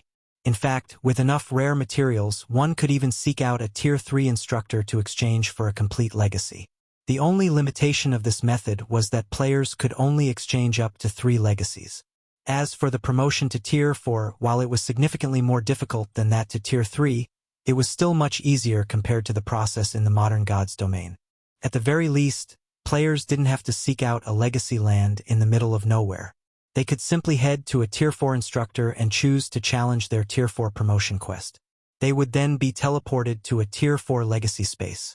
However, the cost of this method was high. Each challenge required the payment of 15,000 magic crystals. The difficulty of the promotion quest was the same as in modern times. Players still had to learn a Tier 4 legacy skill or spell during the allotted time. Failure meant having to wait 20 natural days before they could re-challenge it. At this time, only 3 players in Meteorite City had successfully reached Tier 4. At this point, Feng wished he could bring all of Zero Wing's Tier 4 Flowing Water Realm experts and above to this place. Even if it meant spending a lot of magic crystals, it would still be much better than searching for a legacy land. After all, searching for a legacy land was not only time-consuming, but success was also highly dependent on luck. If word of this matter got out in the Modern Gods domain, every power across the continent would most likely do everything they could to secure this opportunity. "Commander, can I borrow 10,000 magic crystals from you?" Lifeless Thorn asked as he looked at Feng. "I'll pay you back double as soon as we return." "Commander, you can't play favorites." Solitary 9 objected hurriedly, knowing that Feng did not bring a lot of magic crystals with him to the Ancient Gods domain. Every bit given away counted. Meanwhile, Yenya and Cleansing Whistle also stared at Feng with eloquent eyes. "Relax." Feng smiled spontaneously when he saw everyone's reactions. "Although I didn't bring a lot of magic crystals with me, I still have a way to let each of you challenge your promotion quests once. You can challenge yours as well, Yuluo." "Me?" Yuluo was stunned by Feng's words. "But I don't have that many magic crystals." She too yearned to challenge her Tier 4 promotion quest. However, it wasn't easy to save up magic crystals while living in Meteorite City, as everything cost magic crystals here. Even until now, she had only around 4,000 magic crystals, still far off from the 15,000 required. "So long as you help me with a matter, I'll pay you 15,000 magic crystals as remuneration. How about it?" Feng asked as he looked at Yuluo. The Ancient Gods domain was a massive treasure trove, its value easily billions of times greater than a Grade 1 or Vane. It was no wonder 3 of the 5 great super guilds had deemed it worthwhile to work together to seal off the Earthfall secret land. If such a secret became public, the consequences would be unimaginable. Of course, acquiring the various resources of the Ancient Gods domain wouldn't be an easy task either, since the base currency used here was the magic crystal, something relatively rare in the Modern Gods domain. And while the Ancient Gods domain had an abundance of magic crystals, it would be nigh impossible for modern players to earn a large amount of magic crystals here. After all, the Modern Gods domain was inferior to the Ancient Gods domain in almost every aspect. For players living in the Modern Gods domain, visiting the Ancient Gods domain would be equivalent to Stone Age people visiting the modern era. Modern players would need to work hard to earn magic crystals here. Fortunately, it wasn't completely impossible for modern players to earn money in the ancient era. One way to do so would be to take advantage of the unskillful handling of problems relating to the mind and soul in the Ancient Gods domain, particularly when it came to healing one's mental state. The Ancient Gods domain was actually far weaker than the Modern Gods domain in this aspect. This point was obvious from the gap between the concentration recovery potions sold on the market and those made by Cooling Cloud, an advanced master alchemist. In short, there were very few methods available for players to recover their concentration. Moreover, the death penalty here even placed players in a mentally weakened state for long periods, which prevented them from exhibiting their full strength. This meant that methods that could help heal the soul and mind were incredibly valuable. "Okay." Yuluo agreed immediately, understanding that Feng was trying to help her. "What do you need me to do?" Taking out a crystal of souls from his bag, Feng said, "Take this crystal of souls and consign it to the auction house for now. You're a member of the local Knight Legion, so you should be able to spread information about it quickly. Just say that this is the Crystal of Souls that healed Angelica Teresa and that it has a minor soul-strengthening effect, which can increase one's chances of passing the Tier 4 promotion quest. Can you do that? No problem. If it is only publicizing the crystal, I can probably inform the whole city in just a few hours, Yuluo said, nodding as she accepted the Crystal of Souls. Read latest chapters at Wuxia World.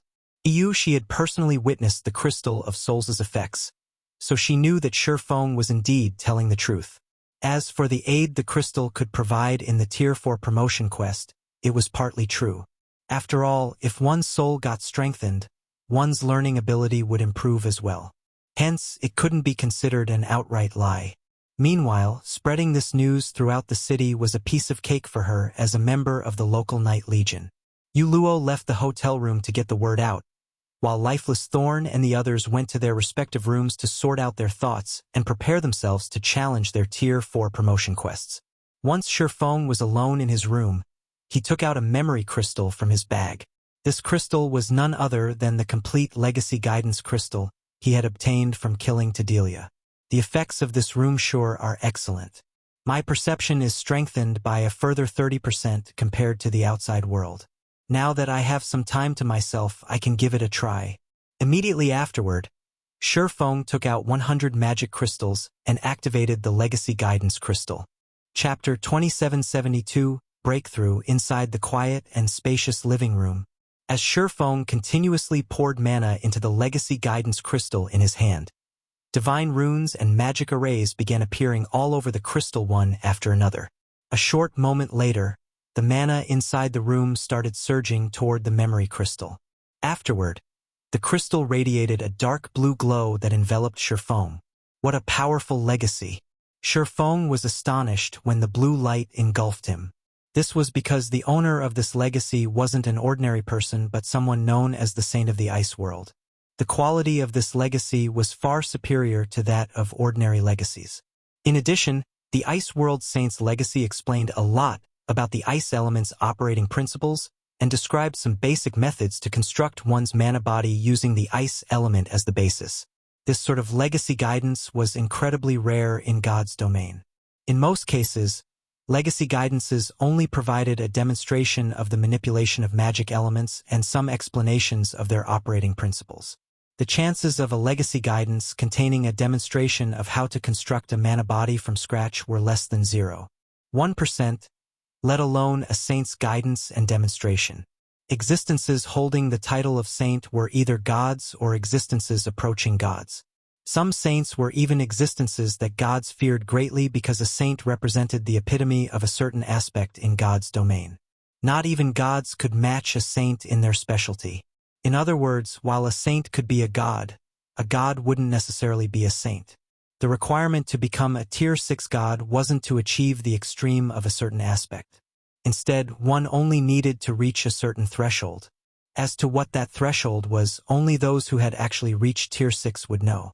Meanwhile, the Ice World Saint had undoubtedly attained the ultimate in the manipulation of the ice element. Hence, the Ice World Saint's control over the ice element was undoubtedly superior to everyone else's. Even gods wouldn't be a match for the Ice World Saint. Following this, time passed by, second after second. As Feng injected more mana into the memory crystal, the Ice World Saint's demonstration sped up. The information the saint conveyed also became increasingly complicated. Half an hour later, the saint's demonstration ended. Feng, who had been focused on the demonstration the entire time, felt mesmerized by the information he learned. What a pity! The guidance barely talked about elements other than the ice element. If the guidance for the other elements were as detailed as the one for the ice element, my control over the magic elements would definitely reach the Grandmaster standard. At that time, I might even stand a chance against superior mythic monsters. Feng sighed ruefully when the demonstration video disappeared. He had to admit that the existences granted the title of saint were indeed powerful.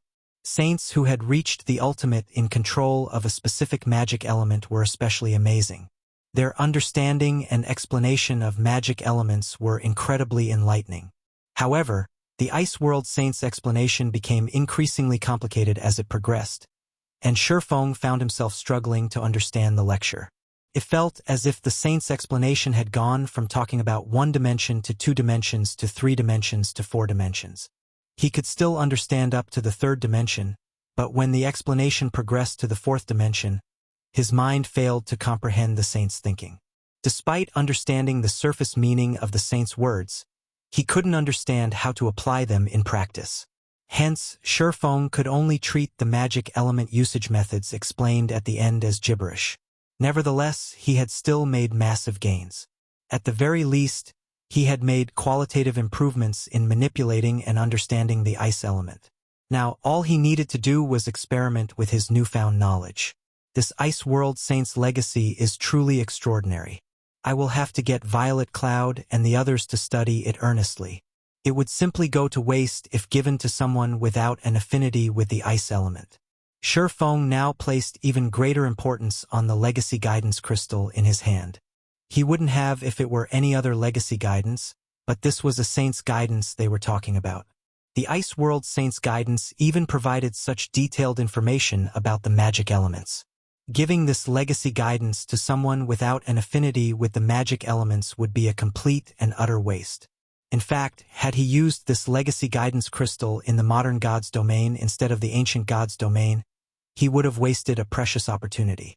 If the information he absorbed from watching the legacy guidance here consisted of only 20% of the total information, then he probably would have failed to comprehend even 5% of the information had he watched it in the modern god's domain. After all, he didn't possess much affinity with the ice element. He was much more attuned to the fire element.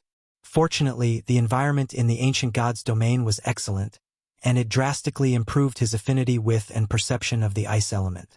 Now, he could perceive the ice element much more clearly than he could the fire element when he was in the modern god's domain. After absorbing the Ice World Saint's legacy guidance, Feng took out a drop of soul water and drank it, boosting his concentration recovery and energizing his brain. Immediately afterward, he began attempting to break through his mana body's 100% threshold by constructing a new and simpler control array to link and control the various magic arrays all over his mana body. Previously, I insisted on using only one mana manipulation method to control the magic arrays of my body. On the other hand, the Ice World Saint constructed his mana body with the ice element and used several mana manipulation methods to gather and manipulate the ice element. For now, I should follow his example and try using 2 manipulation methods to control my mana body's magic arrays. After thinking up to this point, Feng began experimenting. Previously, he had been controlling the magic arrays on his mana body according to the mana body's construction because he believed this was the only way to manipulate the mana in his mana body. However, his thoughts changed after seeing the Ice World Saint using multiple mana manipulation methods to control the magic elements in his mana body. Master magicians like Feng excelled in attacking from multiple fronts. Since he couldn't break through the 100% threshold by attacking from only a single front, he would try attacking from multiple fronts simultaneously, which would allow him to maximize the effects of every magic array. Subsequently, the intensity of the mana Feng's body fluctuated repeatedly. Sometimes, his mana didn't even reach the standard of ordinary Tier 3 players. Sometimes, it would far surpass the times he had fully exerted himself. He experimented for 3 consecutive hours and tested several dozen mana manipulation methods. From his experimentation, he concluded that using multiple methods simultaneously to manipulate his mana body was incredibly difficult. Even with his current concentration standard, he could just barely implement 3 at a time. However, the benefits of a 3-fold manipulation method were also evident. He had directly broken through the 100% threshold and reached the legendary 112% mark.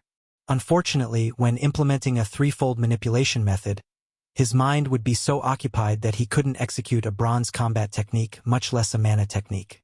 Hence, to maintain his combat power, Feng had no choice but to abandon a 3-fold manipulation method for a 2-fold manipulation method. 87%, 102%, 99%, the completion rate of Feng's mana body changed constantly. At the same time, the rate at which he expended his concentration also increased. This is the last option that suits me. I'll be satisfied so long as it goes beyond 103%. Of the various twofold manipulation methods Feng had tried, the best one produced a result of 103%. However, he wasn't particularly satisfied with it. After all, he had already experienced what having a mana body with 112% of its potential unlocked felt like, and it was a truly amazing experience. Meanwhile, after combining the manipulation method of Light Shadow, the mana technique he frequently used, with his original mana manipulation method and continuously refining the combination, he had produced what he deemed to be the best combination currently possible. If this one still didn't work, he would have no choice but to settle for the 103% manipulation method. Taking a deep breath, Feng opened his eyes abruptly and began manipulating the magic arrays inside his mana body. Immediately, the magic arrays began operating one after another, drawing upon the ambient mana in the room. The mana density around him increased steadily. 120%, 134%, 157%. As the density of the mana surrounding Feng increased, the sensitivity of his five senses also improved slightly. Although the improvement was minor, there was no doubt that they had improved. The next moment, the numerous magic arrays all over Feng's mana body began combining into a super large magic array. Read latest chapters at Wuxia World. Boom. Suddenly, a ripple of mana spread from Feng's body and surged toward the surrounding walls. The mana inside the living room then stilled. However, a moment later, every bit of mana inside the room converged around Feng, a faint layer of mist forming around him. If one did not possess an acute sensitivity to mana, they would most likely have difficulty noticing this layer of condensed mana flowing over Feng's body. System. Congratulations! You have successfully surpassed the mana body's 100% threshold and achieved a 110% completion rate. Chapter 2773. Mana beyond the limit. Upon hearing the system's voice ringing by his ears, Feng revealed a rare expression of joy. A 110% completion rate. Sure enough, integrating the mana manipulation method of mana techniques is the way to go. The mana manipulation method of Light Shadow was much more refined than the methods he had thought up by himself, especially in the aspect of manipulating magic elements. His own manipulation methods utilized only the four major elements, while Light Shadow utilized both the four major elements and the seven supreme elements. Due to this difference, he had managed to unlock his mana body's potential to 110% with just a twofold manipulation method. And although there was only a 7% difference between this twofold manipulation method and his previous best method, past the 100% threshold, every 1% increase provided significant improvements to the mana body. The difference between a 103% mana body and 110% mana body was like the difference between heaven and earth. Subsequently, Feng punched at the empty space before him. Boom! All of a sudden, the living room's stable space shattered, spatial cracks forming one after another. Only after extending to the living room's wall and coming into contact with the magic barrier there did this phenomenon stop. What an amazing result! Feng was astonished as he looked at the fractured space before him. His mana body had truly undergone a qualitative transformation after reaching a 110% completion rate. Now, even his normal punches carried a hint of a mana technique's power. Moreover, he didn't even need to manipulate his mana actively to gain such an effect. Afterward, Feng closed his eyes and felt his surroundings. Even with his eyes closed, he could still perceive the entire room within his mind. Not even a speck of dust escaped his perception. Not only has my physique improved by at least 30%, but even my five senses have risen to the next level. In my present state, my perception is just slightly inferior to a demon prince's. Feng opened his eyes, an ecstatic look appearing on his face. Although he still wasn't Ferbero's equal in terms of physique and five senses, he was much closer to matching the demon prince than before. This was undoubtedly joyous news for him. Originally, he felt that a Tier 4 player needed a legendary weapon to contend with a Tier 4 demon prince. After all, the difference in physique between the two was massive. However, Feng now felt that it might just be possible for players to gain the astonishing physique of a demon prince while still at Tier 4. After all, his current mana body was only at a 110% completion rate, yet he was already close to matching a Demon Prince's physique. If he could push his mana body to the rumored 120% completion rate, his physique then might match that of a Demon Prince. Feng was relatively confident of pushing his mana body to a 120% completion rate. After all, he had already proven that utilizing multiple manipulation methods to control his mana body was the way to go. At the very least, he wouldn't be utterly clueless about how to develop his mana body, unlike before. All he needed to do was figure out how to improve on this aspect.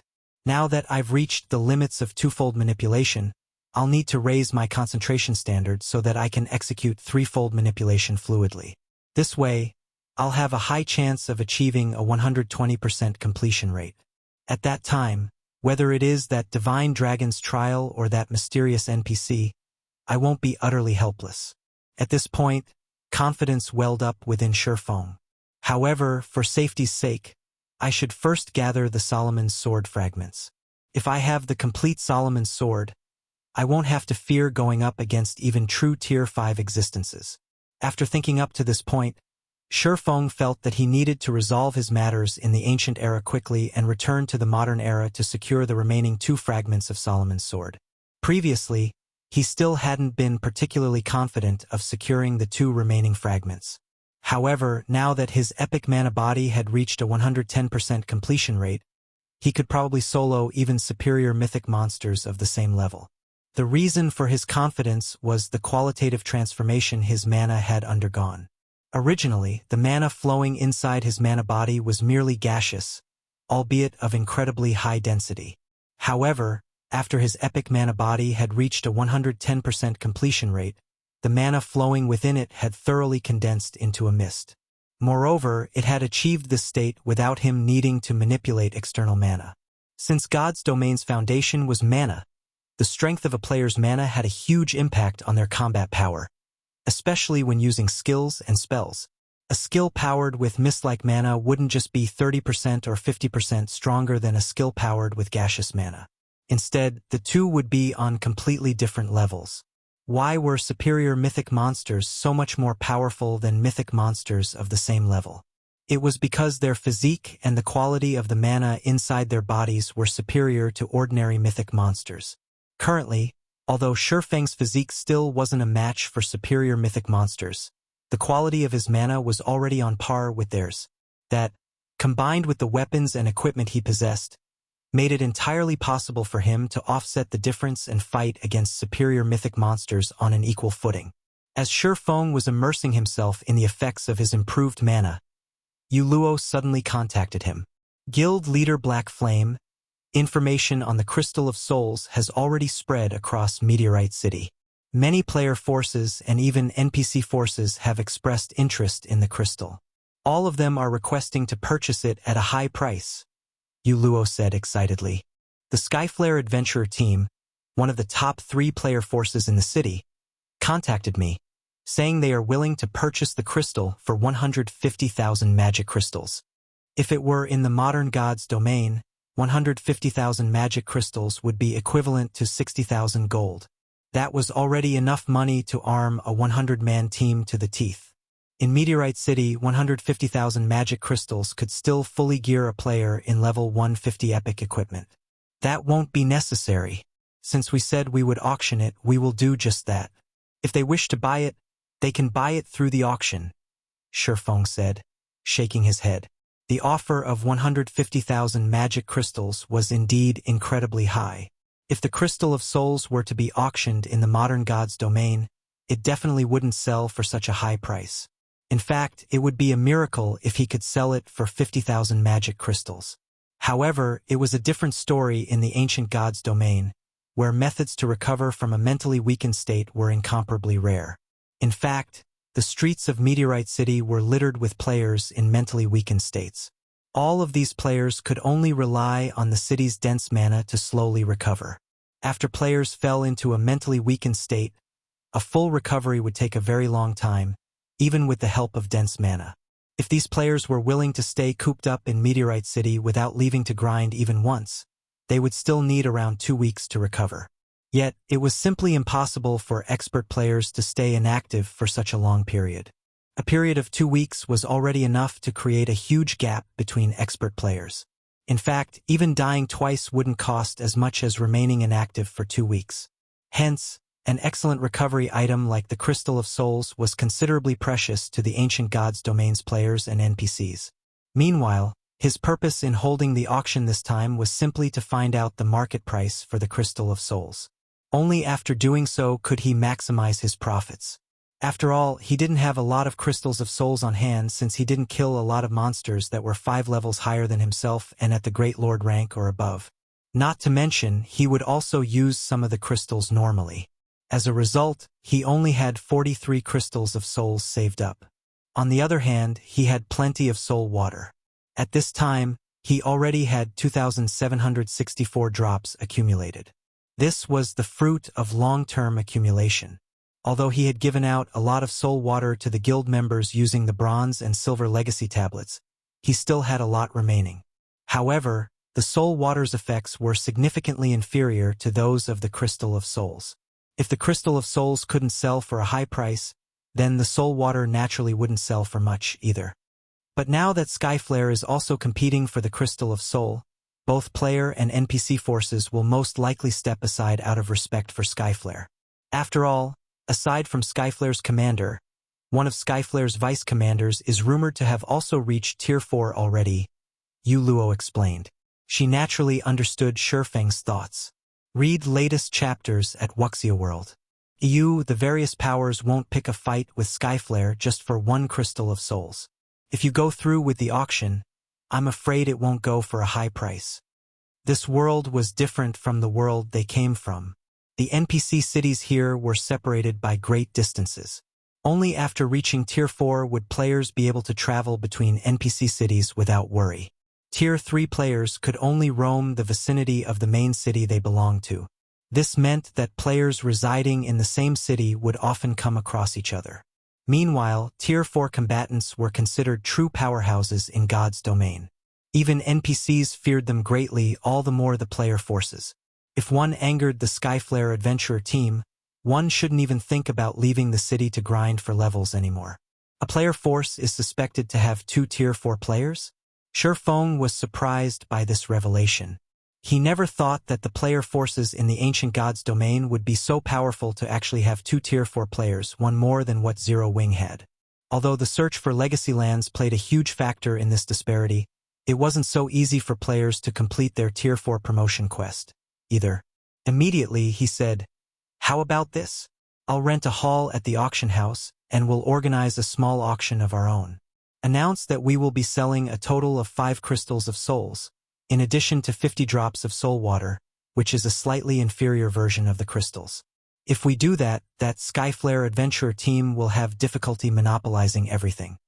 Feng's words surprised Luo. She never thought he would actually have other concentration recovery treasures besides the Crystal of Souls. He was practically a walking treasure trove.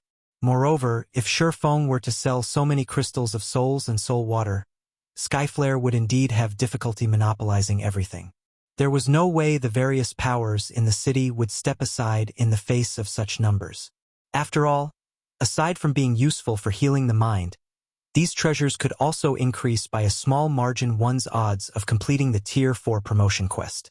Not to mention, Skyflare wasn't the only power in the city with Tier 4 combatants. "Okay, I'll spread this information right away." Luo nodded, then promptly disconnected the call. Feng notified Lifeless Thorn and the others of his plans before making his way toward Meteorite City's auction hall by himself. In the meantime, Luo also spread the news regarding the Crystals of Souls and soul water, instantly causing a sensation throughout the city. Chapter 2774, Ancient Legacy Inheritor Meteorite City, Skyflare Hotel. The Skyflare adventurer team was one of the top 3 powers of Meteorite City, and the Skyflare hotel it owned was one of the city's landmarks. Not only did the hotel boast 19 floors, but it even occupied the largest plot of land in the city's business district, with roughly the footprint of a sports stadium. The Skyflare Hotel also had the best resting environment in Meteorite City. Due to its relatively reasonable prices, it had become the first choice of many players and NPCs for lodging. The hotel was so popular that it ranked within the top 10 most profitable businesses of Meteorite City. At this time, a level 131 female assassin clad in pitch-black epic equipment walked into the Skyflare Hotel's top-floor lounge. She then stopped before an imposing man sorting documents behind an office table. This imposing, middle-aged man was none other than the Skyflare Adventure Team's commander, Lionheart, nicknamed Raging Lion. "Commander, I've already looked into the person you mentioned. She's Luo, a cleric from the Night Legion. She's the one responsible for spreading the information across the city. Not long ago, she made another announcement stating that her side will be hosting a small auction at the auction house. They will be selling 5 crystals of souls and 50 drops of soul water, which is an inferior version of the Crystal of Souls," the black-clad assassin reported. She then passed a memory crystal to Lionheart and continued, "There is a record of her image in there. From what I found out, she seems to be a proxy. The real seller should be the party of 5 people that entered Meteorite City with the Night Legion. I included a record of their appearances in the crystal. Of the 5, the cloaked man walking in the lead is verified to be a Tier 4 Sword Emperor. However, I did not find any records of him appearing within Meteorite City's vicinity." "Good job," said the Crimson Light armor-clad Lionheart, who had reached level 133.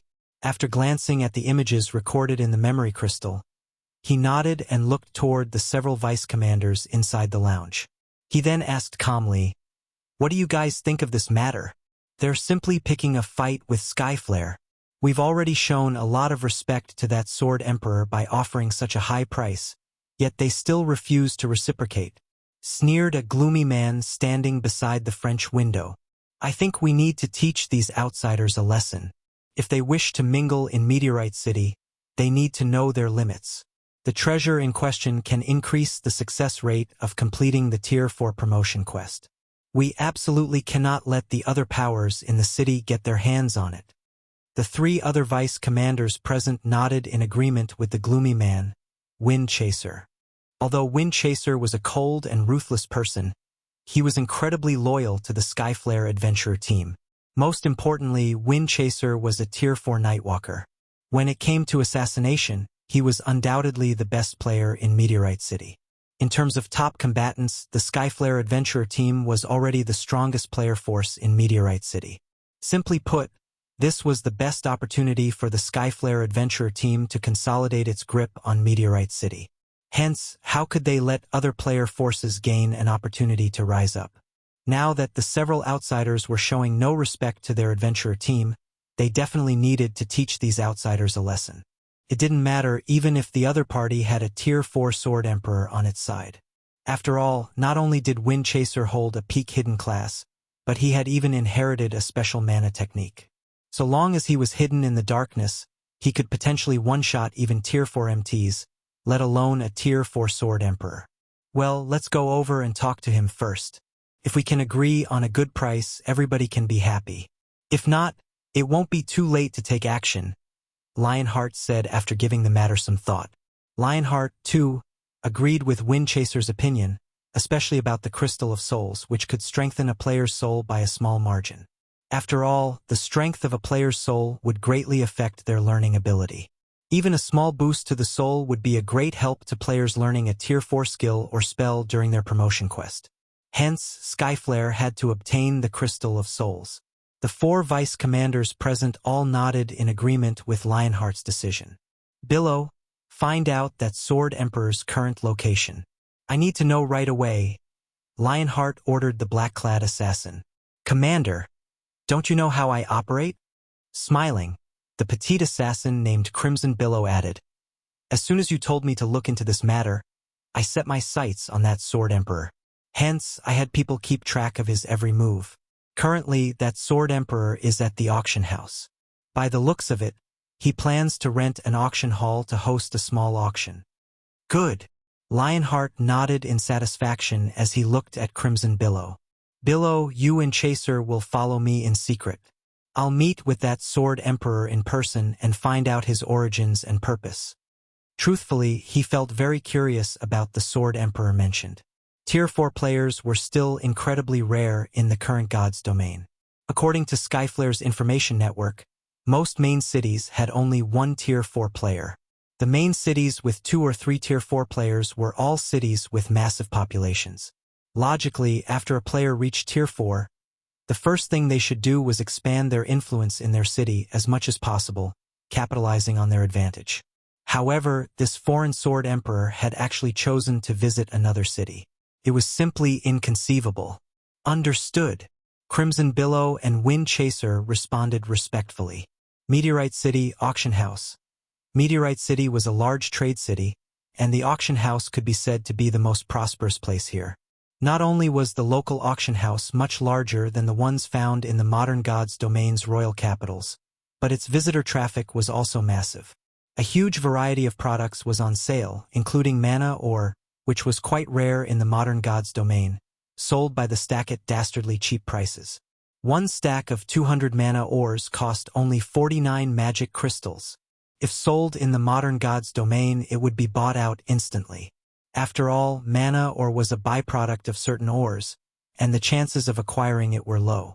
Hence, the price of mana ore in the modern world was already close to 30 silver coins per piece.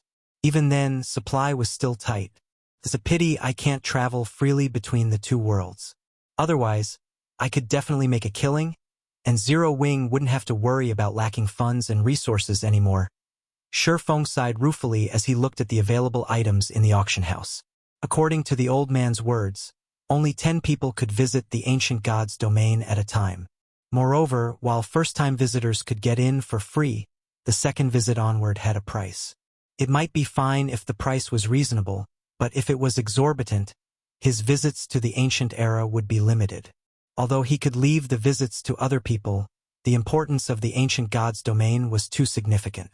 If the Earthfall Secret Land's secret got out, every superpower on the continent would either try to annihilate Zero Wing or compete for the secret land. Feng spent 500 magic crystals to rent a small auction hall that could fit 200 people at most. For Meteorite City's various powers, this number was already more than enough. After Feng finished making the necessary arrangements, an imposing and mighty man suddenly approached him. The man was clad in crimson light armor and carried a knight's shield with crimson runes. At the appearance of this imposing man, silence descended momentarily on the entire auction house. Everyone looked at this man in surprise, a hint of awe and admiration gleaming in the eyes of both players and NPCs. Crap! It's Lionheart. He looks so handsome. He looks much better than the photo on Skyflare's promotional posters. But why is a big shot like him here? Could it be because of the news of that small auction? A discussion over Lionheart promptly broke out in the auction hall. Everyone couldn't help wondering why a VIP like Lionheart would personally visit the auction house. Skyflare's commander. He actually came in person. Yuluo, who had just arrived in the auction house, gaped in shock and doubted her eyes when she saw Lionheart enter the building. Lionheart was an amazing individual. Despite having started with nothing in this ruthless world, the adventurer team he established had grown to the point where it managed to defeat several large guilds and become one of the top 3 powers in Meteorite City. In terms of achievements, the Skyflare adventurer team easily eclipsed the Heaven's Blade adventurer team. On the interstellar continent, living resources were incredibly scarce. Ordinary civilians couldn't hope to compare with large guilds in terms of the resources they could acquire. This was because large guilds generally had high-level authorities as backers. These authorities boasted resources and influence far greater than those of the large guilds on Earth. Just one word from these high-level authorities would be enough to allow a civilian who could barely feed themselves to move to the interstellar continent's core area. In the core area, one would be able to not only eat like a king but also enjoy recreational activities in the real world and appreciate the beauty of the vast universe. Just this point alone allowed large guilds to walk over civilian players with no background. Meanwhile, Lionheart was only a civilian on the interstellar continent. His development of Skyflare to such an extent was a remarkable feat. He was practically a legend among the civilians there. If he were in the modern God's domain, he would definitely become a noteworthy existence known throughout the mainland. The next moment, Lionheart stopped before Feng. Immediately, Everyone in the auction house focused on Feng curiously, the stares making him feel very uncomfortable. "You're the person selling the crystals of souls, right?" Looking at Feng, Lionheart went straight to the point, saying, "I am Lionheart, the Skyflare Adventure Team's commander. You should have heard of me already." "Of course, I've heard of you. In fact, I've heard a lot about you." Feng did not deny Lionheart's statement. Calmly, he asked, "May I know what business you have with me?" Read latest chapters at Wuxia World. Feng had gained plenty of information regarding Lionheart. The man was undoubtedly a powerhouse. Not only did he reach the domain realm, but he had even set foot onto the second step, the upper domain realm. The amount of time he had spent immersed in virtual reality games was much greater than that of the modern Gods Domains players. Rumor had it that Lionheart's control over mana had already reached the advanced Master Magician standard, and that he was only half a step away from becoming a Grandmaster. In addition, Lionheart also possessed an ancient hidden class called the Blood Knight, which gave him the strongest defense among players. At this point, he was a complete monster when it came to defense. His terrifying defense was why the Skyflare Adventurer team had managed to conquer plenty of powerful bosses. The Adventurer team had even killed quite a few level 120 superior mythic bosses. Hence, Lionheart was also known as Meteorite's Wall by Meteorite City's players. "This isn't a place to talk. Why don't we find a place to sit down and have a proper conversation?" Lionheart suggested as he scrutinized Feng. When he saw Feng's special state, he was surprised and confused. However, he quickly set aside his surprise and treated Feng with the respect due a foreign Tier 4 expert. "Sure." Feng nodded. He then turned to the empty space a short distance behind Lionheart and asked, "Are those two coming along too?" Chapter 2775. Astronomical Transaction, those two? Yuluo was confused when she followed Feng's gaze. After all, there was nobody there. Even when she pushed her perception as a Void Realm expert to the limit, she still couldn't sense any aura or presence of a living being. She didn't notice any unusual fluctuations in space either. Experts at the Void Realm would be aware of even the slightest disturbances around them. At the end of the day, an assassin's stealth only turned them invisible to the naked eye. They remained physically present in the world. So long as they moved, no matter how slow, they would cause some air turbulence. Such unnatural changes wouldn't escape the perception of a Void Realm expert. Hence, even a Void Realm assassin generally couldn't get within 30 yards of other Void Realm experts undetected. Normally, they could operate only outside the 30-yard radius. As for assassins at the Domain Realm, while they could perform better, they still wouldn't be able to get within 20 yards of Void Realm experts undetected. And even if they did manage this feat, they would be able to maintain it for only a matter of seconds. However, the spot Feng was currently looking at was within 20 yards of himself. Moreover, the conversation between Feng and Lionheart had lasted more than a few seconds already. Even a Domain Realm expert wouldn't be able to stay hidden for so long. Upon hearing Feng's words, Lionheart was slightly surprised. Simultaneously, a hint of alertness and admiration appeared in his eyes. Amazing! As expected of a Tier 4 expert capable of moving between main cities. Part of the reason Lionheart had brought Wind Chaser and Crimson Billow with him this time was to test Feng's strength. Crimson Billow was ranked second in Skyflare in terms of stealth. Utilizing her advantages as a Domain Realm expert, she had created a unique concealment technique that allowed her to maintain a high degree of stealth despite being in motion. Meanwhile, after combining this technique with a potion that hid one's life aura, let alone Tier 3 Domain Realm experts, even Tier 4 Domain Realm experts wouldn't detect her even when she was within 20 yards of them. Of course, Tier 4 Domain Realm experts would definitely detect her once she got within 16 yards of them. Even so, being able to conceal herself to such an extent was already more than enough for her to rank at the top of Meteorite City and instill fear into Tier 4 experts. Wind Chaser was even more powerful. After reaching Tier 4, his stealth skill was no longer limited to just turning his physical body invisible and concealing his life aura. Instead, the skill would place his body in a shadow space. No matter what he did inside this space, it wouldn't affect the outside world. Naturally, Others wouldn't be able to detect his movements while he was inside the shadow space. In fact, despite knowing about Wind Chaser's ability, Lionheart hadn't realized that Wind Chaser was already standing within 20 yards of him. Nevertheless, Feng had stated that there were two people behind Lionheart. This meant that he had detected both Crimson Billow and Wind Chaser. "Chaser, Billow, you two can show yourselves now," Lionheart said, smiling as he looked at the empty space Feng indicated. "No need to hide anymore." As soon as Lionheart finished speaking, two figures gradually appeared in that empty space. They were none other than Wind Chaser and Crimson Billow. The two assassins were looking at Feng with eyes brimming with surprise and confusion. "Commander, did I show some irregularities just now?" Crimson Billow quietly asked Lionheart through the team chat. Afraid that she would get detected, she had deliberately maintained a 21-yard distance between herself and Feng.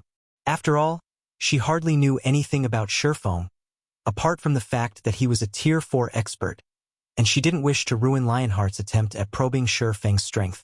Yet, despite the 21-yard distance, he still detected her. Excluding Lionheart, this was the first time a Tier 4 individual perceived her from beyond 20 yards. "You didn't. It's just that this person is much stronger than we thought," Lionheart responded, shaking his head. "Don't act rashly against him afterward." Feng had discovered not only Crimson Billow but also Wind Chaser. While defeating a Tier 4 expert like Feng would be simple for the current Skyflare, killing him would be incredibly difficult. Unless absolutely necessary, they had best not offend the Sword Emperor. In response, both Crimson Billow and Wind Chaser nodded silently. The trio had conversed for only 2 or 3 seconds, so outsiders did not find anything wrong with the situation. They merely saw Wind Chaser and Crimson Billow approaching Lionheart slowly after making their appearance. When Luo, who stood beside Feng, saw the two assassins walking over, her eyes widened in shock. There really are two people. Despite the two assassins being so close to her, she actually failed to notice either of them. This overturned her understanding of the assassin class. Meanwhile, when Feng saw the two assassins, a hint of wariness also appeared in his eyes. The two assassins were astonishingly strong. This was especially true for Wind Chaser.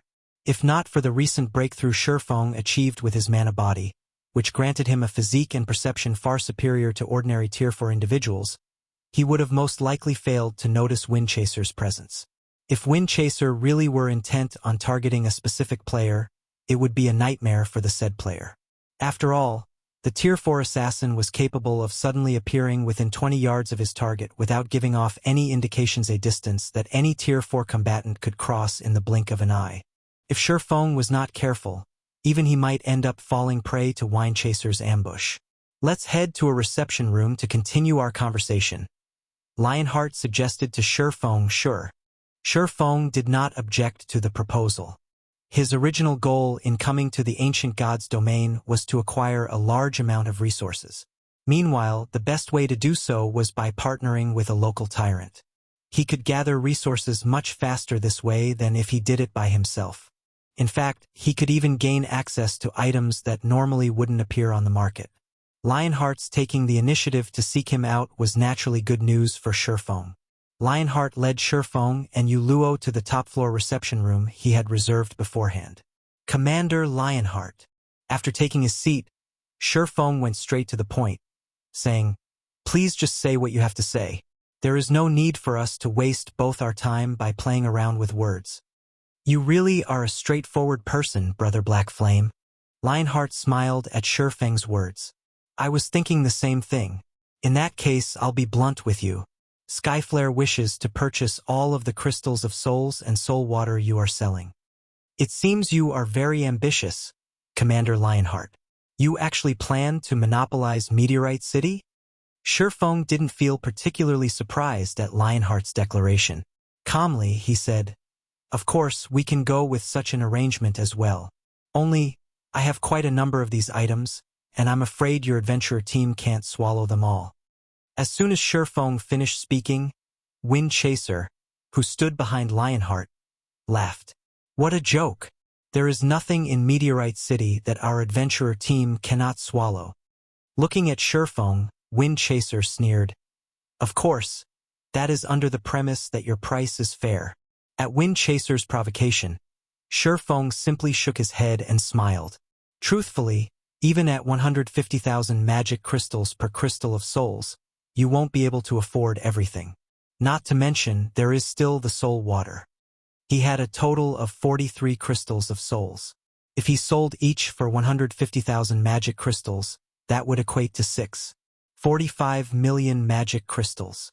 Even though the ancient god's domain was rich in resources, a player force with a sphere of activity limited to just one city couldn't take out such an amount.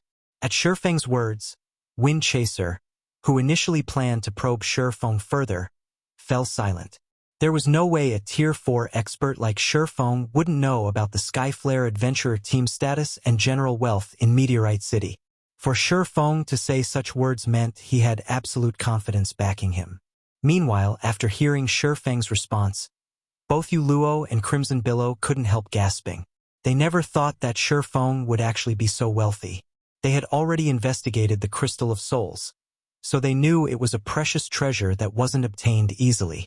Yet, Feng had just declared that Skyflare couldn't afford to purchase all his stock. This proved that Feng had a lot of crystals of souls on hand. Who knew how many Tier 4 experts one could create with so many crystals of souls? You truly are extraordinary, Brother Black Flame. Lionheart immediately broke into a smile. Moreover, this was a very sincere smile. I apologize to you on behalf of my brother. At the same time, I also hope that the Skyflare adventure team can form a long-term partnership with you. What do you think? I admit that Skyflare cannot take out the necessary magic crystals to purchase all your crystals of souls. However, our adventure team still ranks within the top 3 of Meteorite City's player forces in daily income. We might not be able to swallow everything in one bite, but I'm sure we can do so after several or a dozen bites. Furthermore, I can assure you that not only will we purchase each crystal of souls for 200,000 magic crystals, but we will also ensure a weekly transaction of 3 million magic crystals at a minimum. May I know what you think of this, Brother Black Flame? Luo gaped in shock at Lionheart's words despite herself. She never imagined that the Skyflare adventure team had such astonishing wealth. Even the superpowers in the modern god's domain were far from comparable to Skyflare in magic crystal acquisition.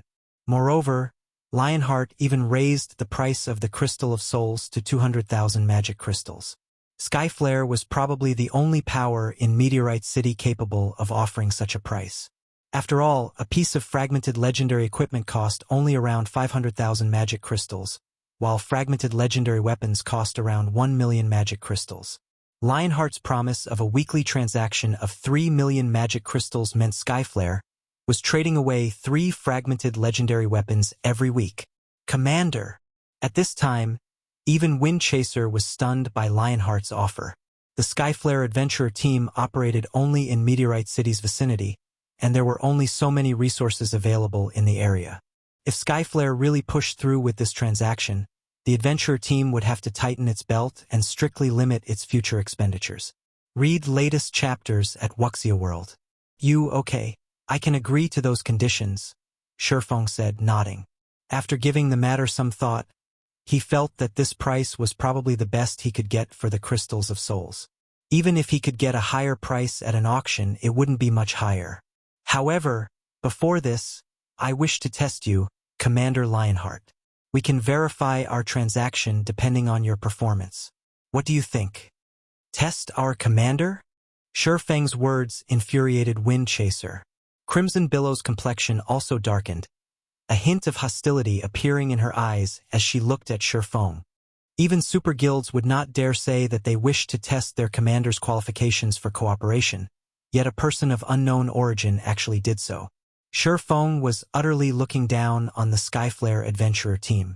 However, before Wind Chaser or Crimson Billow could say anything else, Lionheart extended a hand to stop them. He then looked at Feng with a glint of determination in his eyes as he asked, "May I know how you wish to conduct your test, Brother Black Flame?" "Simple. So long as you survive a hit from me, you'll pass," Feng said decisively. Chapter 2776, Duel Between Sword and Shield. Survive a hit from you? Lionheart was momentarily stunned by Feng's words. Even Wind Chaser and Crimson Billow fell into a daze for a long time. They felt that Feng was simply toying with the Skyflare adventurer team. Looking at Feng, Wind Chaser asked to verify, "Are you sure this is your condition? Do you know what title our commander holds in Meteorite City?" Initially, Wind Chaser thought that Feng would make things difficult for them to invalidate this transaction. Yet, Feng's condition for partnership was simply for Lionheart to survive a hit from him. This test was beyond simple. Let alone Tier 4 players, even superior mythic monsters were incapable of one-shotting Lionheart. The Skyflare adventurer team had relied precisely on Lionheart's overwhelming defense to develop to its current extent. It would be a complete and utter joke to say that a Tier 4 player could one-shot Lionheart. For a moment, Wind Chaser even suspected that Feng had never bothered looking into Lionheart's information. Either that or the man thought that Lionheart's fame was exaggerated. "Of course, I'm very certain." Feng nodded earnestly. Yuluo also couldn't help looking at Feng strangely. She simply couldn't understand why Feng would set such a meaningless condition. She knew that Feng was indeed very strong. This was evident from how he repelled over a dozen Tier 3 demon leaders with one move. However, Lionheart wasn't a pushover either. The achievements he had today were piled up through innumerable battles. Wind Chaser and Crimson Billow turned to Lionheart. Although they didn't know what Lionheart thought of this matter, Feng's test presented no problem to them. It wouldn't even be an exaggeration to call it a free pass. Meanwhile, so long as their two sides entered into a partnership, the Skyflare adventurer team would be able to gain full control over Meteorite City easily. In fact, it wouldn't be long before they could start establishing branches in other NPC main cities. And even if the player forces of the other cities opposed Skyflare's intrusion, they would have difficulty doing so. After all, what truly mattered in a fight between powers were Tier 4 combatants. Although the saying one Tier 4 player could easily go up against a countless number of Tier 3 players was indeed exaggerated, it was still a fact that Tier 4 players could do many things that Tier 3 players couldn't. This was the difference between tiers and life ratings. "No problem. I agree to your condition," Lionheart said. After giving the matter some thought, he couldn't find any problems with Feng's condition. However, are we going to hold the test here? In Lionheart's opinion, Feng probably wasn't aware of the strength of his Blood Knight class. As one of the incredibly rare ancient legacies in God's domain, the skills it offered were far superior to ordinary peak legacies. Not to mention, he currently had 3 fragmented legendary items on him: the Bulwark of Holy Blood, the Void Magic Armor, and the Windwall Ring. Even when he had only the fragmented legendary shield and armor, he could already fend off superior mythic monsters. In fact, if not for the high HP and defense of superior mythic monsters, he could even solo these monsters, given enough time. Now that he had the Windwall Ring, his defensive capabilities had soared even further. "I'm afraid this place isn't sufficient. We'll need to rent an advanced combat room," Feng said, shaking his head. "In that case, let's go to our adventurer team's Skyflare hotel. There's a special combat room there. It should be enough for us to display our strengths," Lionheart suggested. "A special combat room?" Feng was surprised at Lionheart's words. He never thought that special combat rooms already existed in the ancient gods' domain. Special combat rooms were far superior to advanced combat rooms. They were perfect for practicing skill and spell usage. However, special combat rooms simply weren't something that could be acquired at this stage of the game. "Let's go to the Skyflare Hotel then." Feng and Yuluo followed Lionheart's group to the Skyflare Hotel, which was only 1 block away from the auction house.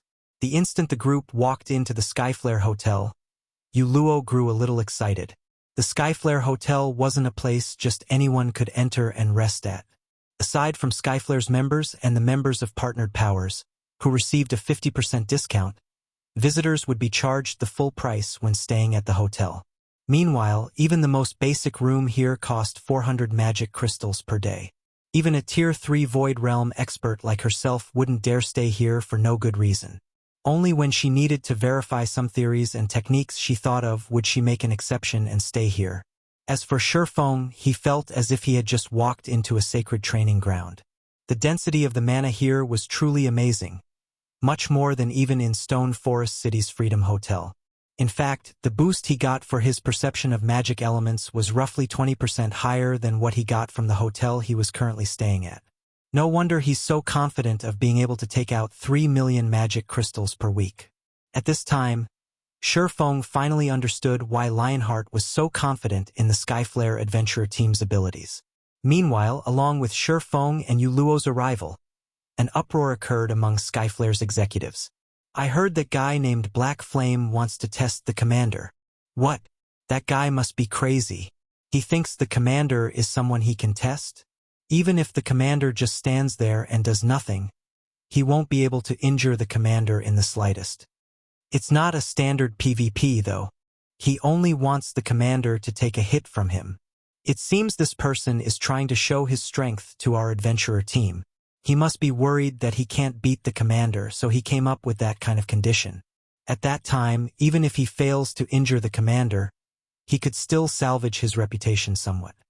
When Skyflare's several dozen executives looked at Feng, who had already entered the special combat room, they promptly conducted hushed discussions among themselves.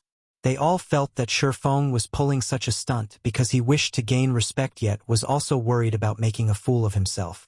However, in their opinion, Feng's actions were pointless. After all, when Lionheart dueled against other players, he almost never used his full strength to achieve victory.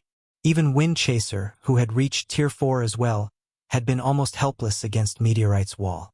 And although Wind Chaser had eventually emerged victorious in his duel against Lionheart, he had done so by dragging out the fight and chipping away at Lionheart's HP. Not to mention, this was in a situation where Lionheart had not gone all out. Otherwise, even Wind Chaser shouldn't think of harming Lionheart in the slightest. Shortly afterward, all of Skyflare's executives packed the special combat room's spectator stands. Some executives had even abandoned their quests to spectate this duel. Lionheart had never fought in a duel since Wind Chaser had gotten promoted to Tier 4. During this period, Lionheart had improved significantly. Not only did he gain a new Tier 4 legacy skill, but he had also obtained the fragmented legendary ranked Windwall ring, a defense-oriented ring. At this point, it wasn't an exaggeration to say that their commander's strength had already surpassed their imagination. While Skyflare's executives were eagerly waiting for the duel to begin, Feng and Lionheart were standing in the middle of the room's spacious battlefield. At this point, both fighters had already adjusted their conditions and were ready to take action at any time. "I'm ready. You can make your move whenever you want," Lionheart said as he raised his shield and long sword. From the crimson runes decorating the shield and longsword, it was evident the two were a set. Only, the mana gathered around the weapon was slightly inferior in quality compared to what was around the bulwark of the Holy Blood. At this time, Lionheart stopped concealing his statistics. Immediately, his HP of 6 million appeared for everyone to see, flaunting the high HP of a Tier 4 defensive class. It was evident that Lionheart planned to let Feng see his own strength. He has 6 million HP. How is this possible? Yuluo gasped reflexively when she saw Lionheart's HP. As a defensive class player, Lionheart already possessed incredibly high defense to begin with. Combined with his various defensive skills and HP, he was practically a boss monster. Yuluo even doubted that Feng could one-shot Lionheart even if the latter did not defend himself. In fact, it would already be a miracle if Feng could remove 1/3 of Lionheart's HP in one hit. Amazing! Level 130 Tier 3 defensive classes usually have only 9 million HP on average, yet you have almost twice that, Feng said in admiration. "It's nothing. It's only because of my unique legacy." Lionheart didn't pay particular attention to Feng's words of appreciation. On the contrary, he wanted to use this opportunity to let Feng realize the Skyflare adventurer team's might. After all, Skyflare had already lost once to Feng before. He needed to reclaim this loss and level the playing field. "Since you're ready, I'll begin." Feng naturally understood what was going through Lionheart's mind. Unfortunately, Lionheart simply wasn't aware of Feng's aim. Come! Lionheart readied his shield, a serious expression appearing on his face. Immediately afterward, not only did Lionheart's aura skyrocket in intensity, but a faint, blood-red barrier had also appeared around his body. Crap! The commander is getting serious. He's actually going all out and fully exerting his mana body right off the bat. One of Skyflare's vice-commanders, a robust, level 132 shield warrior, said in astonishment. Blood armor. This was the Tier 4 legacy skill Lionheart obtained after achieving a 100% completion rate with his mana body. Although the magic barrier appeared flimsy, it could absorb up to 5 million damage. Moreover, the barrier would replenish itself once every 40 seconds. In other words, if one failed to cause over 5 million damage to Lionheart within 40 seconds, one had no chance of slaying him. Had Lionheart used this move during his duel with Windchaser back then, Windchaser wouldn't have been able to harm him at all. However, before Skyflare's members were done admiring their commander's Tier 4 passive skill, they saw Feng unsheath the Abyssal Blade. Immediately afterward, everyone clearly sensed the mana in the room trembling and freezing momentarily. Before anyone could react to the unexpected development, Feng raised the Abyssal Blade with both hands and looked at Lionheart. The mana inside the special combat room then began to boil, the phenomenon causing everyone present to shudder involuntarily. Afterward, everyone felt a wave of scorching heat wash over their body. How is this possible? When Windchaser sensed the mana around him boiling, he was stunned. After all, the space inside the special combat room was massive, with a 1,000-yard radius. That was more than enough for 2 Tier 4 players to fight to their heart's content. Nevertheless, Feng caused all of the mana inside the combat room to boil just by entering a stance. This kind of thing was simply unheard of. At this time, Lionheart's gaze also changed. If entering a stance was enough to trigger such a phenomenon, Feng's strength was definitely far more extraordinary than he initially thought. However, before Lionheart could take any further action, the flow of time inside the combat room seemed to slow down. The only thing capable of moving was apparently the sword in Feng's hands. Second sword, Holy Devour. As the long sword descended, an overwhelming pressure fell upon the room. Afterward, space within the room ignited, as if it couldn't withstand the terrifying and violent pressure. The resulting flames threatened to burn everything in the room into nothing. Not good. Holy Blood Wall. For Saint's Descent. Read latest chapters at Wuxia World. Upon seeing the boundless flames approaching him, Lionheart hurriedly activated the defensive skill Holy Blood Wall, then stabbed his shield into the ground and activated his strongest Tier 4 defensive legacy skill. The next moment, a twofold magic array appeared before the bulwark of Holy Blood, which was followed by an illusory crimson shield that was over a dozen meters tall. Crimson runes flared all over Lionheart's body, solidifying the surrounding space until it was as sturdy as a steel wall. Meanwhile, the instant Lionheart used For Saint's Descent, the endless sea of flames devoured him like a giant beast. Boom! Accompanied by a thunderous explosion, the space within the special combat room transformed into a dark, empty void. Chapter 2777. Shocking Skyflare. A dark void enveloped the battlefield. Let alone Tier 3 players, even Tier 4 players couldn't survive in this space. Meanwhile, when Skyflare's executives, seated in the spectator stands, saw this scene, they were dumbfounded. How can one / carry such destructive power? Even those Tier 4 NPCs aren't capable of exhibiting such power. Is he really just a Tier 4 player? He has such terrifying strength, yet we actually failed to find any information on him. Just who is he? After a moment of silence, Skyflare's executives began a heated discussion among themselves as they goggled at the battlefield's shattered space. At this time, they no longer underestimated Feng in the slightest. Now, only shock and fear filled their hearts. With such terrifying combat power, Feng was no longer an opponent vulnerable to Zerg tactics. Only powerful Tier 4 NPCs could match him. He was actually so strong. Su Luo's eyes were also wide with disbelief as she looked at the shattered space. Even Angelica Teresa's strongest attack would fall short of Feng's from what she could tell. Angelica Teresa was a peak-rank Tier 4 existence and one of the top 5 powerhouses of Meteorite City. In addition, as an NPC, the items and basic attributes she possessed were also far superior to players. Yet, Feng had actually executed an attack way stronger than even Angelica Teresa's strongest attack. Commander! The commander couldn't have fallen, right? After a while, Wind Chaser and the others snapped out of their daze and searched hurriedly for Lionheart's figure in the dark void. Out of the player attacks they had seen thus far, Feng's was undoubtedly the strongest. Even Tier 4 NPCs were unlikely to be capable of executing such an attack. Hence, although they knew that Lionheart possessed a heaven-defying defense, they couldn't help doubting his ability to survive Feng's attack. After everyone had searched for some time, the shattered space gradually recovered. 2 vague figures appeared, standing in the recovering space, with one of them looking incredibly miserable. This is great. The commander is still alive. I knew the commander could withstand it. He is Meteorite's wall after all. There's no way he can be one-shot by a player. When Skyflare's members saw Lionheart's figure, they immediately grew excited. However, unlike his colleagues, Lionheart did not feel happy or excited at all. Instead, his heart pounded with fear and relief.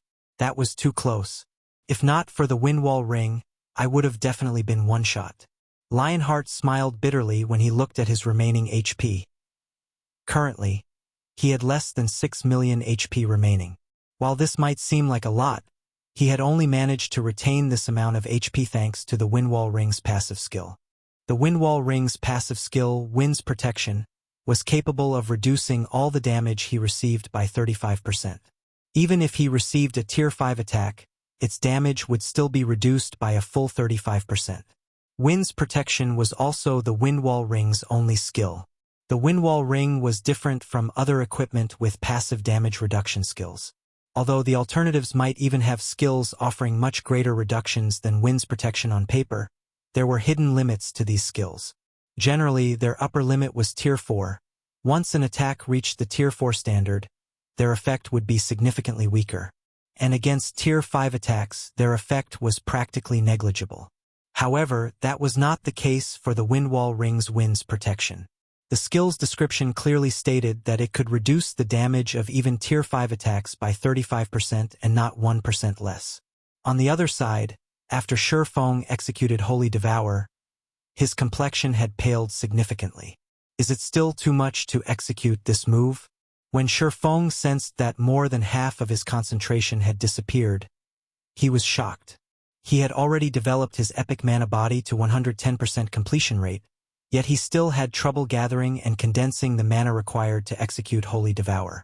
For a moment, he couldn't help imagining what kind of power he could exhibit if he successfully executed the third sword, Holy Annihilation. Tier 5? Tier 6? Regardless, this is a good result. At the very least, I can now use the complete Holy Devour. Now, I should be able to cope even against a half-step Demon King. As Feng sheathed the Abyssal Blade, he was satisfied with his previous attack. Although his mana had undergone a qualitative transformation, thanks to the improvement of his mana body, the improvement this change brought to his skills and spells was limited. It wasn't enough for them to undergo a qualitative transformation. However, it was a different story for mana techniques whose power was highly dependent on the quality of the mana used. Now, if he went all out, he could execute an attack at the Tier 5 standard. The only drawback of Holy Devour was the huge burden it placed on his concentration. Even at peak condition, he could execute the complete Holy Devour only once. Nevertheless, it was already more than enough as a trump card. As Feng was savoring the experience of executing Holy Devour, Lionheart approached him. "Brother Black Flame, that move of yours really is ruthless. If I hadn't gained some improvements recently, I would have really died," Lionheart said jocularly. At this moment, Lionheart no longer underestimated or looked at Feng with contempt. Only respect was present in his eyes. The fact that Feng had managed to execute such a move as a player meant that he already stood at the apex of the entire God's domain. Just this point alone was already more than enough to earn him everyone's respect. In God's domain, strength was everything. It was also something that could not be faked. For sure Feng to have developed himself to this extent, he must have experienced countless trials and hardships. You're too humble, Commander Lionheart. The fact that you managed to block my attack is all due to your own ability, not luck. Looking at Lionheart, Sure Feng added, now that our one-hit agreement is complete, according to our previous arrangement, I will supply the Crystals of Souls and Soul Water to only the Skyflare Adventurer team for Meteorite City's side. Thank you. As for the matter of magic crystals, please rest assured. The Skyflare Adventurer team definitely won't let you down, Brother Black Flame. Lionheart couldn't help feeling a little happy at Sure Feng's words. With Sure Feng willing to partner with Skyflare, Skyflare would be able to take full control of Meteorite City easily. Next, let's talk about the specifics of our transaction. Going straight to the point, Sure Feng said, like I said before, so long as you manage to withstand one hit from me, I will agree to partner with you, Commander Lionheart. However, after we start our cooperation, I'll need your help with something. Of course, I won't have you help me for nothing. In exchange, I'll sell the Crystals of Souls at 150,000 magic crystals each to Skyflare. How about it? 150,000 each? Lionheart was slightly tempted. May I know what you need help with? Previously, when he offered to purchase the Crystals of Souls at 200,000 magic crystals each, the price was actually a little too high for Skyflare to bear. However, the Crystals of Souls were far too important. They would also play a crucial role when Skyflare attempted to conquer other main cities. Hence, he had gone through with the price. Lowering the price to 150,000 magic crystals each would definitely alleviate a lot of Skyflare's burden. Help me kill a boss, Sure Feng said, smiling. The reason Sure Feng wanted to test Lionheart wasn't just to experiment with the power of his upgraded mana body. He had also wished to see whether Lionheart could withstand the attack of a Tier 4 infant dragon. After all, if he didn't have anyone capable of tanking a hit from a Tier 4 infant dragon, slaying it would be utterly impossible. Since Lionheart clearly met this requirement, combined with the effects of the Heavenly Dragon's Breath, challenging an unrestrained Tier 4 infant dragon was entirely feasible. Kill a boss. Lionheart was a little puzzled. He never thought Sure Feng's request would be so simple. Is this boss very strong? Very strong. Not bothering to hide the truth, Sure Feng said, it's a Tier 4 infant dragon. A Tier 4 infant dragon? Lionheart gasped at Sure Feng's words. Immediately, he thought of something and asked, are you referring to the one Lady Angelica is trying to challenge? That's right. It's that one. Sure Feng nodded. Actually, this matter is also beneficial to you as well, Commander Lionheart. After all, Meteorite City's promotion will attract more players and resources to the city. At that time, Skyflare can grow stronger together with the city. Lionheart nodded in agreement. In reality, he too wished for Meteorite City to grow stronger and become an advanced main city. However, the incredibly high difficulty of challenging a Tier 4 infant dragon made him decide to have Skyflare opt out of Angelica Teresa's expedition. After all, Skyflare already had 2 Tier 4 players under its command, and it had yet to stabilize its advantages. If Skyflare eagerly participated in the risky expedition and failed, the adventurer team would definitely lose a lot of its advantages. What do you think, Commander Lionheart? Sure Feng asked. Previously, he didn't hold much hope for slaying the Tier 4 infant dragon. After all, a Tier 4 infant dragon was comparable to Tier 5 existences. It was much stronger than even a demon prince. Even though he could use the complete Holy Devour now, it wouldn't make any difference since he couldn't use the technique indefinitely. However, the story would change if Lionheart was present. The fact that Lionheart could survive a Tier 5 attack meant that he could defend against a Tier 4 infant dragon's attack. Okay. After thinking for a while, Lionheart gritted his teeth and agreed to Sure Feng's condition. However, Brother Black Flame, as Skyflare has just gained some advantages, we cannot afford to invest everything into helping you. We can send only a 100-man team at most. In response to Lionheart's worries, Sure Feng simply chuckled and said, that's already more than enough.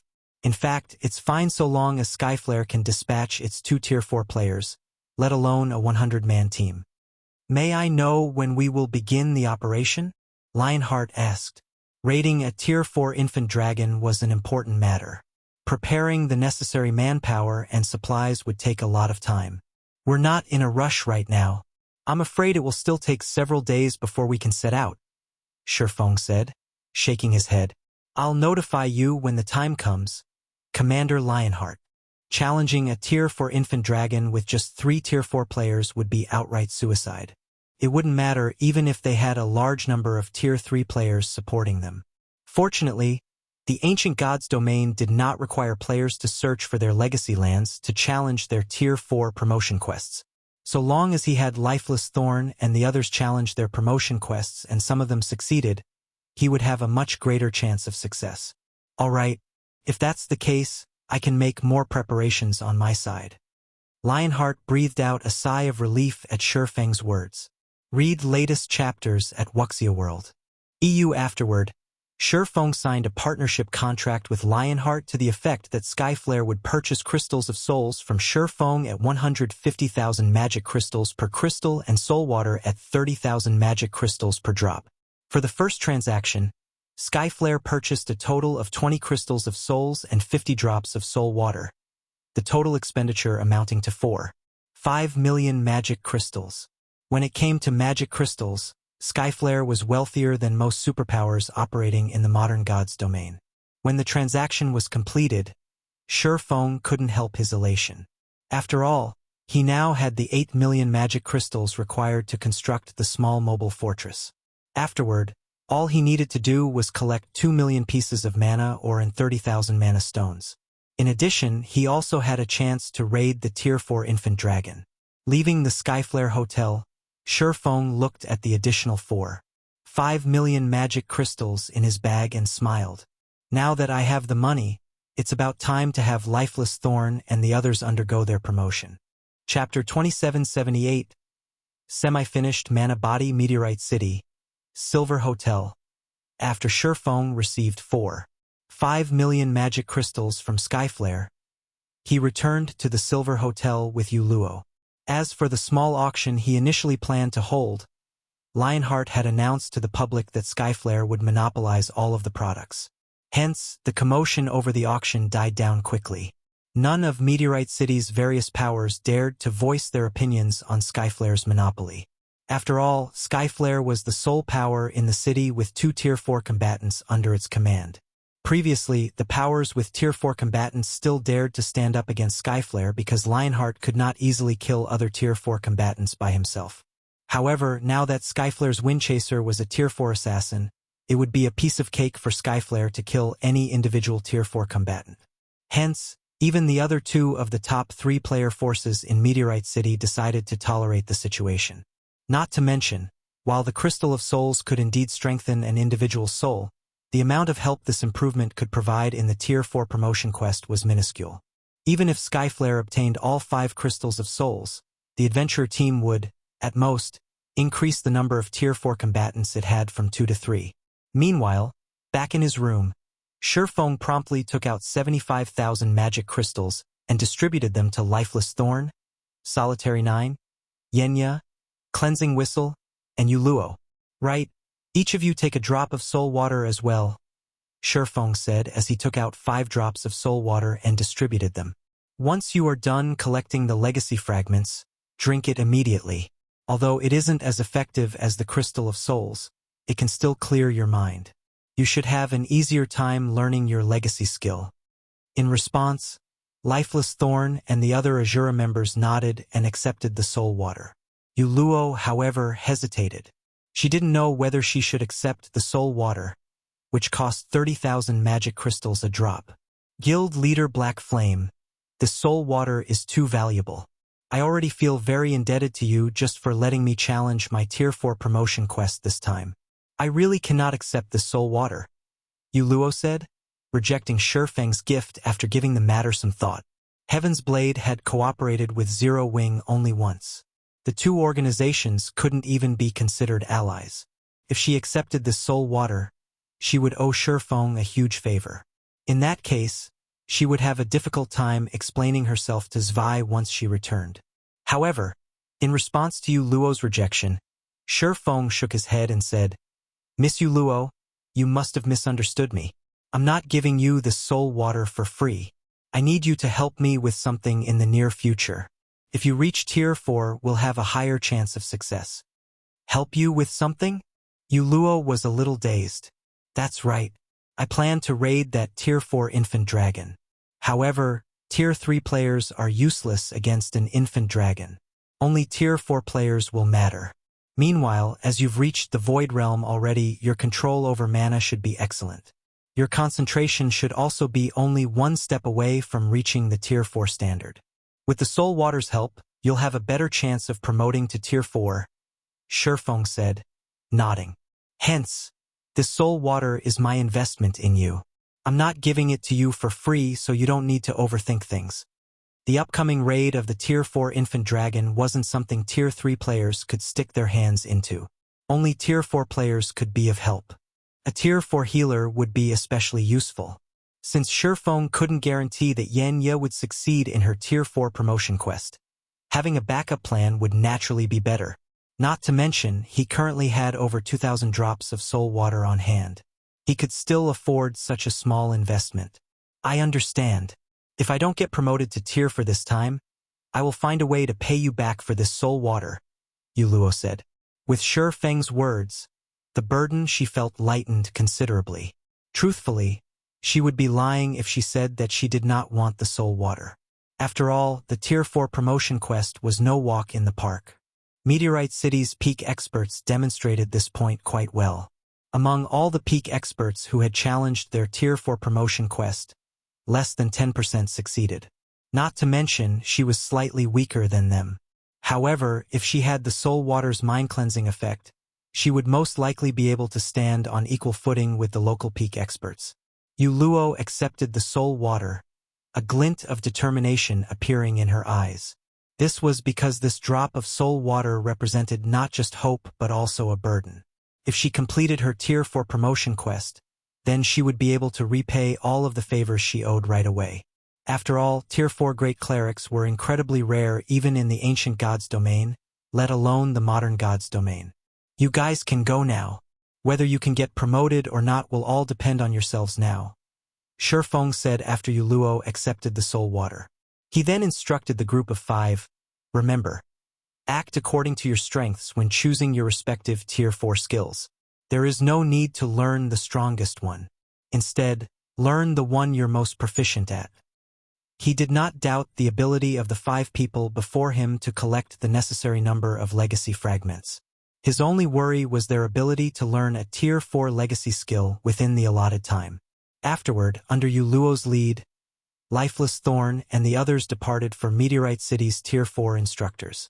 Now only Feng remained inside the hotel room. Let's hope a few of them can reach Tier 4. If that's the case, we'll have an easier time dealing with that infant dragon. Looking at the group of 5's departing figures, Feng inwardly celebrated the fact that he managed to get through his Tier 4 promotion quest previously. Immediately afterward, he sensed the state of his mana body and smiled. "It's about time I grinded for some levels. If I don't get used to this mana body, I might cause the quest to fail." After unlocking his mana body to a 110% completion rate, he had not had an opportunity to get used to it properly. His duel with Lionheart didn't prove anything. After all, mana bodies provided all-around improvements to players. There was no way he could determine all of these improvements just by putting all his strength into one attack. In fact, he couldn't even tell if his overall combat power had improved or not through his duel with Lionheart. This was because the mana body's improvement mainly led to subtle improvements in various aspects. On the surface, it was impossible to tell if his improved mana body had brought any changes to his overall combat power. After all, his basic attributes remained the same as before. Right now, the only obvious improvements were in the density of his mana, his control over mana, his physique, and his 5 senses. During his fight with Lionheart, he had only proven that the improvement of his mana body had positive effects on his mana techniques. Even then, he still wasn't clear how the improvement had triggered such a change. Needless to say, he was even more clueless about the other benefits his improved mana body had to offer. Read latest chapters at Wuxia World. EU. If he wished to fully utilize his new mana body and maximize his combat power, he would need to readapt to his mana body. It was akin to learning a new skill or spell. He would need to put in a lot of time and effort into adapting and training. Only after he could make use of his mana body at an instinctive level could he be considered to have truly adapted to it. At this point, his mana body could only be considered a semi-finished product. Next, he would have to explore his mana body thoroughly. Feng drank a drop of soul water, recovering some of the concentration he had expended executing Holy Devour. He then put on his black cloak and silently departed from Meteorite City. After taking a look at the system map, he took to the skies and made his way toward the anti-magic volcano, a level 135 neutral map located a distance from Meteorite City. From start to end, nobody in Meteorite City was aware that he had left the city. Chapter 2779, Astonishing Improvements. According to Feng's understanding, few players and NPCs from Meteorite City and other nearby cities were willing to come to the anti-magic volcano to grind and explore. Several factors contributed to this situation. Firstly, the thin mana environment here prevented players and NPCs from exhibiting the power of their skills and spells to their fullest extent. This, in turn, would put players and NPCs at a severe disadvantage against monsters. Secondly, what little mana there was in the anti-magic volcano was incredibly chaotic, which made it nigh impossible to control. Hence, doing combat here would not allow one to improve their control over mana. Thirdly, and most importantly, the monsters inhabiting the anti-magic volcano consisted solely of fire-type elemental creatures and beasts. These monsters had a combat power a lot higher than the average monsters. In addition, they existed in large numbers in the anti-magic volcano. Even a 1,000-man team of Tier 3 players would have difficulty staying alive in this map, let alone grinding for EXP. However, unlike other players, Feng considered this neutral map the perfect leveling spot for him. This place really is amazing. There are actually so many great lords and grand lords here. As Feng looked down at the wandering monsters while hovering in midair, he couldn't help a little excitement. With this, I won't have to worry about not having enough crystals of souls. Volcanic Behemoth, Demonic Beast, Grand Lord, level 139 HP 3,600,000,000, Infernal Warlord. Elemental Creature, Great Lord, level 137 HP 1,320,000,000, Infernal Chieftain. Elemental Creature, Grand Lord, HP 3,100,000,000. Feng had to admit that the anti-magic volcano was a sight to behold. This neutral map teemed with Great Lord-ranked monsters. Moreover, they moved in large groups of 100 or more closely positioned to each other. If one made too much of a commotion when fighting a group of monsters here, one would easily attract monsters from other areas. However, despite the high difficulty of this map, it was the perfect grinding spot for Tier 4 existences, specifically Tier 4 experts with a mana domain. Feng charged at the volcanic behemoth, the strongest monster in sight, without hesitation. The next moment, when Feng got within 300 yards of the volcanic behemoth, the Grand Lord in question noticed his presence. Immediately, the 30-meter-tall beast covered in flaming scales let loose a deafening roar. The roar instantly attracted the wandering and resting volcanic beasts, and over 3,000 volcanic beasts converged on the volcanic behemoth's location in the blink of an eye. The majority of these volcanic beasts were level 135+ lords, with some of them great lords. Even a 1,000-man team composed of Tier 3 experts of the same level would falter when faced with so many volcanic beasts. After all, not only were these monsters moving in an organized manner, but the mana their bodies radiated also showed faint signs of synchronizing, which would double the power of the fire-type spells they cast. Suddenly, thousands of fiery attacks shot into the air, heading toward Feng.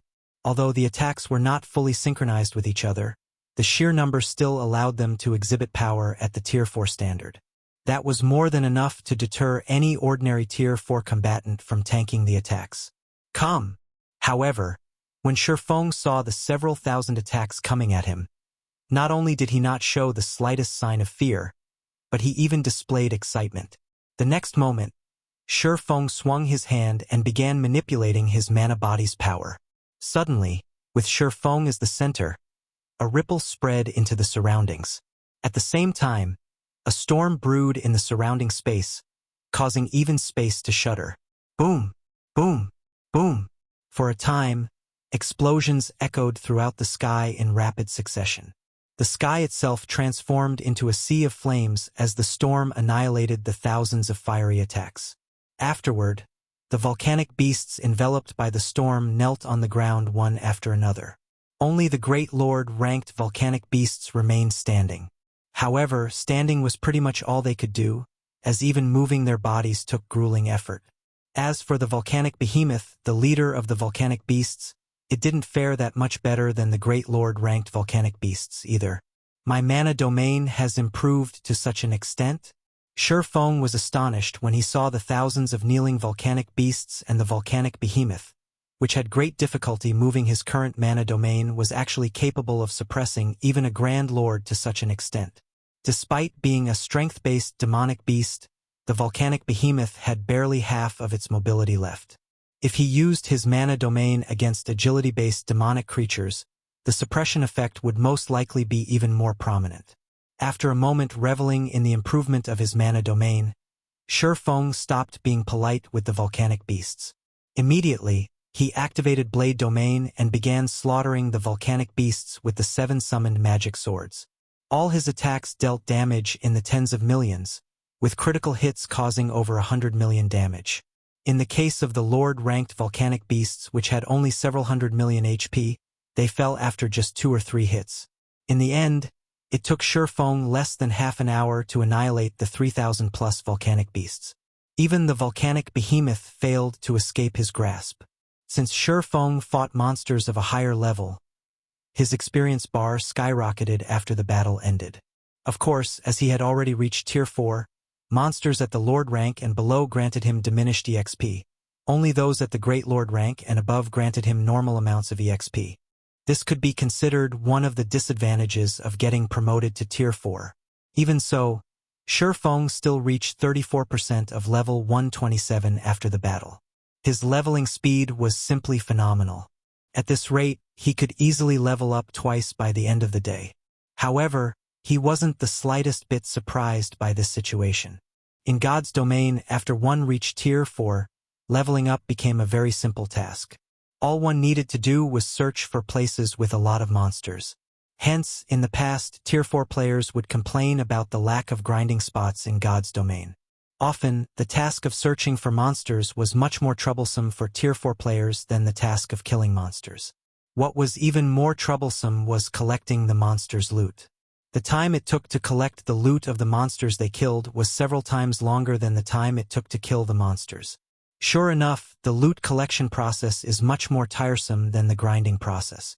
Feng got a headache when he saw all the loot scattered within a 1,000-yard radius of himself. At this moment, he finally understood the suffering of those Tier 4 experts in the past. However, ignoring the loot wasn't an option either. After all, these monsters dropped considerably excellent loot. Among the items dropped were standard magic crystals, fire-attributed magic crystals, and various rare ores. The fire-attributed magic crystals were especially valuable, worth far more than the standard magic crystal. Attributed magic crystals were essential in the production of certain epic weapons and equipment. Some peak constructions also required attributed magic crystals to build. However, attributed magic crystals were incredibly rare in the modern God's domain. Hence, it would be a massive waste to simply ignore the loot. Feng ended up spending 2 whole hours gathering all of the items scattered across the battlefield. However, he had to admit that he had earned a huge harvest. Even if he ignored the numerous level 130 bronze, mysterious iron, secret silver, and fine gold weapons and equipment he got, just the magic crystals numbered over 4,000 already. He had also picked up over 300 fire-attributed magic crystals. Afterward, he killed several more groups of monsters in the anti-magic volcano, pushing his level from 127 to 128, the total number of magic crystals collected to beyond 30,000, and the number of fire-attributed magic crystals collected to 1,500. Be it his leveling speed or money-making speed, both exceeded the standard of ordinary Tier 4 players. Since the sky was darkening, Feng found a safe cave and called up his system interface. That's enough for today.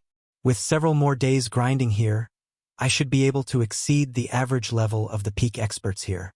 By then, I shouldn't be at a disadvantage in levels when the infant dragon raid takes place. When Feng saw that he had already reached 19% of level 128, he found his leveling speed very satisfactory.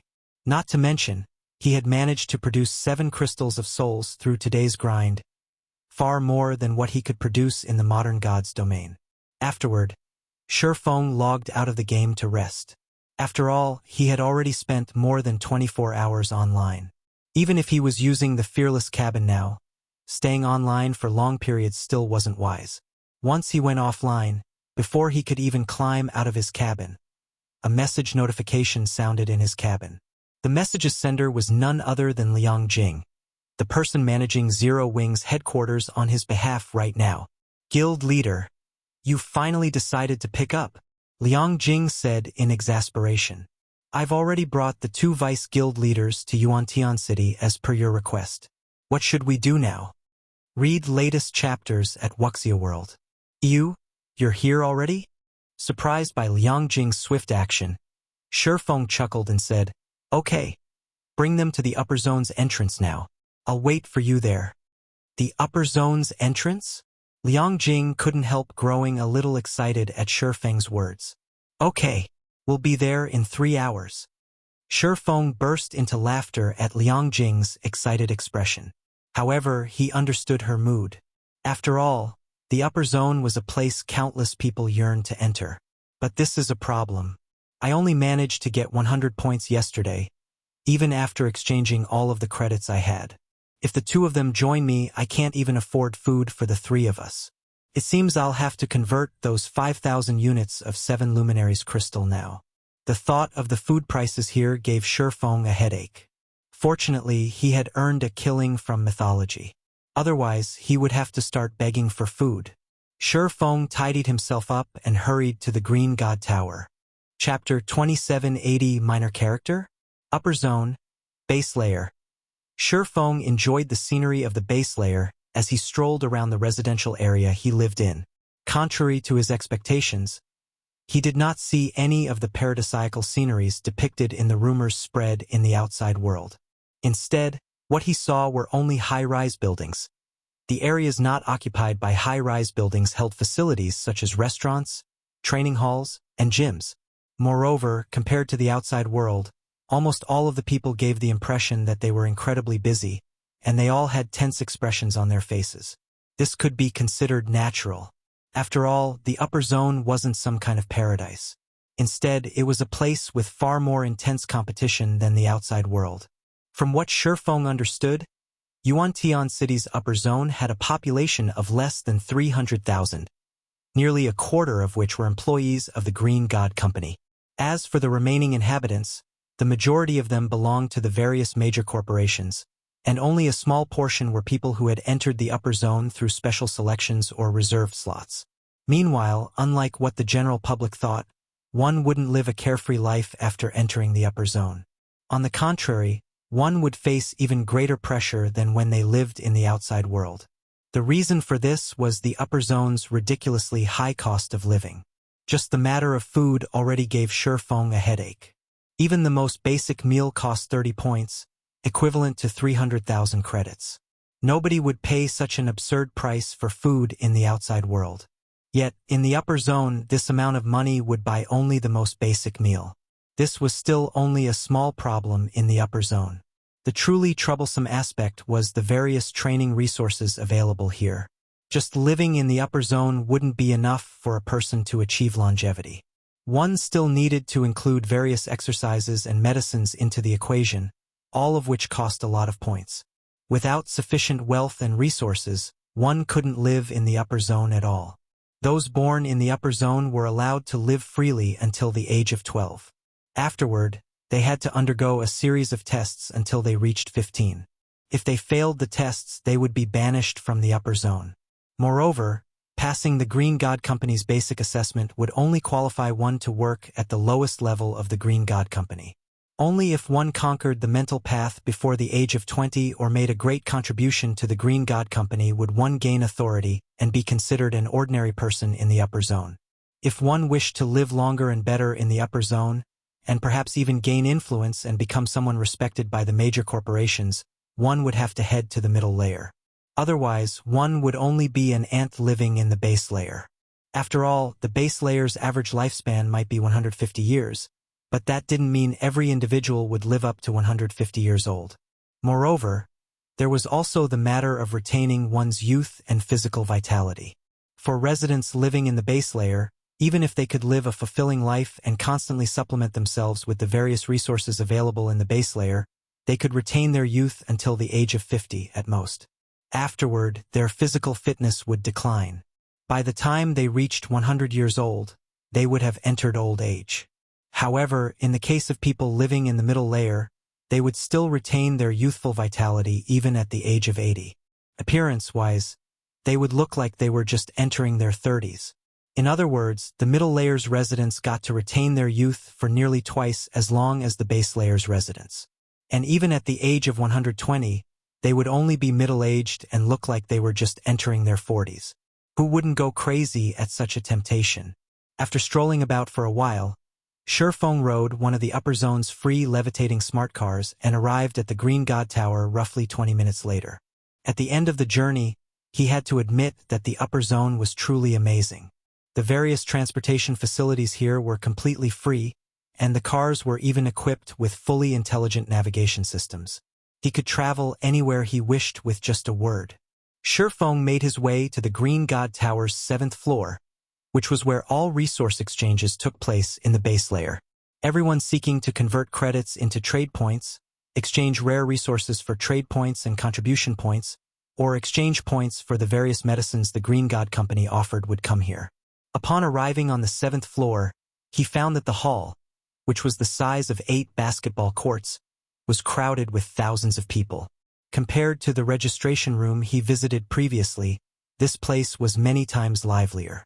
Most of the gathered people were wealthy children seeking to exchange for trade points using credits. As to why they were doing so, the reason was simple. Most, if not all, of the major corporations operating in the upper zone had existed for over a century already. After operating for such a long time, the shareholder families running these corporations had grown significantly in size. At this point, with how large the shareholder families' population had become, these families would be fortunate to put their children into the upper zone. In addition, the resources the Green God Company sought were all incredibly rare and valuable. For the sake of their own future in the upper zone, the various corporations wouldn't let the children of their shareholder families casually exchange resources for points at all. Hence, aside from the designated heir or heiress of their respective families, the other children who had entered the upper zone would have to rely on themselves to secure resources in the upper zone. However, as most of these children were not particularly talented, they naturally didn't have the means to get the necessary resources or achievements to earn themselves a lot of trade points and contribution points. They could only visit the exchange center every day to exchange for trade points using credits. As a result, despite the Green God Tower's exchange center being open 24/7, there would almost always be people lining up before the credit area's exchange counters. If news of such a scene were to reach the outside world, jaws would definitely drop.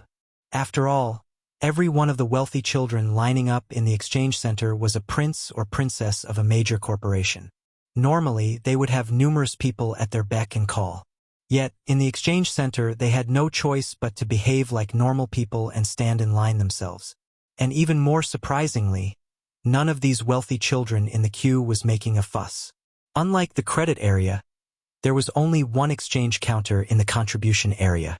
Usually, almost nobody stood before this exchange counter, and anybody wishing to use its services could do so without having to wait. However, when Feng approached the contribution area, 2 people were already standing before the exchange counter there. Moreover, he actually recognized both of them. One of them was none other than Feng, the heir of the 5 States Corporation. Out of all the corporation heirs Feng had met before, Feng had the most exaggerated physical fitness. Feng also did not behave like the typical princeling of a major corporation. The person standing behind Feng was the butler Zhuolinqiu. Young master, now that we've completed the Green God Company's assignment, I believe your total contribution points will reach 60,000 once the evaluation is complete and enter the top 10 rankings. If we factor in the corporation's decision to support you fully this time, I'm certain you'll be able to enter the top 3 in the contribution competition this time, Zhuolinqiu said excitedly. The contribution competition was held once every 3 months. The top 3 of the competition would gain the right to stay in the middle layer. Although the duration of the stay was only 3 short months, this was also one of the few ways the various corporations could gain access to the middle layer. Meanwhile, so long as Feng entered the middle layer, he could acquire resources that were far superior to what was available in the base layer. At that time, his status in the upper zone would immediately skyrocket. However, Feng remained indifferent to Zhuolinqiu's words. Shaking his head, he said, "While I am confident of getting into the top 5, my chances of getting into the top 3 are still slim. The people currently ranked among the top 3 have held those positions for the past 2 years. According to rumors, those 3 people are close to gaining high-grade authority. They will definitely do everything they can to retain their positions, so it won't be easy to surpass them in contributions. In fact, despite not having put in any real effort, they have already accumulated over 100,000 contribution points. If we show signs of trying to compete for the top 3, it wouldn't be strange if their points suddenly doubled or tripled." At Feng's words, Zhuolinqiu fell silent, acknowledging that the top 3 rankers were indeed a cut above everyone else. After all, those 3 people had already monopolized the top 3 positions of the contribution competition for the past 2 years. Trying to surpass them in contributions definitely wouldn't be an easy task. While Feng and Zhuolinqiu were conversing, the staff member manning the exchange counter finished calculating Feng's contribution. "Sir, after including the assignment you completed this time, you now have 62,425 contribution points accumulated. You are currently ranked 7th in the contribution competition." 7th? Feng did not feel particularly happy to hear that he was ranked 7th in the competition, taking the result in stride. After giving the staff member a nod, he promptly turned around to leave. The instant Feng and Zhuolinqiu turned around, they noticed Feng making his way to the counter. Why is he here? Zhuolinqiu rubbed his eyes in doubt when he saw Feng, who was dressed in white casuals. The upper zone was a place that countless people sought to enter but couldn't.